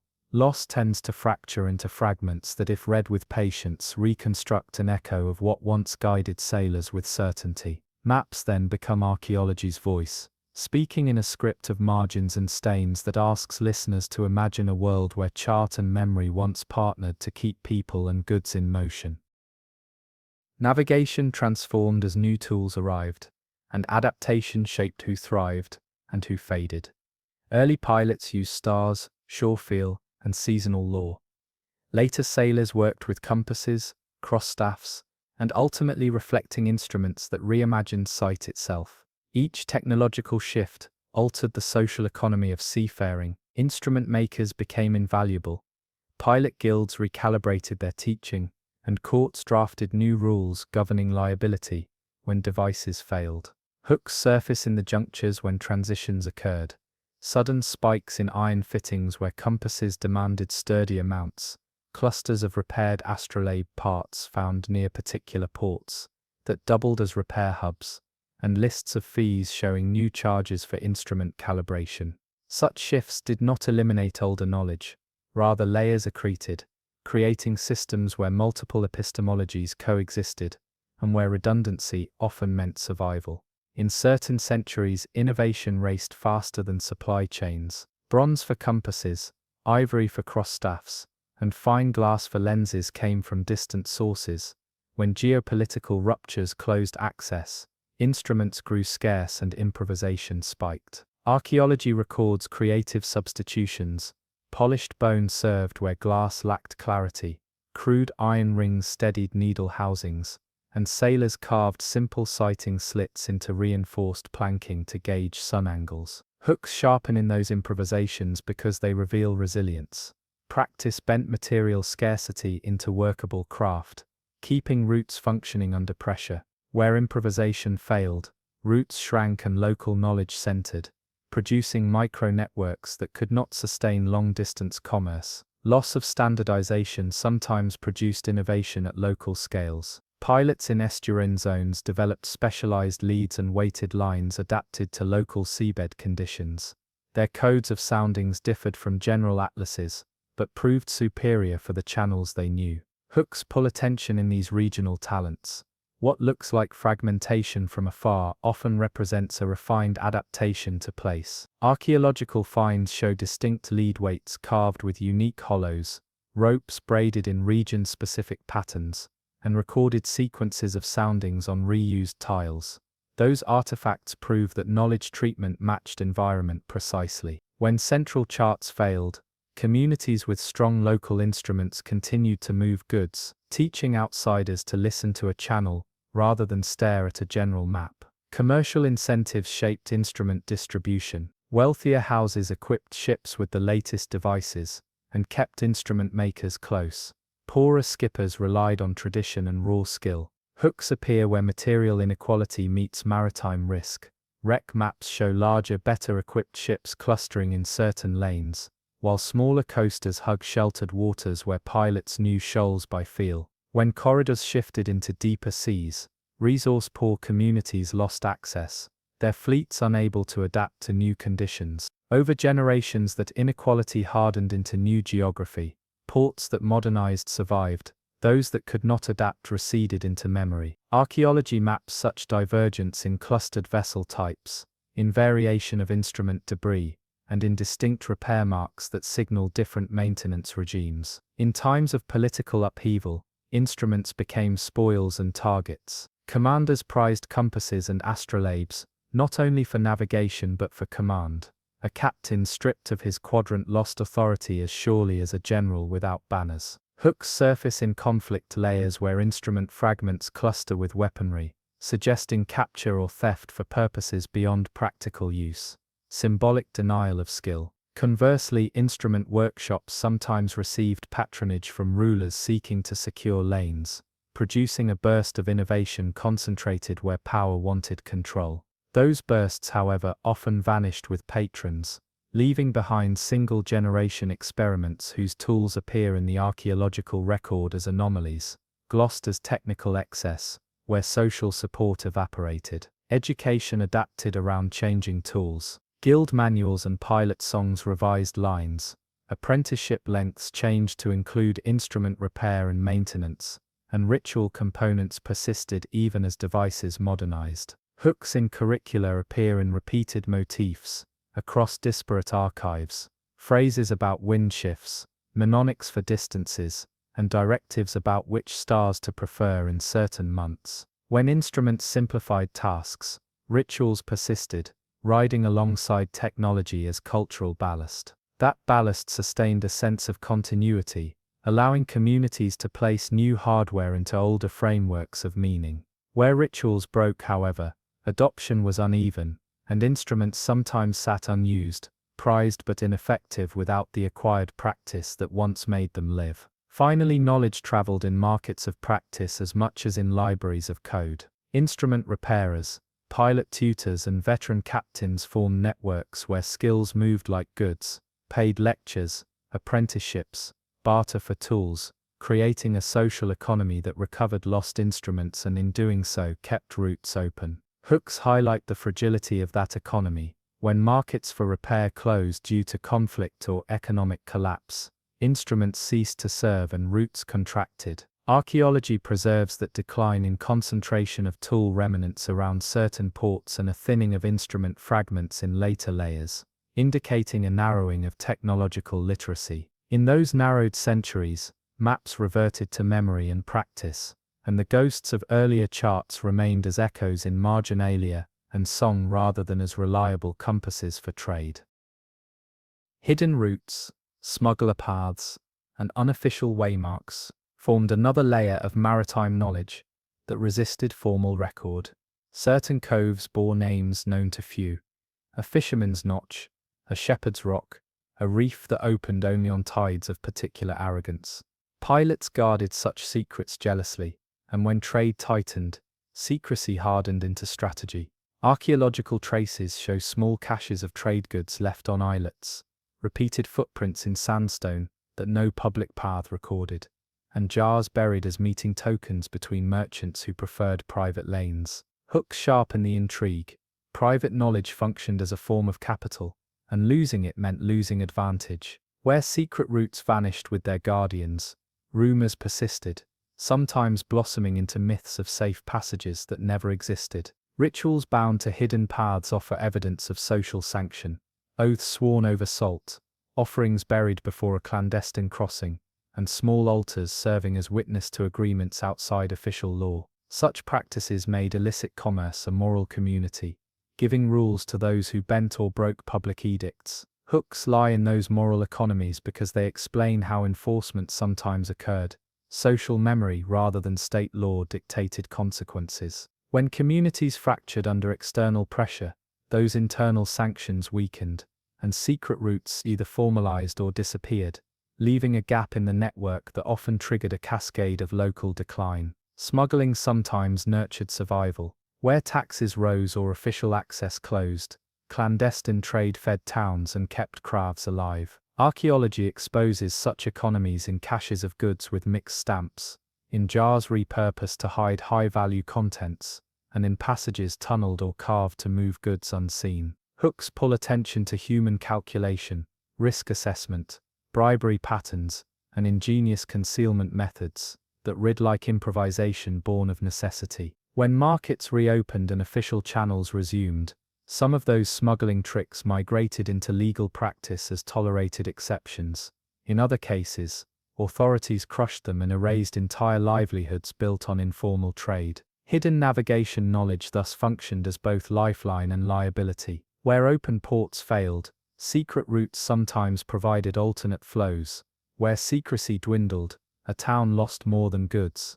It lost a network of mutual assurance. Hooks in that loss show up in sudden shifts in material culture, an abrupt reduction in luxury imports, an increase in local substitutes, and a rise in opportunistic salvage. Histories that treat smuggling as marginal miss how central it could be to survival, for clandestine lanes often underpinned diets, craft inputs, and the small capital that kept households solvent between official shipments. Archaeology, by reading caches and clandestine deposits, reveals that shadow economy is integral to maritime resilience, rather than peripheral vice. Memory of routes sometimes assumed sacred form. Certain headlands hosted annual rites that recited safe passages aloud, while priests kept lists of names to be invoked when storms rose.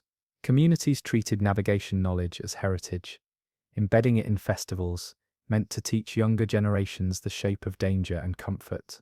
Hooks surface in those rituals, a hymn that doubles as a depth-sounding chant, a dance whose steps encode shoal spacing, a procession that rehearses emergency signals, practices that transformed technical knowledge into social fabric. When rituals persisted, they anchored communities through generations of change. When rituals faded, so did the ease of passing on nuance. Carried objects preserved memory too, sewn markers in clothing, carved beads counting miles, or ropes knotted in sequences that marked a sequence of reefs. Such material mnemonics traveled in trunks and chest, migrating with diasporas and seeding knowledge in new harbors.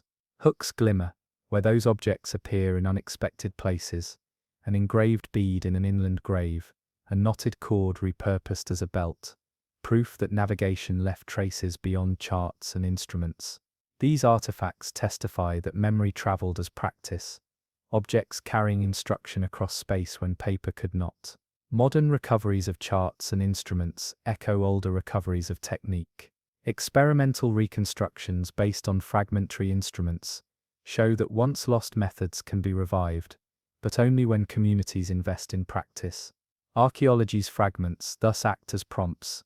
A partial quadrant helps rebuild a tradition when apprenticeship follows, and a fragmentary pilot's song regains power when sung alongside seamanship. Hooks close this section with a blunt lesson: knowledge dies slowly when practice ends abruptly. Revival demands time, tools, and the patient work of bodies relearning what paper can only hint at. Ghost charts and vanished navigation leave behind fragments that, when read with care and taught with humility, restore corridors of passage long after names sank beneath the tide. Salt-scented hands lift relics from silt, as if extracting breath from a sleeping body, and conservation begins the moment a diver surfaces with a sealed amphora or a plank-shaped fragment of hull. Museums and labs take over where water has kept time, but preservation does far more than merely stop decay. preservation converts silence into conversation. Conservators bathe artifacts in carefully controlled baths, replace salt that would later fracture wood and ceramics, and document every grain of concretion, as if each speck were a letter in a long-forgotten ledger. That labor reads like devotion, patient and methodical, and it rewrites the fate of objects destined for erosion into stories that can be read by future hands. Hooks hide inside those small ritualized motions. A conservator's brush uncovering a maker's mark.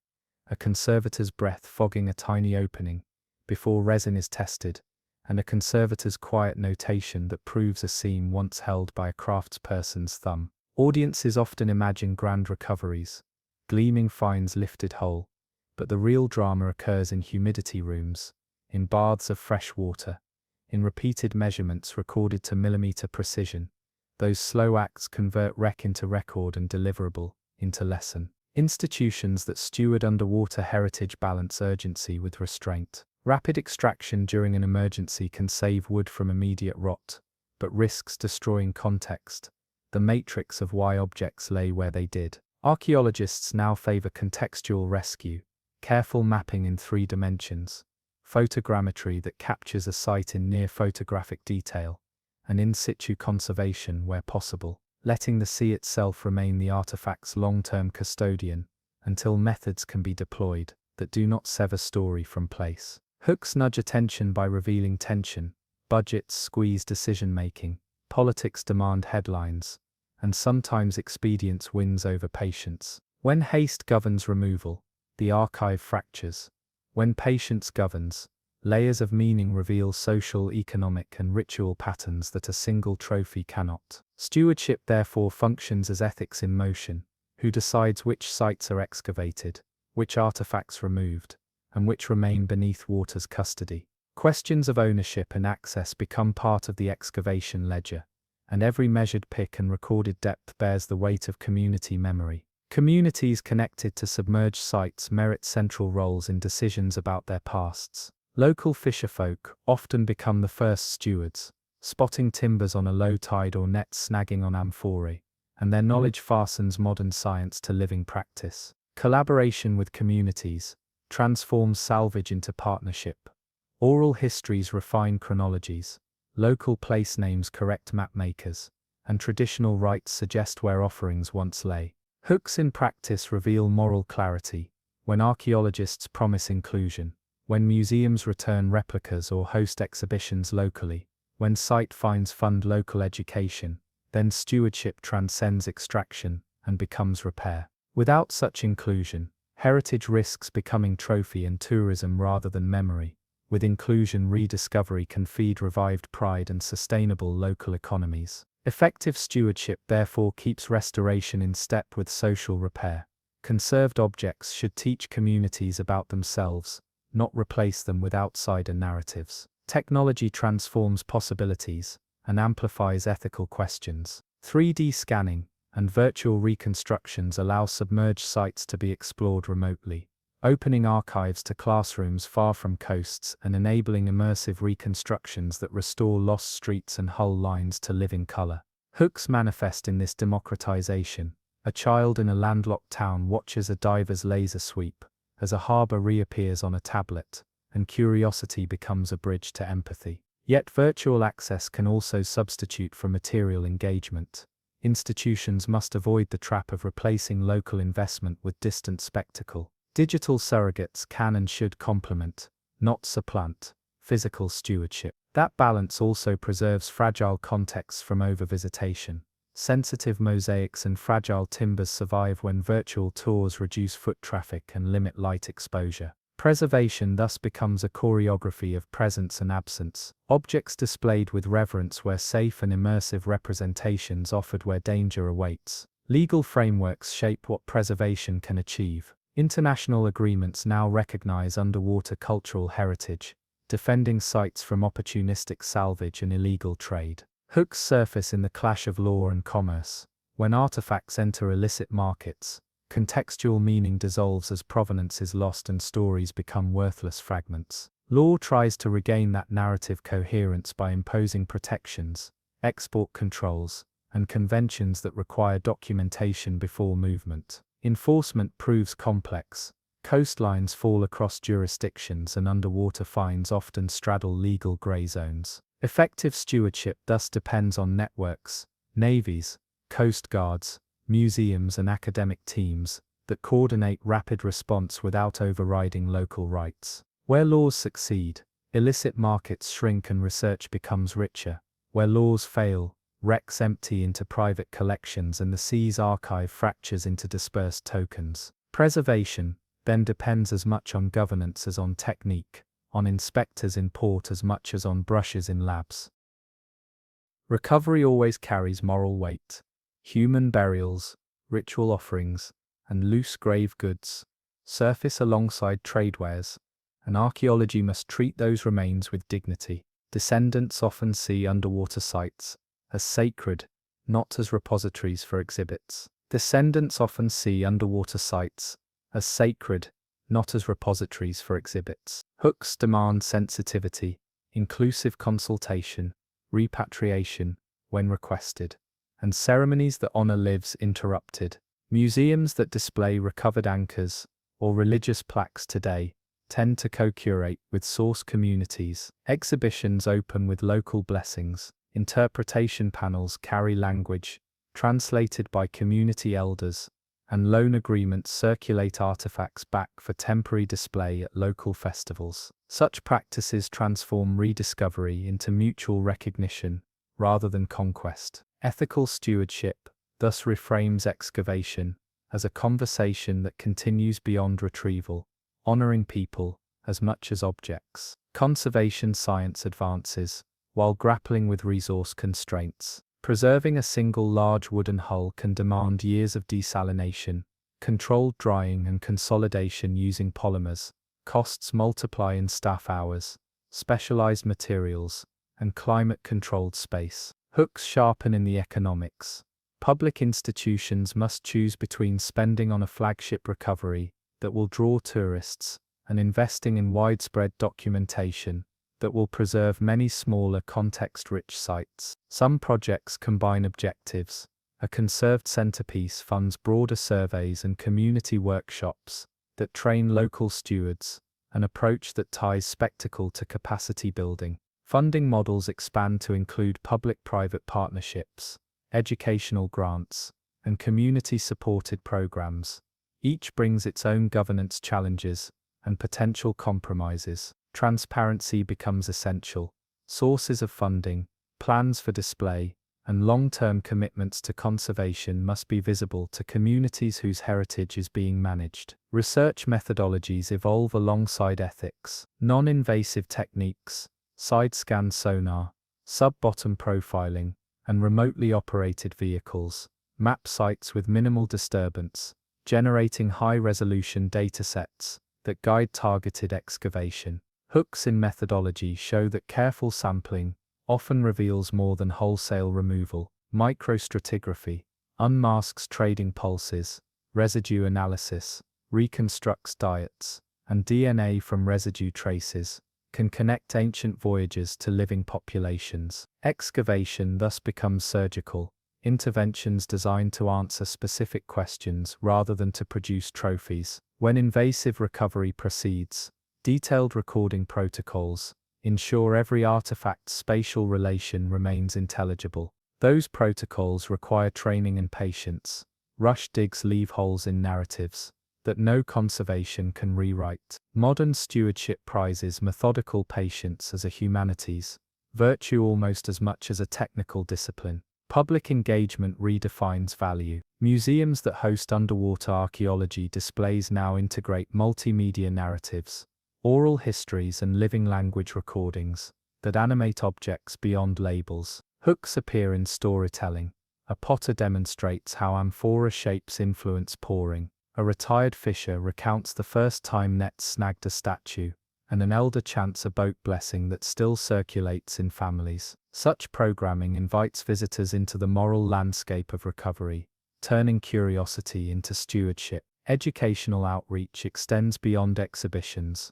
School curricula adopt local archaeology projects, volunteer programs, train youth in non-invasive survey and cooperative salvage teams, teach safety and documentation to those who work the sea daily. Impact multiplies when heritage becomes living curriculum, rather than static presentation. Conservation faces future threats from changing climates. Rising seas and warming waters accelerate decay, expand oxygen-rich zones that hasten wood rot, and shift siltation patterns that can both expose and destroy fragile sites. Hooks in climate narratives are urgent. Entire known wreck fields risk becoming unprotected over the coming decades, and places where careful documentation could have saved context instead yield only fragments to hurried salvage. Response demands global coordination, satellite monitoring, priority lists of vulnerable sites, and funded rapid response teams that can record threatened locations before they degrade. Science can triage, but cannot save everything. Ethical choices will adjust priorities, asking which stories to rescue first, and those choices should reflect community values as much as research appetites. Preservation in a warming world thus becomes triage and testimony combined, a moral calculus conducted amid tides now rising on accelerated timetables. Digital archives become indispensable. High-resolution 3D models, layered geospatial records, and linked databases preserve context even if objects later disappear. Hooks appear in how accessible those archives are. Open data democratizes inquiry, but risks exploitation. Restricted access protects context, but limits research. Best practice often sits in hybrid models, broad descriptive records publicly accessible, with sensitive datasets curated by collaborative agreements that prioritize descendant communities. Digital stewardship also supports replication.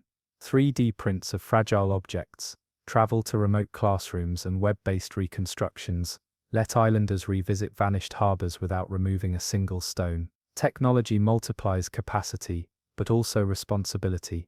Digital curators must guard against colonial patterns where once marginalized voices remain excluded from narrative ownership. International collaboration rewrites possibility into reality. Joint expeditions bring together scholars, conservators, and community representatives from multiple nations, blending resources and perspectives. Hooks matter in governance. Co-authored publications, shared exhibition loans, and reciprocal training programs embed equity into discovery. When countries negotiate access, artifacts can return on rotating loans, exhibitions travel globally while replicas remain local, and conservation techniques spread through workshops that build lasting capacity. Success stories show how shared stewardship stabilizes sites by mobilizing broader constituencies that care.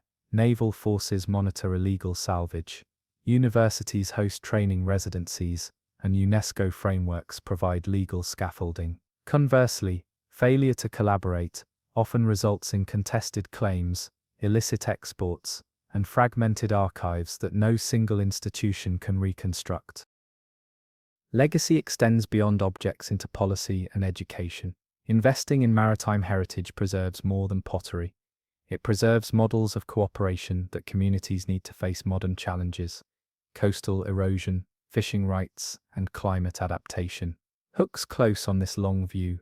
A town that built a conservation center around a recovered harbor found renewed civic pride, diversified income through responsible tourism, and education programs that trained youth for careers in monitoring and coastal management.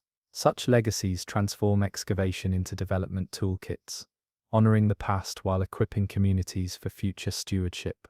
Research agendas must remain reflexive. Archaeology can romanticize loss, turning vanished worlds into nostalgia rather than prompts for inquiry. Ethical practitioners therefore push toward reflexivity, asking who benefits from display, how stories are framed, and whether recovery amplifies the voices of those most affected. Hooks insist on humility. Museums that foreground descendant voices, that return objects when requested, and that build local capacity for conservation create more durable memory than those that parade finds in isolation.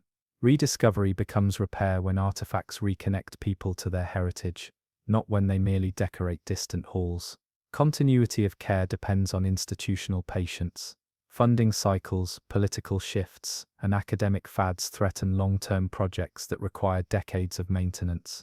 Hooks remind stakeholders that stewardship is generational work. Reporting on one excavation matters little, unless steady teams maintain environmental controls, training programs continue, and legal protections endure. Successful programs embed sustainability, endowments for conservation labs, legal trusts for site protection, and curricular partnerships with local schools that seed future stewards.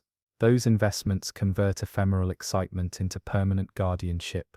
Preservation, rediscovery, and stewardship together form a compact across time. Modern hands owe care to ancient makers, and present societies inherit the responsibility to keep memory alive.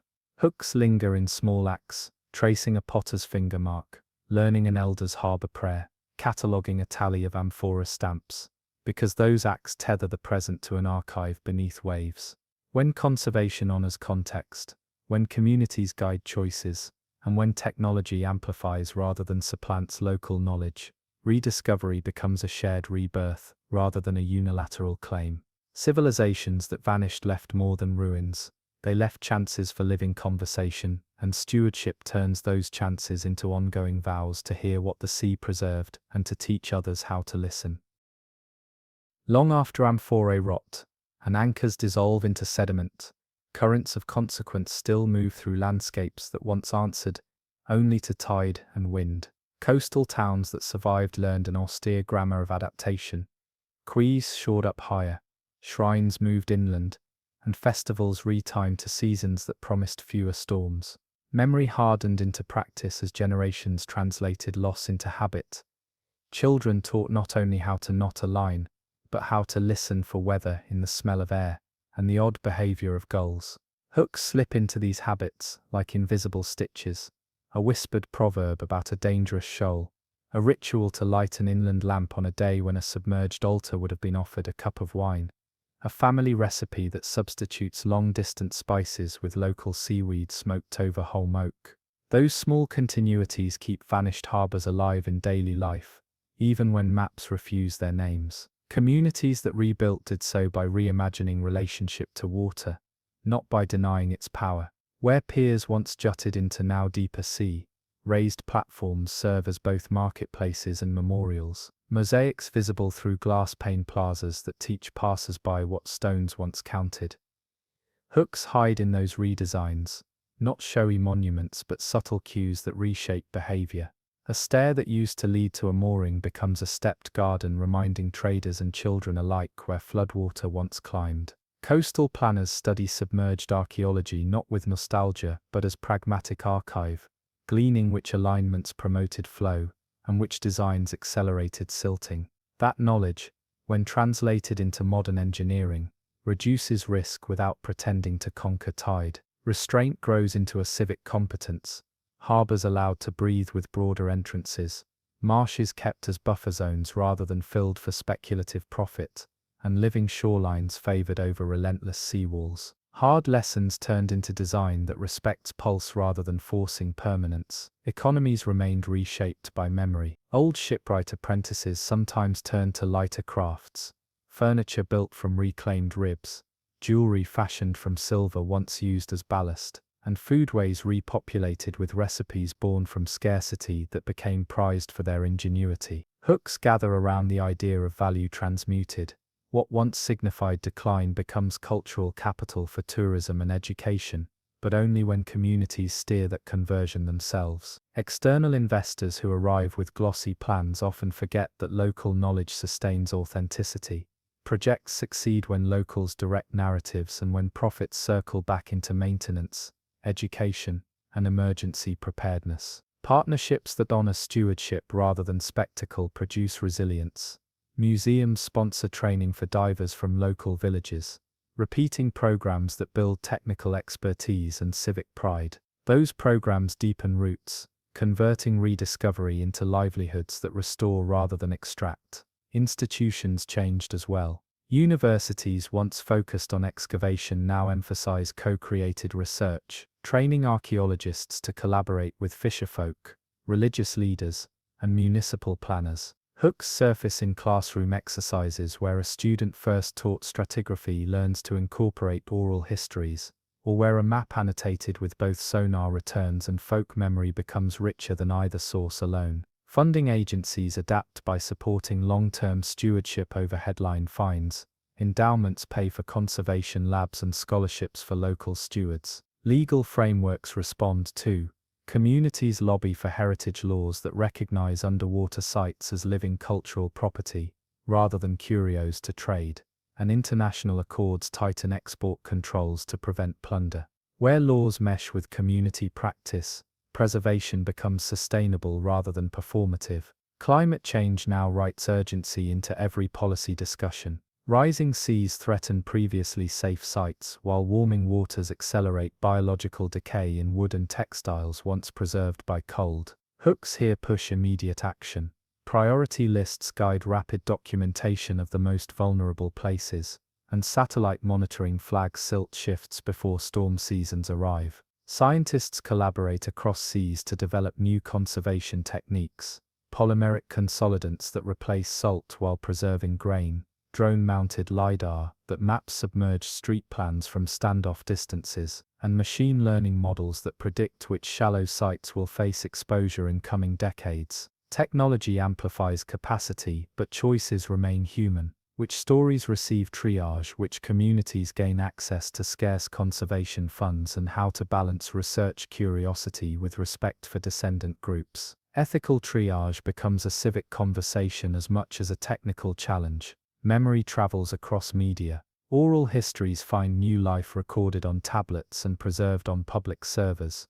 3D printed replicas transport fragile mosaics into classrooms worldwide. Virtual reality recreations allow inland children to stroll sunlit quays from centuries ago. Hooks hide in thoughtful curation. Virtual experiences that invite local elders to narrate the tour create a shared archive that privileges lived memory over outsider spectacle. Exports of heritage become reciprocal.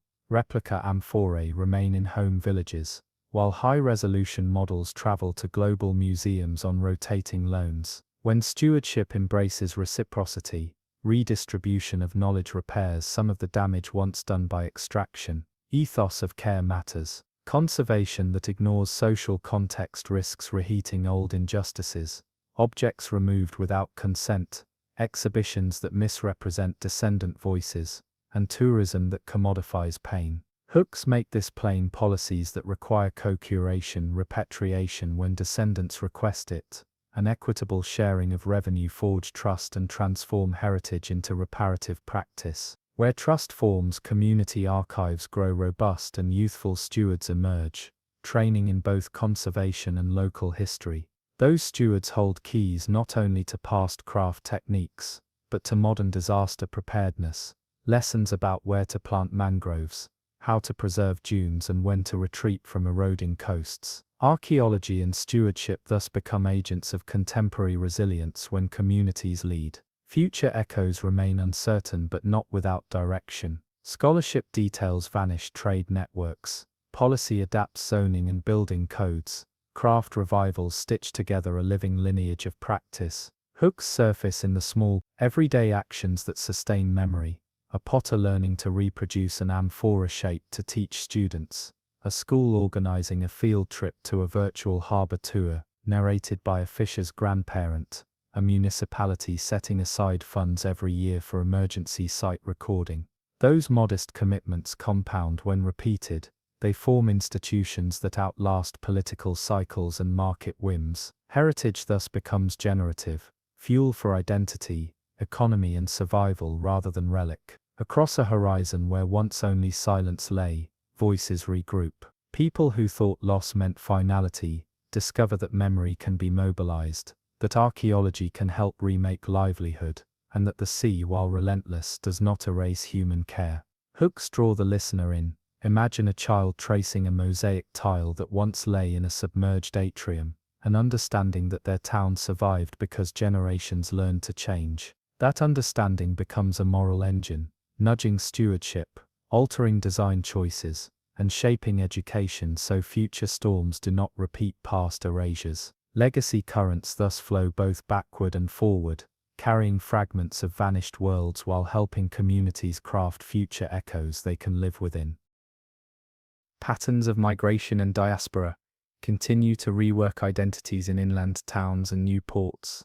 Families whose ancestors packed amphorae for merchants now run cafes, where recipes fuse old spices with local produce.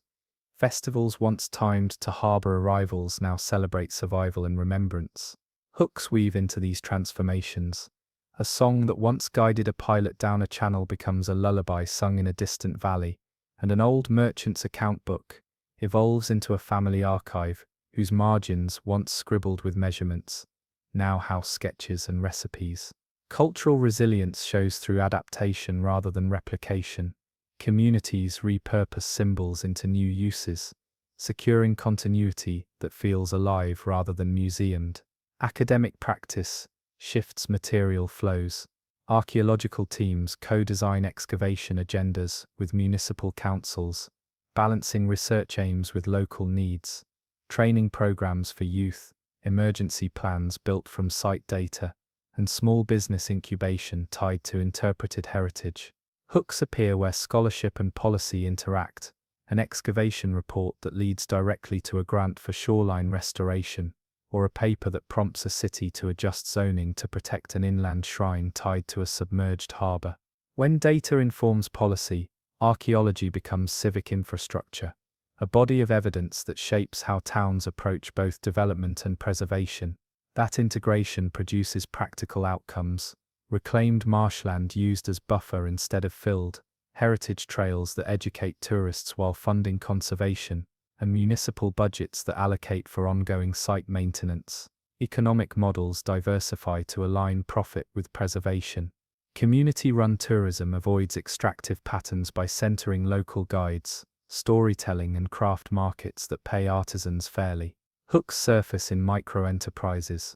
A cooperative producing replicas of local amphorae sells learning kits to schools, channeling revenue into a conservation trust. A dive center trains local youth in documentation and hires them as site monitors. Such models counter predatory investment by embedding care into commerce. When managed locally, heritage-driven economies sustain both memory and livelihood. When outsourced, they collapse into spectacle that leaves communities with crumbs. Policy, then, must incentivize local ownership through tax breaks, cooperative frameworks, and funds earmarked for participatory projects. Science and technology continue to evolve side by side with ethics. New polymers reduce drying time for organic finds. AI helps classify pottery types and match makers' stamps across thousands of fragments. Citizen science apps let fishers report finds with geotagged photos that feed centralized databases for triage. Hooks here excite while warning. Democratized tools expand capacity exponentially, but without curated training and respect for context. Crowdsourcing can fuel looting or produce poor data. Governance therefore needs to pair openness with education. Simple apps teach proper reporting, while community hubs vet and validate entries before academics act. Models that succeed mix wide participation with rigorous oversight, turning curiosity into care rather than chaos. Education reforms embed maritime heritage into curricula, not as exotic aside but as primary material. Children study local case studies, how a port shifted, why a shrine moved inland, and what craft techniques persisted in ways that ground them in local agency. Hooks enliven this pedagogy. Students conduct simple sonar surveys with supervised kits, produce oral history podcasts interviewing elders, and model hypothetical adaptation plans for shoreline change. That pedagogy transforms youth into stewards who understand that heritage matters both aesthetically and pragmatically. Over a generation, such schooling seeds a public that values prevention, not only rescue. It nurtures citizens more likely to support sustained funding for conservation and resilient infrastructure. Networks of stewardship enlarged across borders. Co-management of sites shared by riparian nations becomes necessary, where currents move debris across modern frontiers. Collaborative treaties and shared databases prevent artifacts from becoming geopolitical prizes. Hooks show in cooperative victories. Joint patrols stop illicit salvage that once funneled local heritage into private collections, and rotating exhibitions bring replicas to multiple home communities before traveling globally. Where trust builds across borders, heritage becomes a shared responsibility rather than a contested asset. That solidarity matters especially as climate change drives displacement.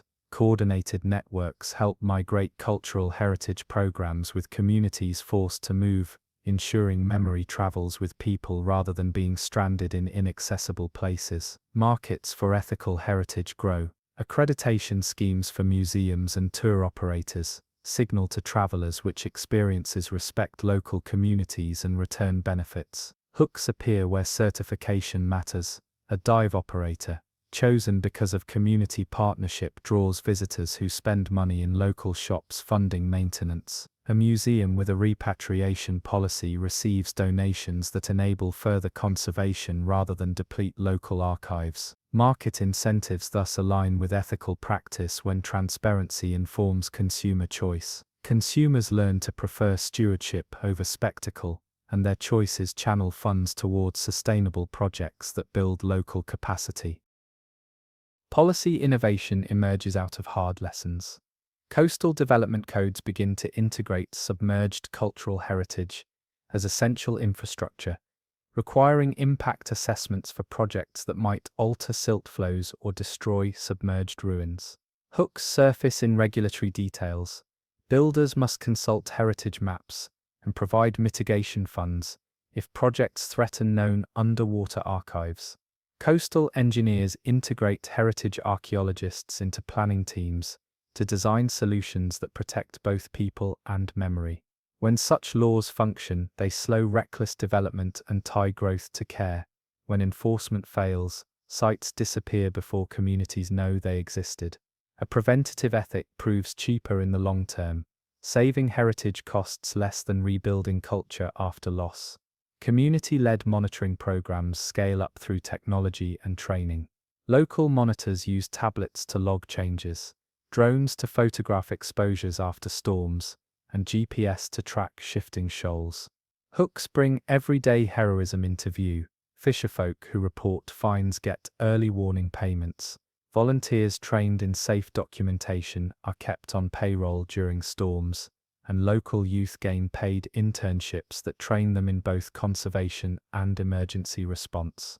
Those programs build resilience not only by protecting heritage, but by creating jobs that reduce pressure on fragile coasts, giving young people reasons to stay and protect what matters.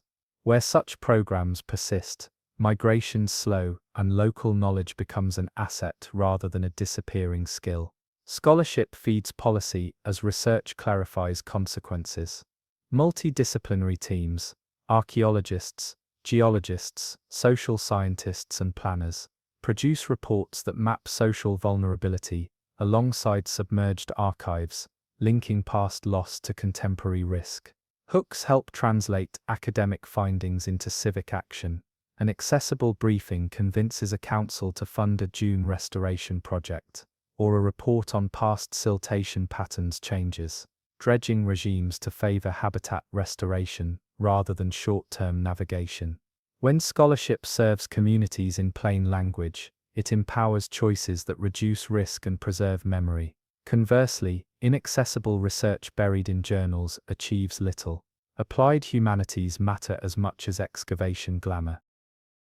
Future stewardship rests on habits cultivated now.